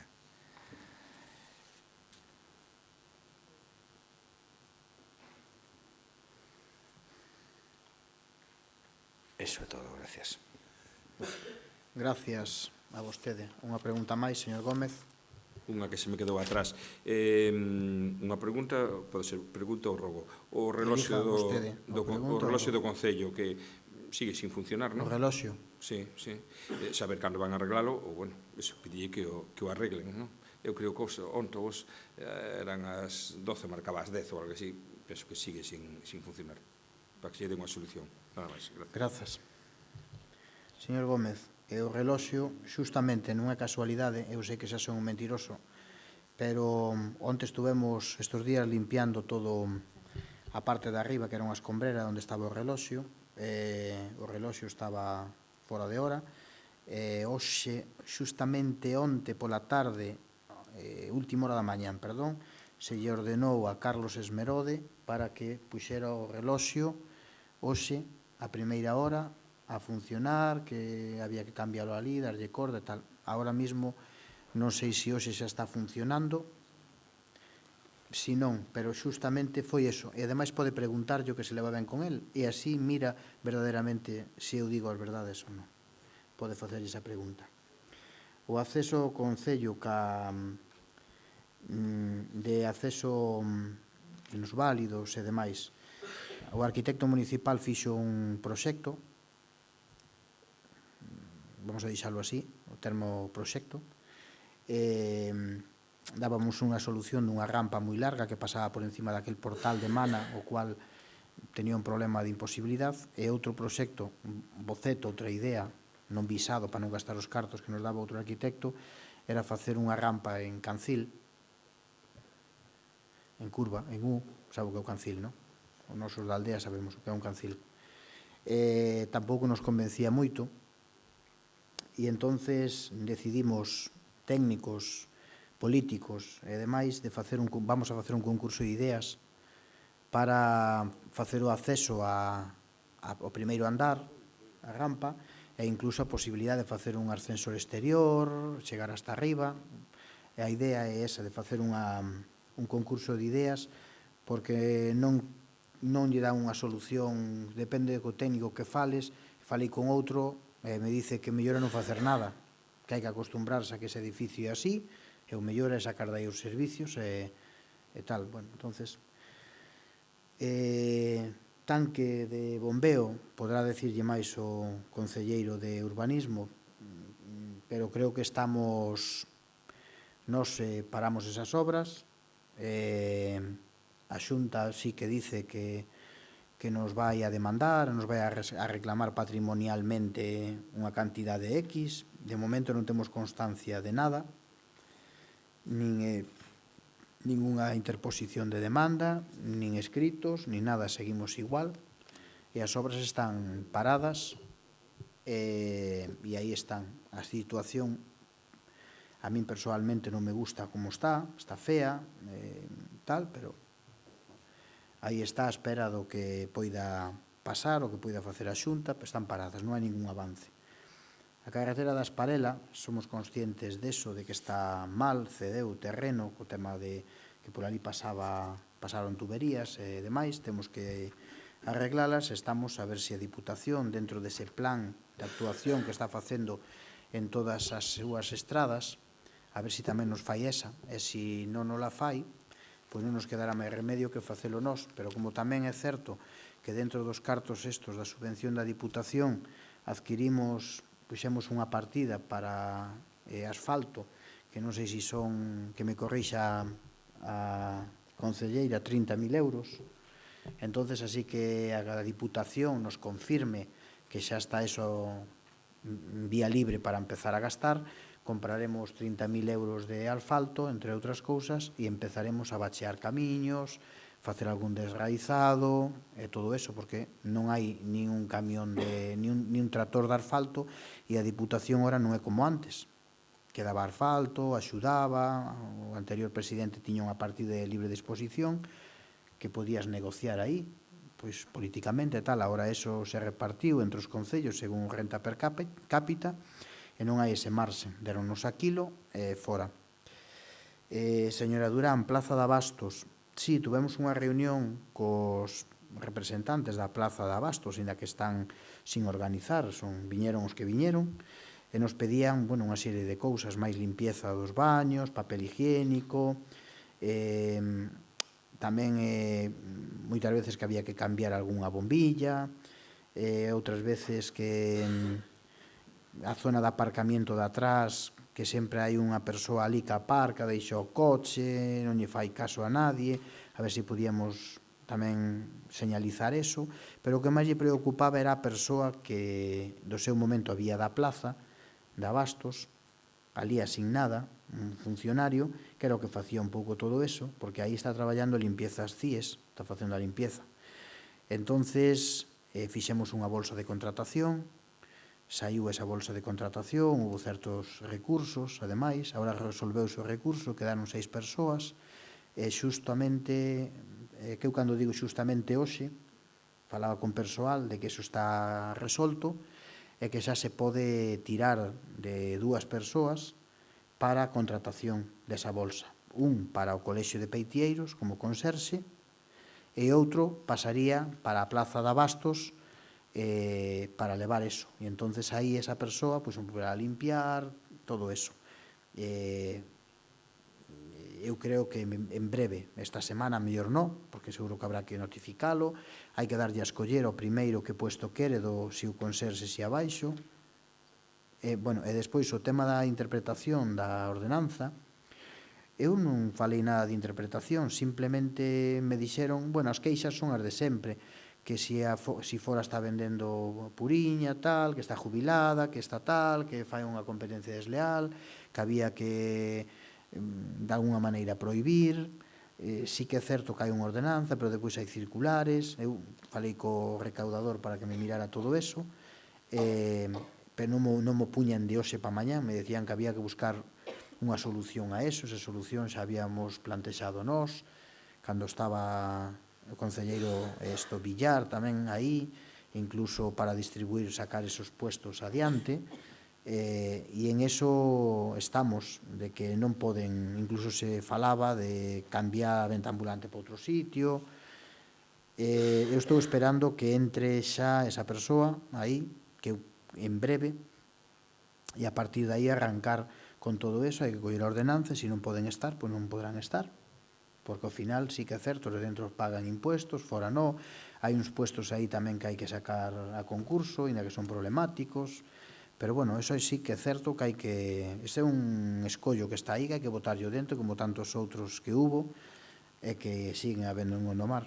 Pero créame que estamos...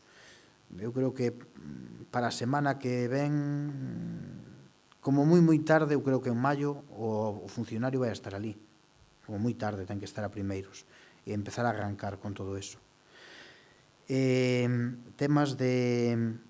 Se trataron outros temas, ordenanza, interpretación, sí, o que falamos todo eso. Aí hai incluso circulares hasta de Carlos Silva, cando estaba alcalde e todo demais.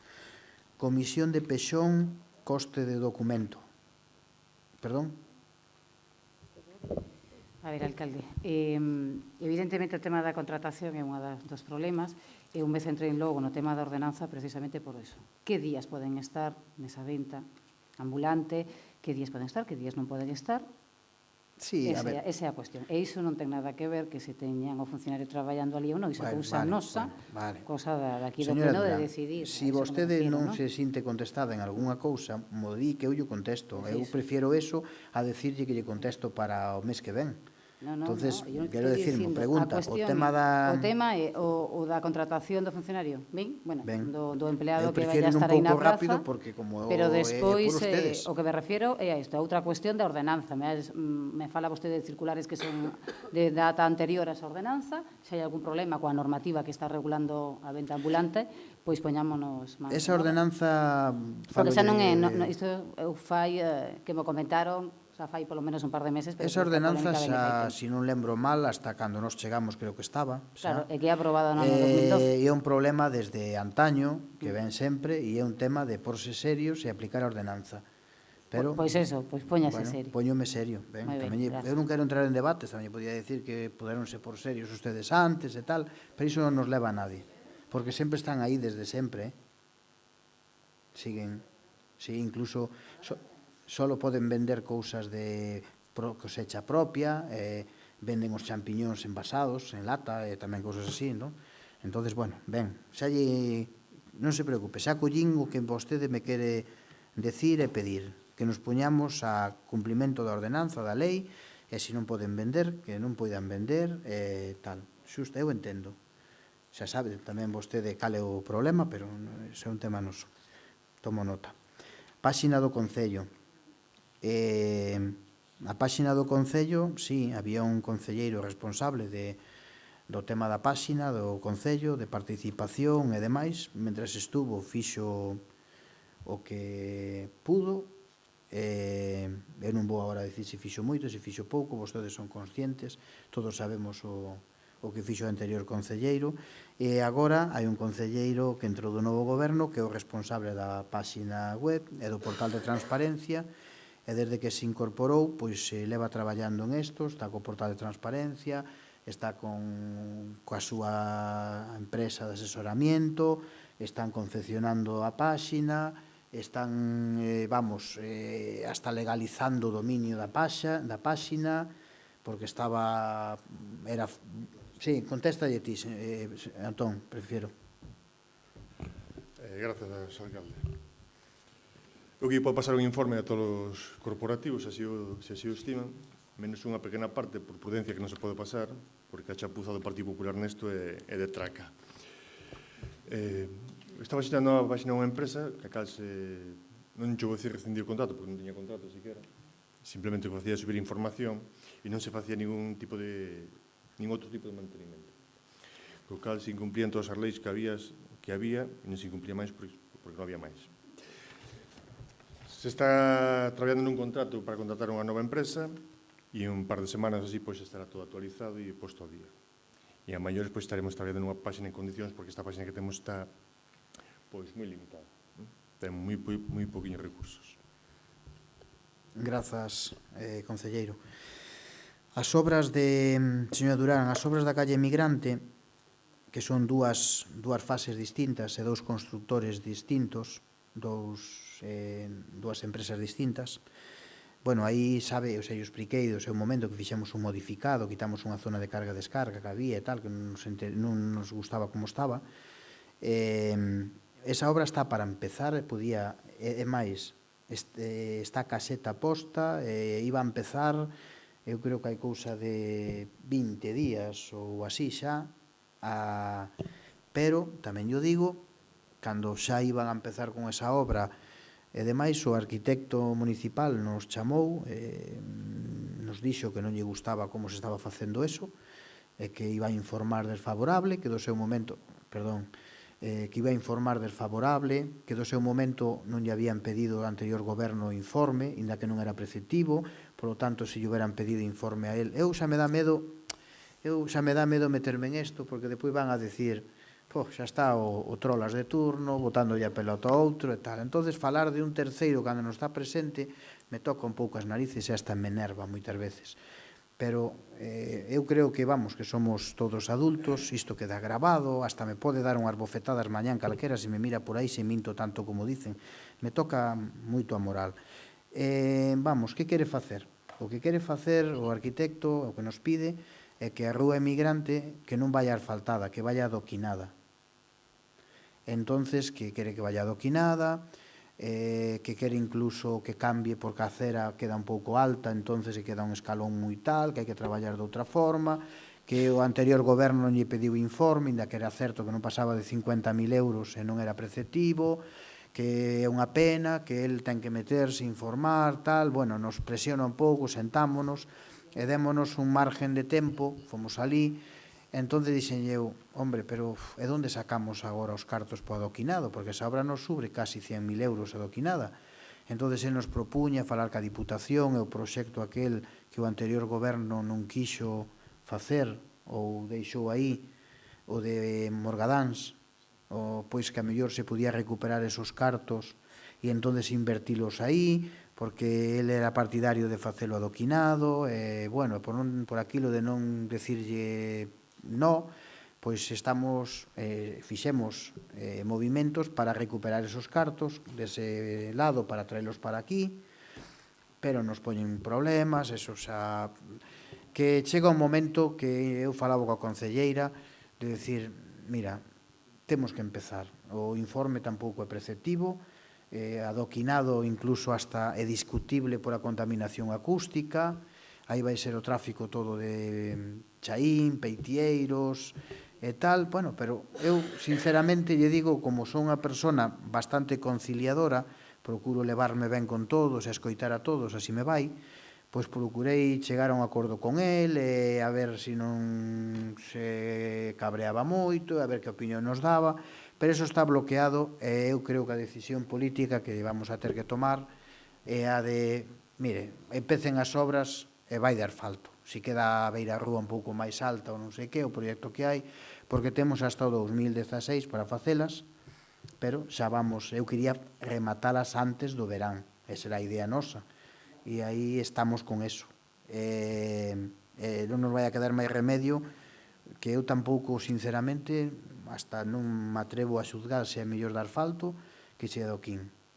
E incluso esa zona eu coñezoa, sei que está toda fochacada por abaixo, que iso era unha laguna, eu falaba tamén desto co concelleiro de urbanismo e conoce iso, e casi coincidimos en que hai que tirar para diante, senón non damos feito a obra.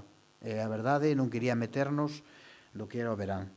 Sobre o expediente de expropiación, eu a última vez que falei, e non hai moito, con Juan Atei, que era o ingeniero, me dicen que están con eso, que a expropiación, e que eles esperan que o expediente de expropiación en maio que poidan chegar aí e acabar a obra.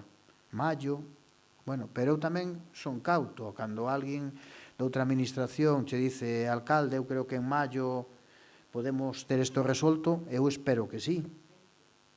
Sí, está, vamos, que están con el, eu, a ver, físicamente non o tuve na man, porque o levan eles, pero pararon, van a facer a expropiación, están con eles, e a última, eu teño que creerlle a unha persoa que falo con ele e me dice, no, estamos en eso, eu non falei con ele a semana pasada para preguntarlle por o proxecto do Colexio Neira Vilas, que tamén era un proxecto que xa estaba comprometido con vostedes, o que non estaba era a red semafórica, que tamén digo, hombre, a ver, porque xa levamos con isto, e por lo menos telo, a ver que pasa co proxecto, queres que fale eu? Non, xa en estos, xa chamando por aí mañán pasado a unha persona, se isto está prácticamente rematado.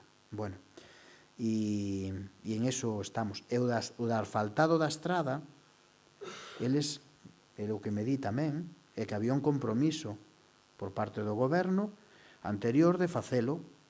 Entonces, que ele entende que como non lle dixeron nada do contrario, ni nada, que eso está en firme, que unha vez que fagamos a obra, que el non ten unha contraorden de non facelo. Se a tuvera, que todo é posible en política, e lle dicen que non, eu tendría que, como alcalde, saltar a falar ca presidenta ou, bueno, xa saben vostedes, a negociar ou a ver como eu vou a pelexalo, porque lle fai boa falta.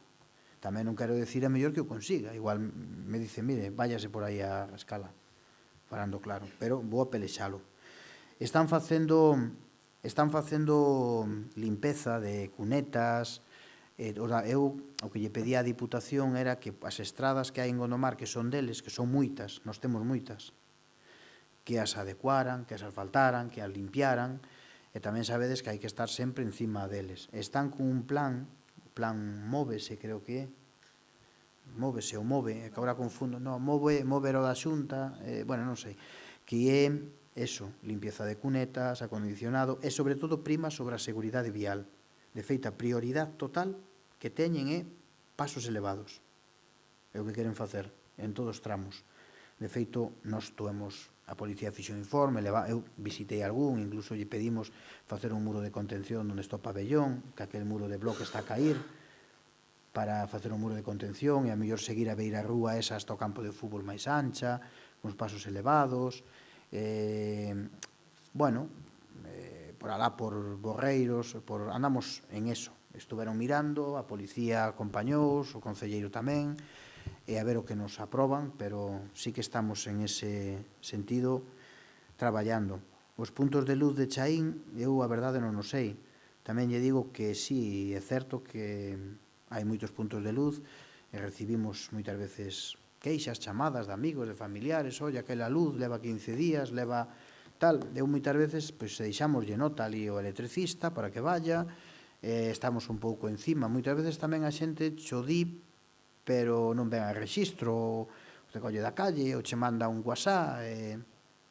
Si sabe ese punto, pois nada, hai que mandar. Se vostede mo pide, eu en que só sea para quedar ben con vostede, mañán o fan, tiña por seguro, ainda que só sea por eso. É algo que me gustaba cando eu estaba da oposición, que tampouco nunca me facían. Entonces, pasando ás preguntas de señor Pauliño, a páxina web quedoulle contestada, non, señor Pauliño? Mais ou menos.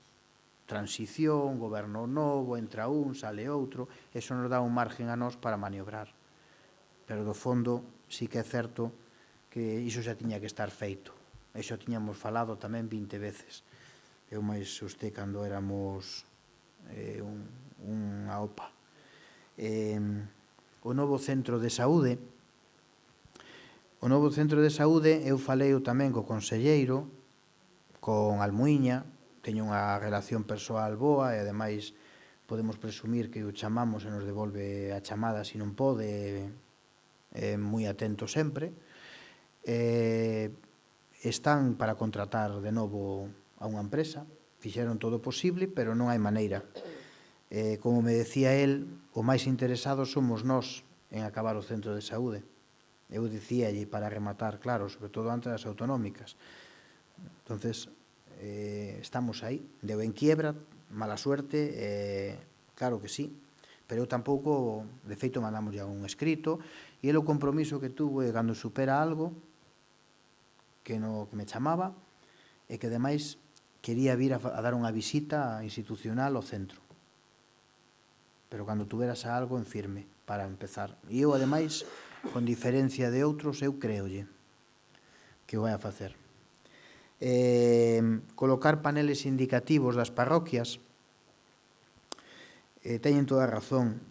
Eu falaba con un arquitecto o outro día do Concello si estaría disposto a facernos un boceto, en canto nos saldría e tal, de uns modelos tipo de paneles indicativos que foran marca un pouco Gondomar, pois diseñados dunha maneira, co Concello e tal, para pôr en todas partes canto nos saldría pois ese diseño e demais. E o arquitecto en cuestión, que non vou decir o seu nombre, por aquilo de tal, pero, sin embargo, co cual mantemos unha boa relación, ela mantén con Gondomar de maneira altruista en moitos actos, que son coñecidos e notorios, díxome que iba a facer algo, que me iba a facer algo para eso, e que ademais non me cobraría nada, pero tiña que darlle algo de margen.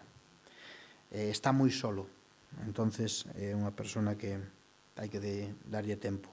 Pero sí que a idea era facer uns paneles para todos as parroquias, centros culturales, pero non o típico aí marco de aluminio e tal, sino algo máis, a idea algo máis bonito e algo máis que fora máis identificativo co Concello.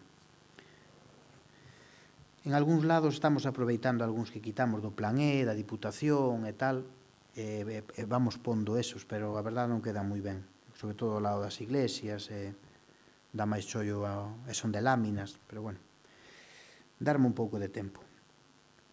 Actos no centro neural. Os actos do centro neural, que eu saiba, se están dando, se lle está deixando igual ao persoal. En algún caso, cando hai, digamos que se solapa un acto con outro así, digamos que lle damos preferencia á formación e non aos partidos políticos, pero tamén nos pasou a nós. Pero de principio, pois, o dos partidos políticos un pouco se fai, Josué, porque como normalmente se acaba máis tarde das 10, como a policía marcha, pois aquilo sempre che dicen, hombre, ten medidas de seguridade, están dentro, armas, todas esas cousas. Sí, pero nos dicen... Perdón, eu diríjome a Josué porque é o que estaba levando eso. Antes falámalo, eu máis tiñamos falado desto, non porque o haya pedido. Entón, cando son partidos políticos e tal, como moitas veces están hasta as 11 da noite ou tal, pois é mellor deixarlle a Casa da Cultura ou calquer outro baulo que non sea onde está a policía e tal, fais un pouco por evitar eso, non porque non entren ali. E como nos liamos sempre a falar, tamén é violento dicirlle, mire, tenen que marchar. Pois se lle deixa a Casa da Cultura, non hai ningún problema en ese sentido. A Casa da Cultura, o que fixemos foi dividila, quitar o plafón este que había abaixo en registro, utilizámoslo para arriba, e aí fixemos un archivo para guardar todo de asuntos sociais, igualdade, algo de cultura. Temos un problema de archivo, non hai onde meter cousas. Está o arquivo ocupado, urbanismo ocupado, o secretario xa onde estaba antes a interventora non lle colle máis. Entón, ali, como aquilo estaba que non se usaba prácticamente tal, cerrámolo por onde era a tarima, fixemos ali un archivo para todo asuntos sociais, todo eso, e do outra parte vamos a facer unha sala de formación, pois pintar eso de blanco, meterlle lez, colocar as sillas, e aí van coller sobre... Non, é grande, Durán, vai a miralo, parece máis pequeno, pero ali collen tranquilamente 50 sillas para unha aula de formación dun momento dado que daría unha de apoio, non? E utilizalo, porque ao final non se utilizaba para nada. Entón, por lo menos, ter un aula ou ter un sitio onde se poida tamén compaginar, e sobre todo por o centro, por o tema do arquivo, que non había sitio.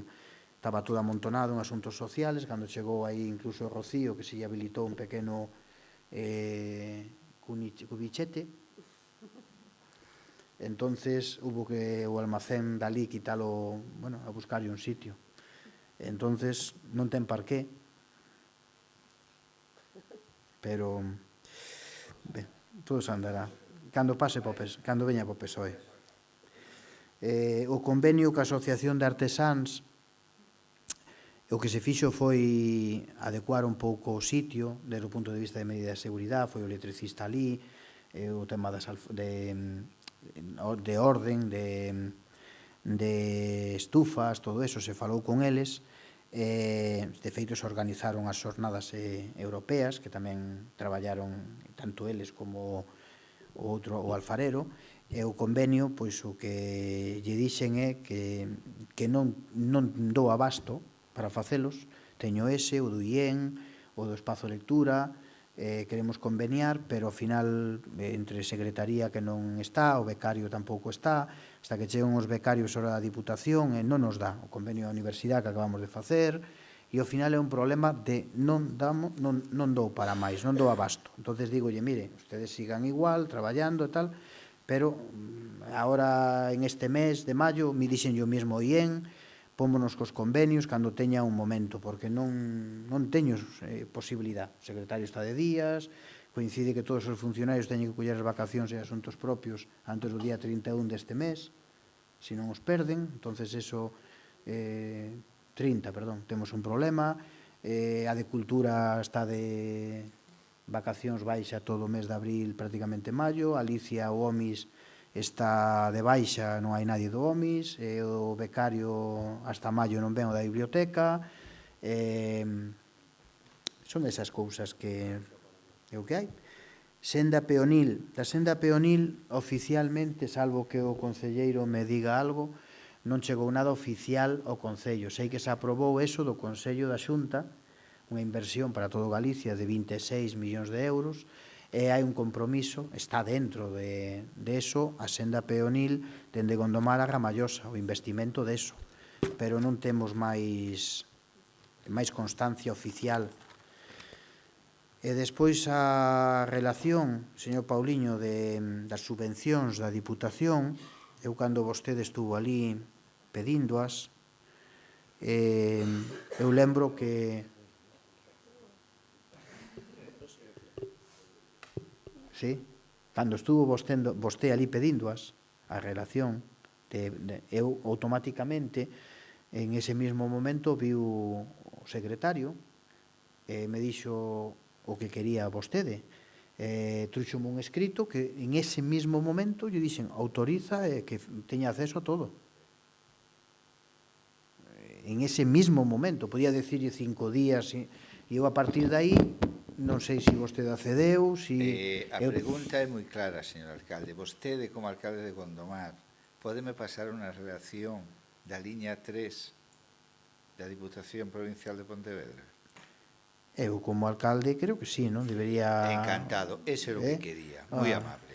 Eu acórdome, a ver, está ben, non? Pero sabe o que nos dicían outros, e agora entendos? Oiga, ten usted o expediente aí, acceda a eles, que era... pois é outro tema, porque eu firmeille para que vostede pudera entrar como entra, por todos os despachos da alcaldía, secretaría, bueno, alcaldía non, alcaldía, iso son palabras maiores, por todos os seus sitios, como perico por súa casa. E iso, eu sabe que non teño problema. Eu dígolle, automáticamente dixen ao secretario, sí, firma, que mire, que estude, que traballe os proxectos, e eu, a verdade, daba por feito, ademais, mirei traballar tanto esta semana da fotocopiadora que pensei que estaba fotocopiando todo o archivo, sinceramente. Perdone, Entonces, mañán quero unha relación, non lle vale, en serio, non lle vale acceder, porque a relación, ao final, tampouco lle vai a valer de nada, porque se imos carretera de non sei de que, tendrá que mirar o investimento, canto vale, non? Línea 3 é cultura? Vale. No, hombre, a ver, sabe que é normal que que estuvemos tan liados en facer o plan, o novo orzamento novo, que ten que entender que estuvemos, o orzamento quitounos moito tempo. Entonces, a min iso, bueno, non dá para máis. Ai, perdón, Natalia.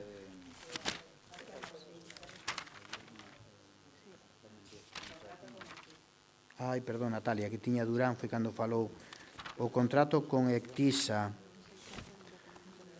Sí. No, é que tiña Durán anotado e despois en Salgueiro, sí. Recollida ao lixo, que ademais é un tema interesante que me gusta ademais que me faga esa pregunta. Como todas, a mí me encanta esta última parte do pleno, porque aparte me relaja. Me relaja. O de Tisa, mire, tome nota. Non lle mirei nada. Non lle mirei nada. Dixenlle que o día seguinte iba a facelo e non lle mirei nada. Dixenlle ao Araúxo, dixenlle ao concelleiro para que tal, e eu non mirei nada. Digo a verdade. Non lle bota culpa. Dixenlle, Antonio, temos dous temas, isto e isto, a ver como facemos. Pero a verdade, eu, sinceramente, nin me olvideime. Tamén tuve unha semana moi mala, tamén lle digo. Non. Claro, é que o tema é que quedou en Tisa de pasar unha proposta. E tamén teño que decir unha cousa. A ver, o de Tisa é pedir a ver se cae algo. De eso, eles que fagan a proposta, bueno, contra o vicio de pedir está a virtude de non dar. Entón, habrá que falalo e discutirlo, ainda. Pero ata agora non chegou absolutamente nada. Por certo, quedou de mandar tamén os PDFs da reforma dos que falamos, que tampouco chegou nada ainda. Entonces, a proposta non chegou tampouco. Ben, señora Durán está, non? Entonces, señora Salgueiro, o tema da recollida do lixo, que é un tema, seguimos igual que estábamos antes, pagando a GESECO as facturas de 70 e pico mil euros todos os meses, co canon de Sogama incluído e tal, máis ou menos, non me quede tampouco como facía o señor Guitián, co informe de reparo de intervención e todo o demais, aquel acordo, bueno, aí estuvemos, a concelleira daquel momento estuvo facendo unhas valoracións para municipalizar o servizo, facendo estudos e tal, e despois, xusto cando tiñamos aí unha empresa que nos iba, uns técnicos que nos iban a asesorar para facer o pliego de condicións, pois foi cando abandonaron o goberno, pero, sin embargo, xa estaban apalabrados, digamos, eles para facer todo. Eu seguín facendo con eles eso, se lle mantuvo o contrato, estuvemos traballando todo este tempo, prácticamente un día, dous por semana, sempre co secretario, para que non nos puxera ningún tipo de problema da contratación, eles facendo os seus estudios, optan por a privatización, non por a municipalización, optan eles, vale, pois vendrá a decisión política, e argumentan e tal, nós estuvemos onte con eles, a mediodía, si, pode saber, pero non me acordo da empresa, Juan Guerrero e... Sí. O que fixeron o... Deixei contratado unha empresa que era a empresa que iba a facer, que estaba encargada de facer un contrato provisional con GESECO, mientras non se decidía se remunicipalizaba ou non, para que, mientras tanto, ese período transitorio fose legal e se solucionara a situación que hai, e aparte se pediron 4 ofertas para estudios de viabilidade da municipalización. Agora están mezclando... No, entonces, perdón. Entonces, lle explico como foi o tema. Sí, ten razón. Adianteime eu, pero pensei que esa parte que a tiñamos controlada antes de marchar e que habíamos falado. Había unha empresa que o que iba a facer era encargarse de facernos un convenio transitorio de 6 meses por outros 6 meses entre GESECO e nós para reforzar o acordo que tiña o señor Guitián, darlle un carácter de legalidade, tal, bueno, habíamos traballado en eso, ¿no? Despois de estar estudando eso, foi cando me dicen que non o miran, que ao final eso é igual de ilegal, un convenio non se pode facer, ou facemos un contrato, ou aí nos podríamos meter en un follón, que eu se firmo eso podría incurrir en responsabilidades, que era mellor deixar como estaba o que estaba, o señor Guitián, e porse a facer un pliego de condicións e sacar o servizo. Me advertiron do riesgo que podía incurrir en acabar na Fiscalía. E tamén o secretario, unha vez que se escoitou, pois tamén entrou un pouco a duda. E eu, cando me dixeron así, xa salín correndo, obviamente. Entonces, o que dixen é, non, pois vamos a facer un pliego de condicións, xa que estuvemos este tempo pagando con reparo e todo máis, pois seguirei pagando uns meses, prioridade total, para sacar o servicio. Entonces, ese contrato que tiñan de asesoramiento para facer o convenio, que se ao final non se chegaba a un acordo, non cobraban, que era así como estaba, o se transformou en facer todo o estudo e o pliego. Entonces, agora están co pliego de condicións feito, que vai ser un contrato de servicios de principio 4 máis 2, consensuado co secretario, demoslle moitas voltas, e iso, esta semana, porque onte estuvemos aínda, o secretario non está hasta o luns veñen a traelo, señora Natalia, veñen a traelo o borrador. E eu marquei un cronograma, do pliego, sí, a súa opinión. Eu marquei un cronograma con eso. E dígolle calé, dixen, eu cando teñades o borrador ese, consensuado co alcalde, co secretario para que este todo ok, nos lo pasades ao goberno. Eu lle traslado aos membros do goberno, nós. Botámoslle un vistazo e automáticamente quero convocar a todos os concelleiros ou portavoces, decidan vostedes, cos dous técnicos, darvos unha copia de todo para que o miredes con detenimiento, traballedes en el, e por un día para quedar con eles. E entonces aí, dúbidas que teñamos, non sei que, porque sabedes que isto é un tema, hai tecnicismos. Contratación, pliegos, adjudicación, valoración, todo eso. Que estemos todos ali, sentados, e que as dudas se as fagamos a eles. Porque eu digo vos de corazón, que mal queda eso, a mí me dá igual unha cousa que outra. Eu quero que sea unha cousa consensuada entre todos e que sea o mellor pliego. Eu non mirei aínda. Entón, falarémolo, e a idea é esa, que o fagamos entre todos, e traelo, hai que facer un estudo que ainda non se sabe se ten que vir a pleno ou non. Depende se pasa o 10%. Inda que non pase, eu si podo traelo a pleno, prefiero que pase por o pleno.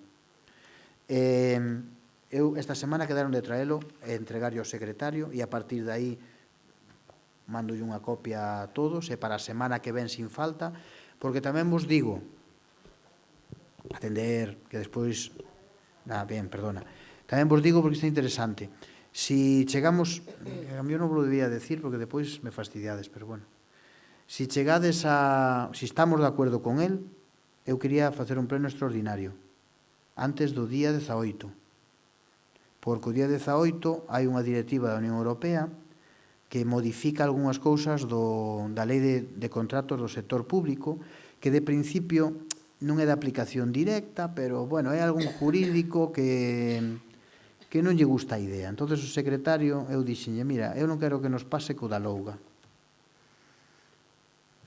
Se hai que facer un pleno extraordinario para que se faga, e non haya ese problema, facémolo. Por eso que si está todo ok e o miramos máis ou menos, a miña intención vai por aí. Sí, para que, salvo que me diga mellor, mira,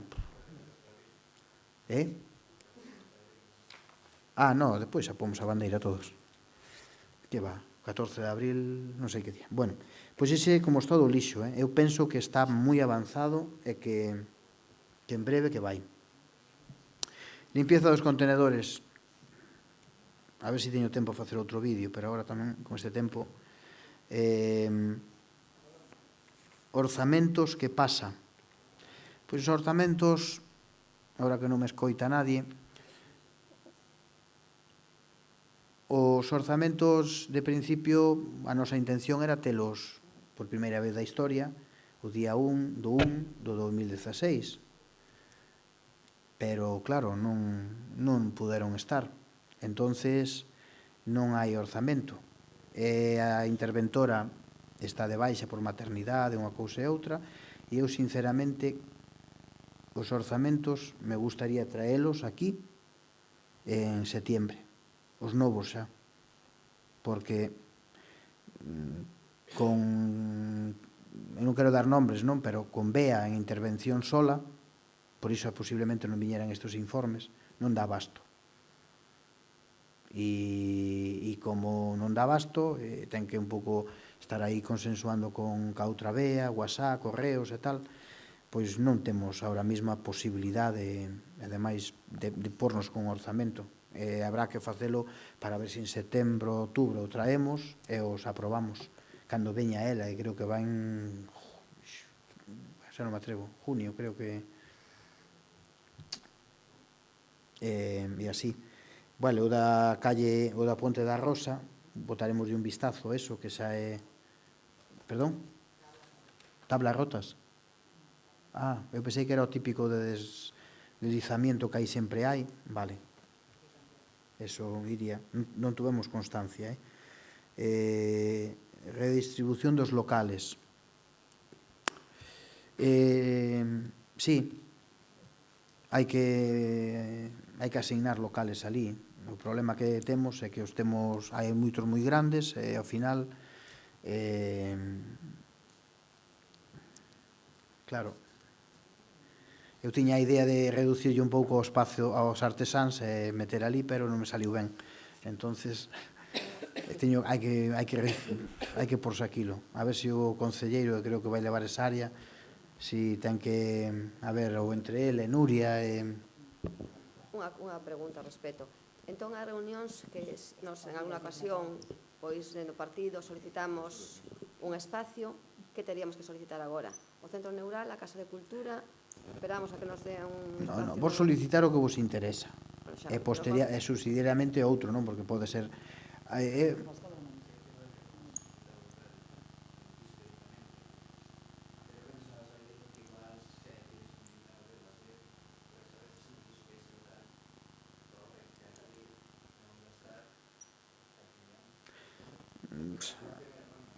Sí, bueno, moitas veces sabedes co da alcaldía. No, eu me acordo falar desto con o jefe da policía, con Costas e tal, e un pouco era, como nós marchamos ás 10 e moitas veces quedan ali e tal, pois o típico, por medida de seguridade, ali temos cousas, isto outro, si aos partidos políticos se lle pode dar outro sitio, que sempre quedan hasta máis tarde, non é formación reglada, sempre un pouco máis de debate, nunca sabes quen... Entonces... Claro, neste sentido, bueno, nos creo que xa manifestamos que o Centro Neural era un espacio un pouco para, pois, a título de fomento do emprego, estaba o viveiro de empresas que apareceron ali, estaba a policía xa cerrando, e agora a única aula que temos un pouco disponible, que realmente que ten accesibilidade para poder ir calquera, se tampouco vamos a poder dispoñer dela, non sei hasta que punto... Non, eu non lle digo que non poida, a ver, que pasa? Claro, cal é entón a resposta? No, a resposta é que... Podemos pedir, como dixo o señor Araúxo, non? Ante o vicio de pedir está a virtude de pedir. Vos estades pedindo a Casa da Cultura.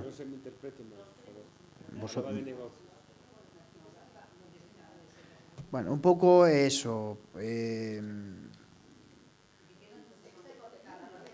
No, queda Centro Neural, despois onde está o CDL hai tamén quen pide aulas ali, que tamén hai. Xa sei. Sí, hai que ter necesidades.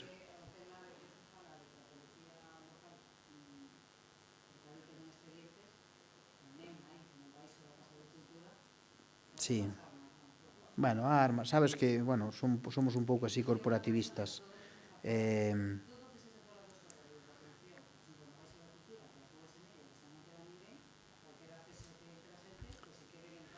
Bueno, se ese é o tema, non se lle vai a prohibir a nadie estar ali. É un pouco...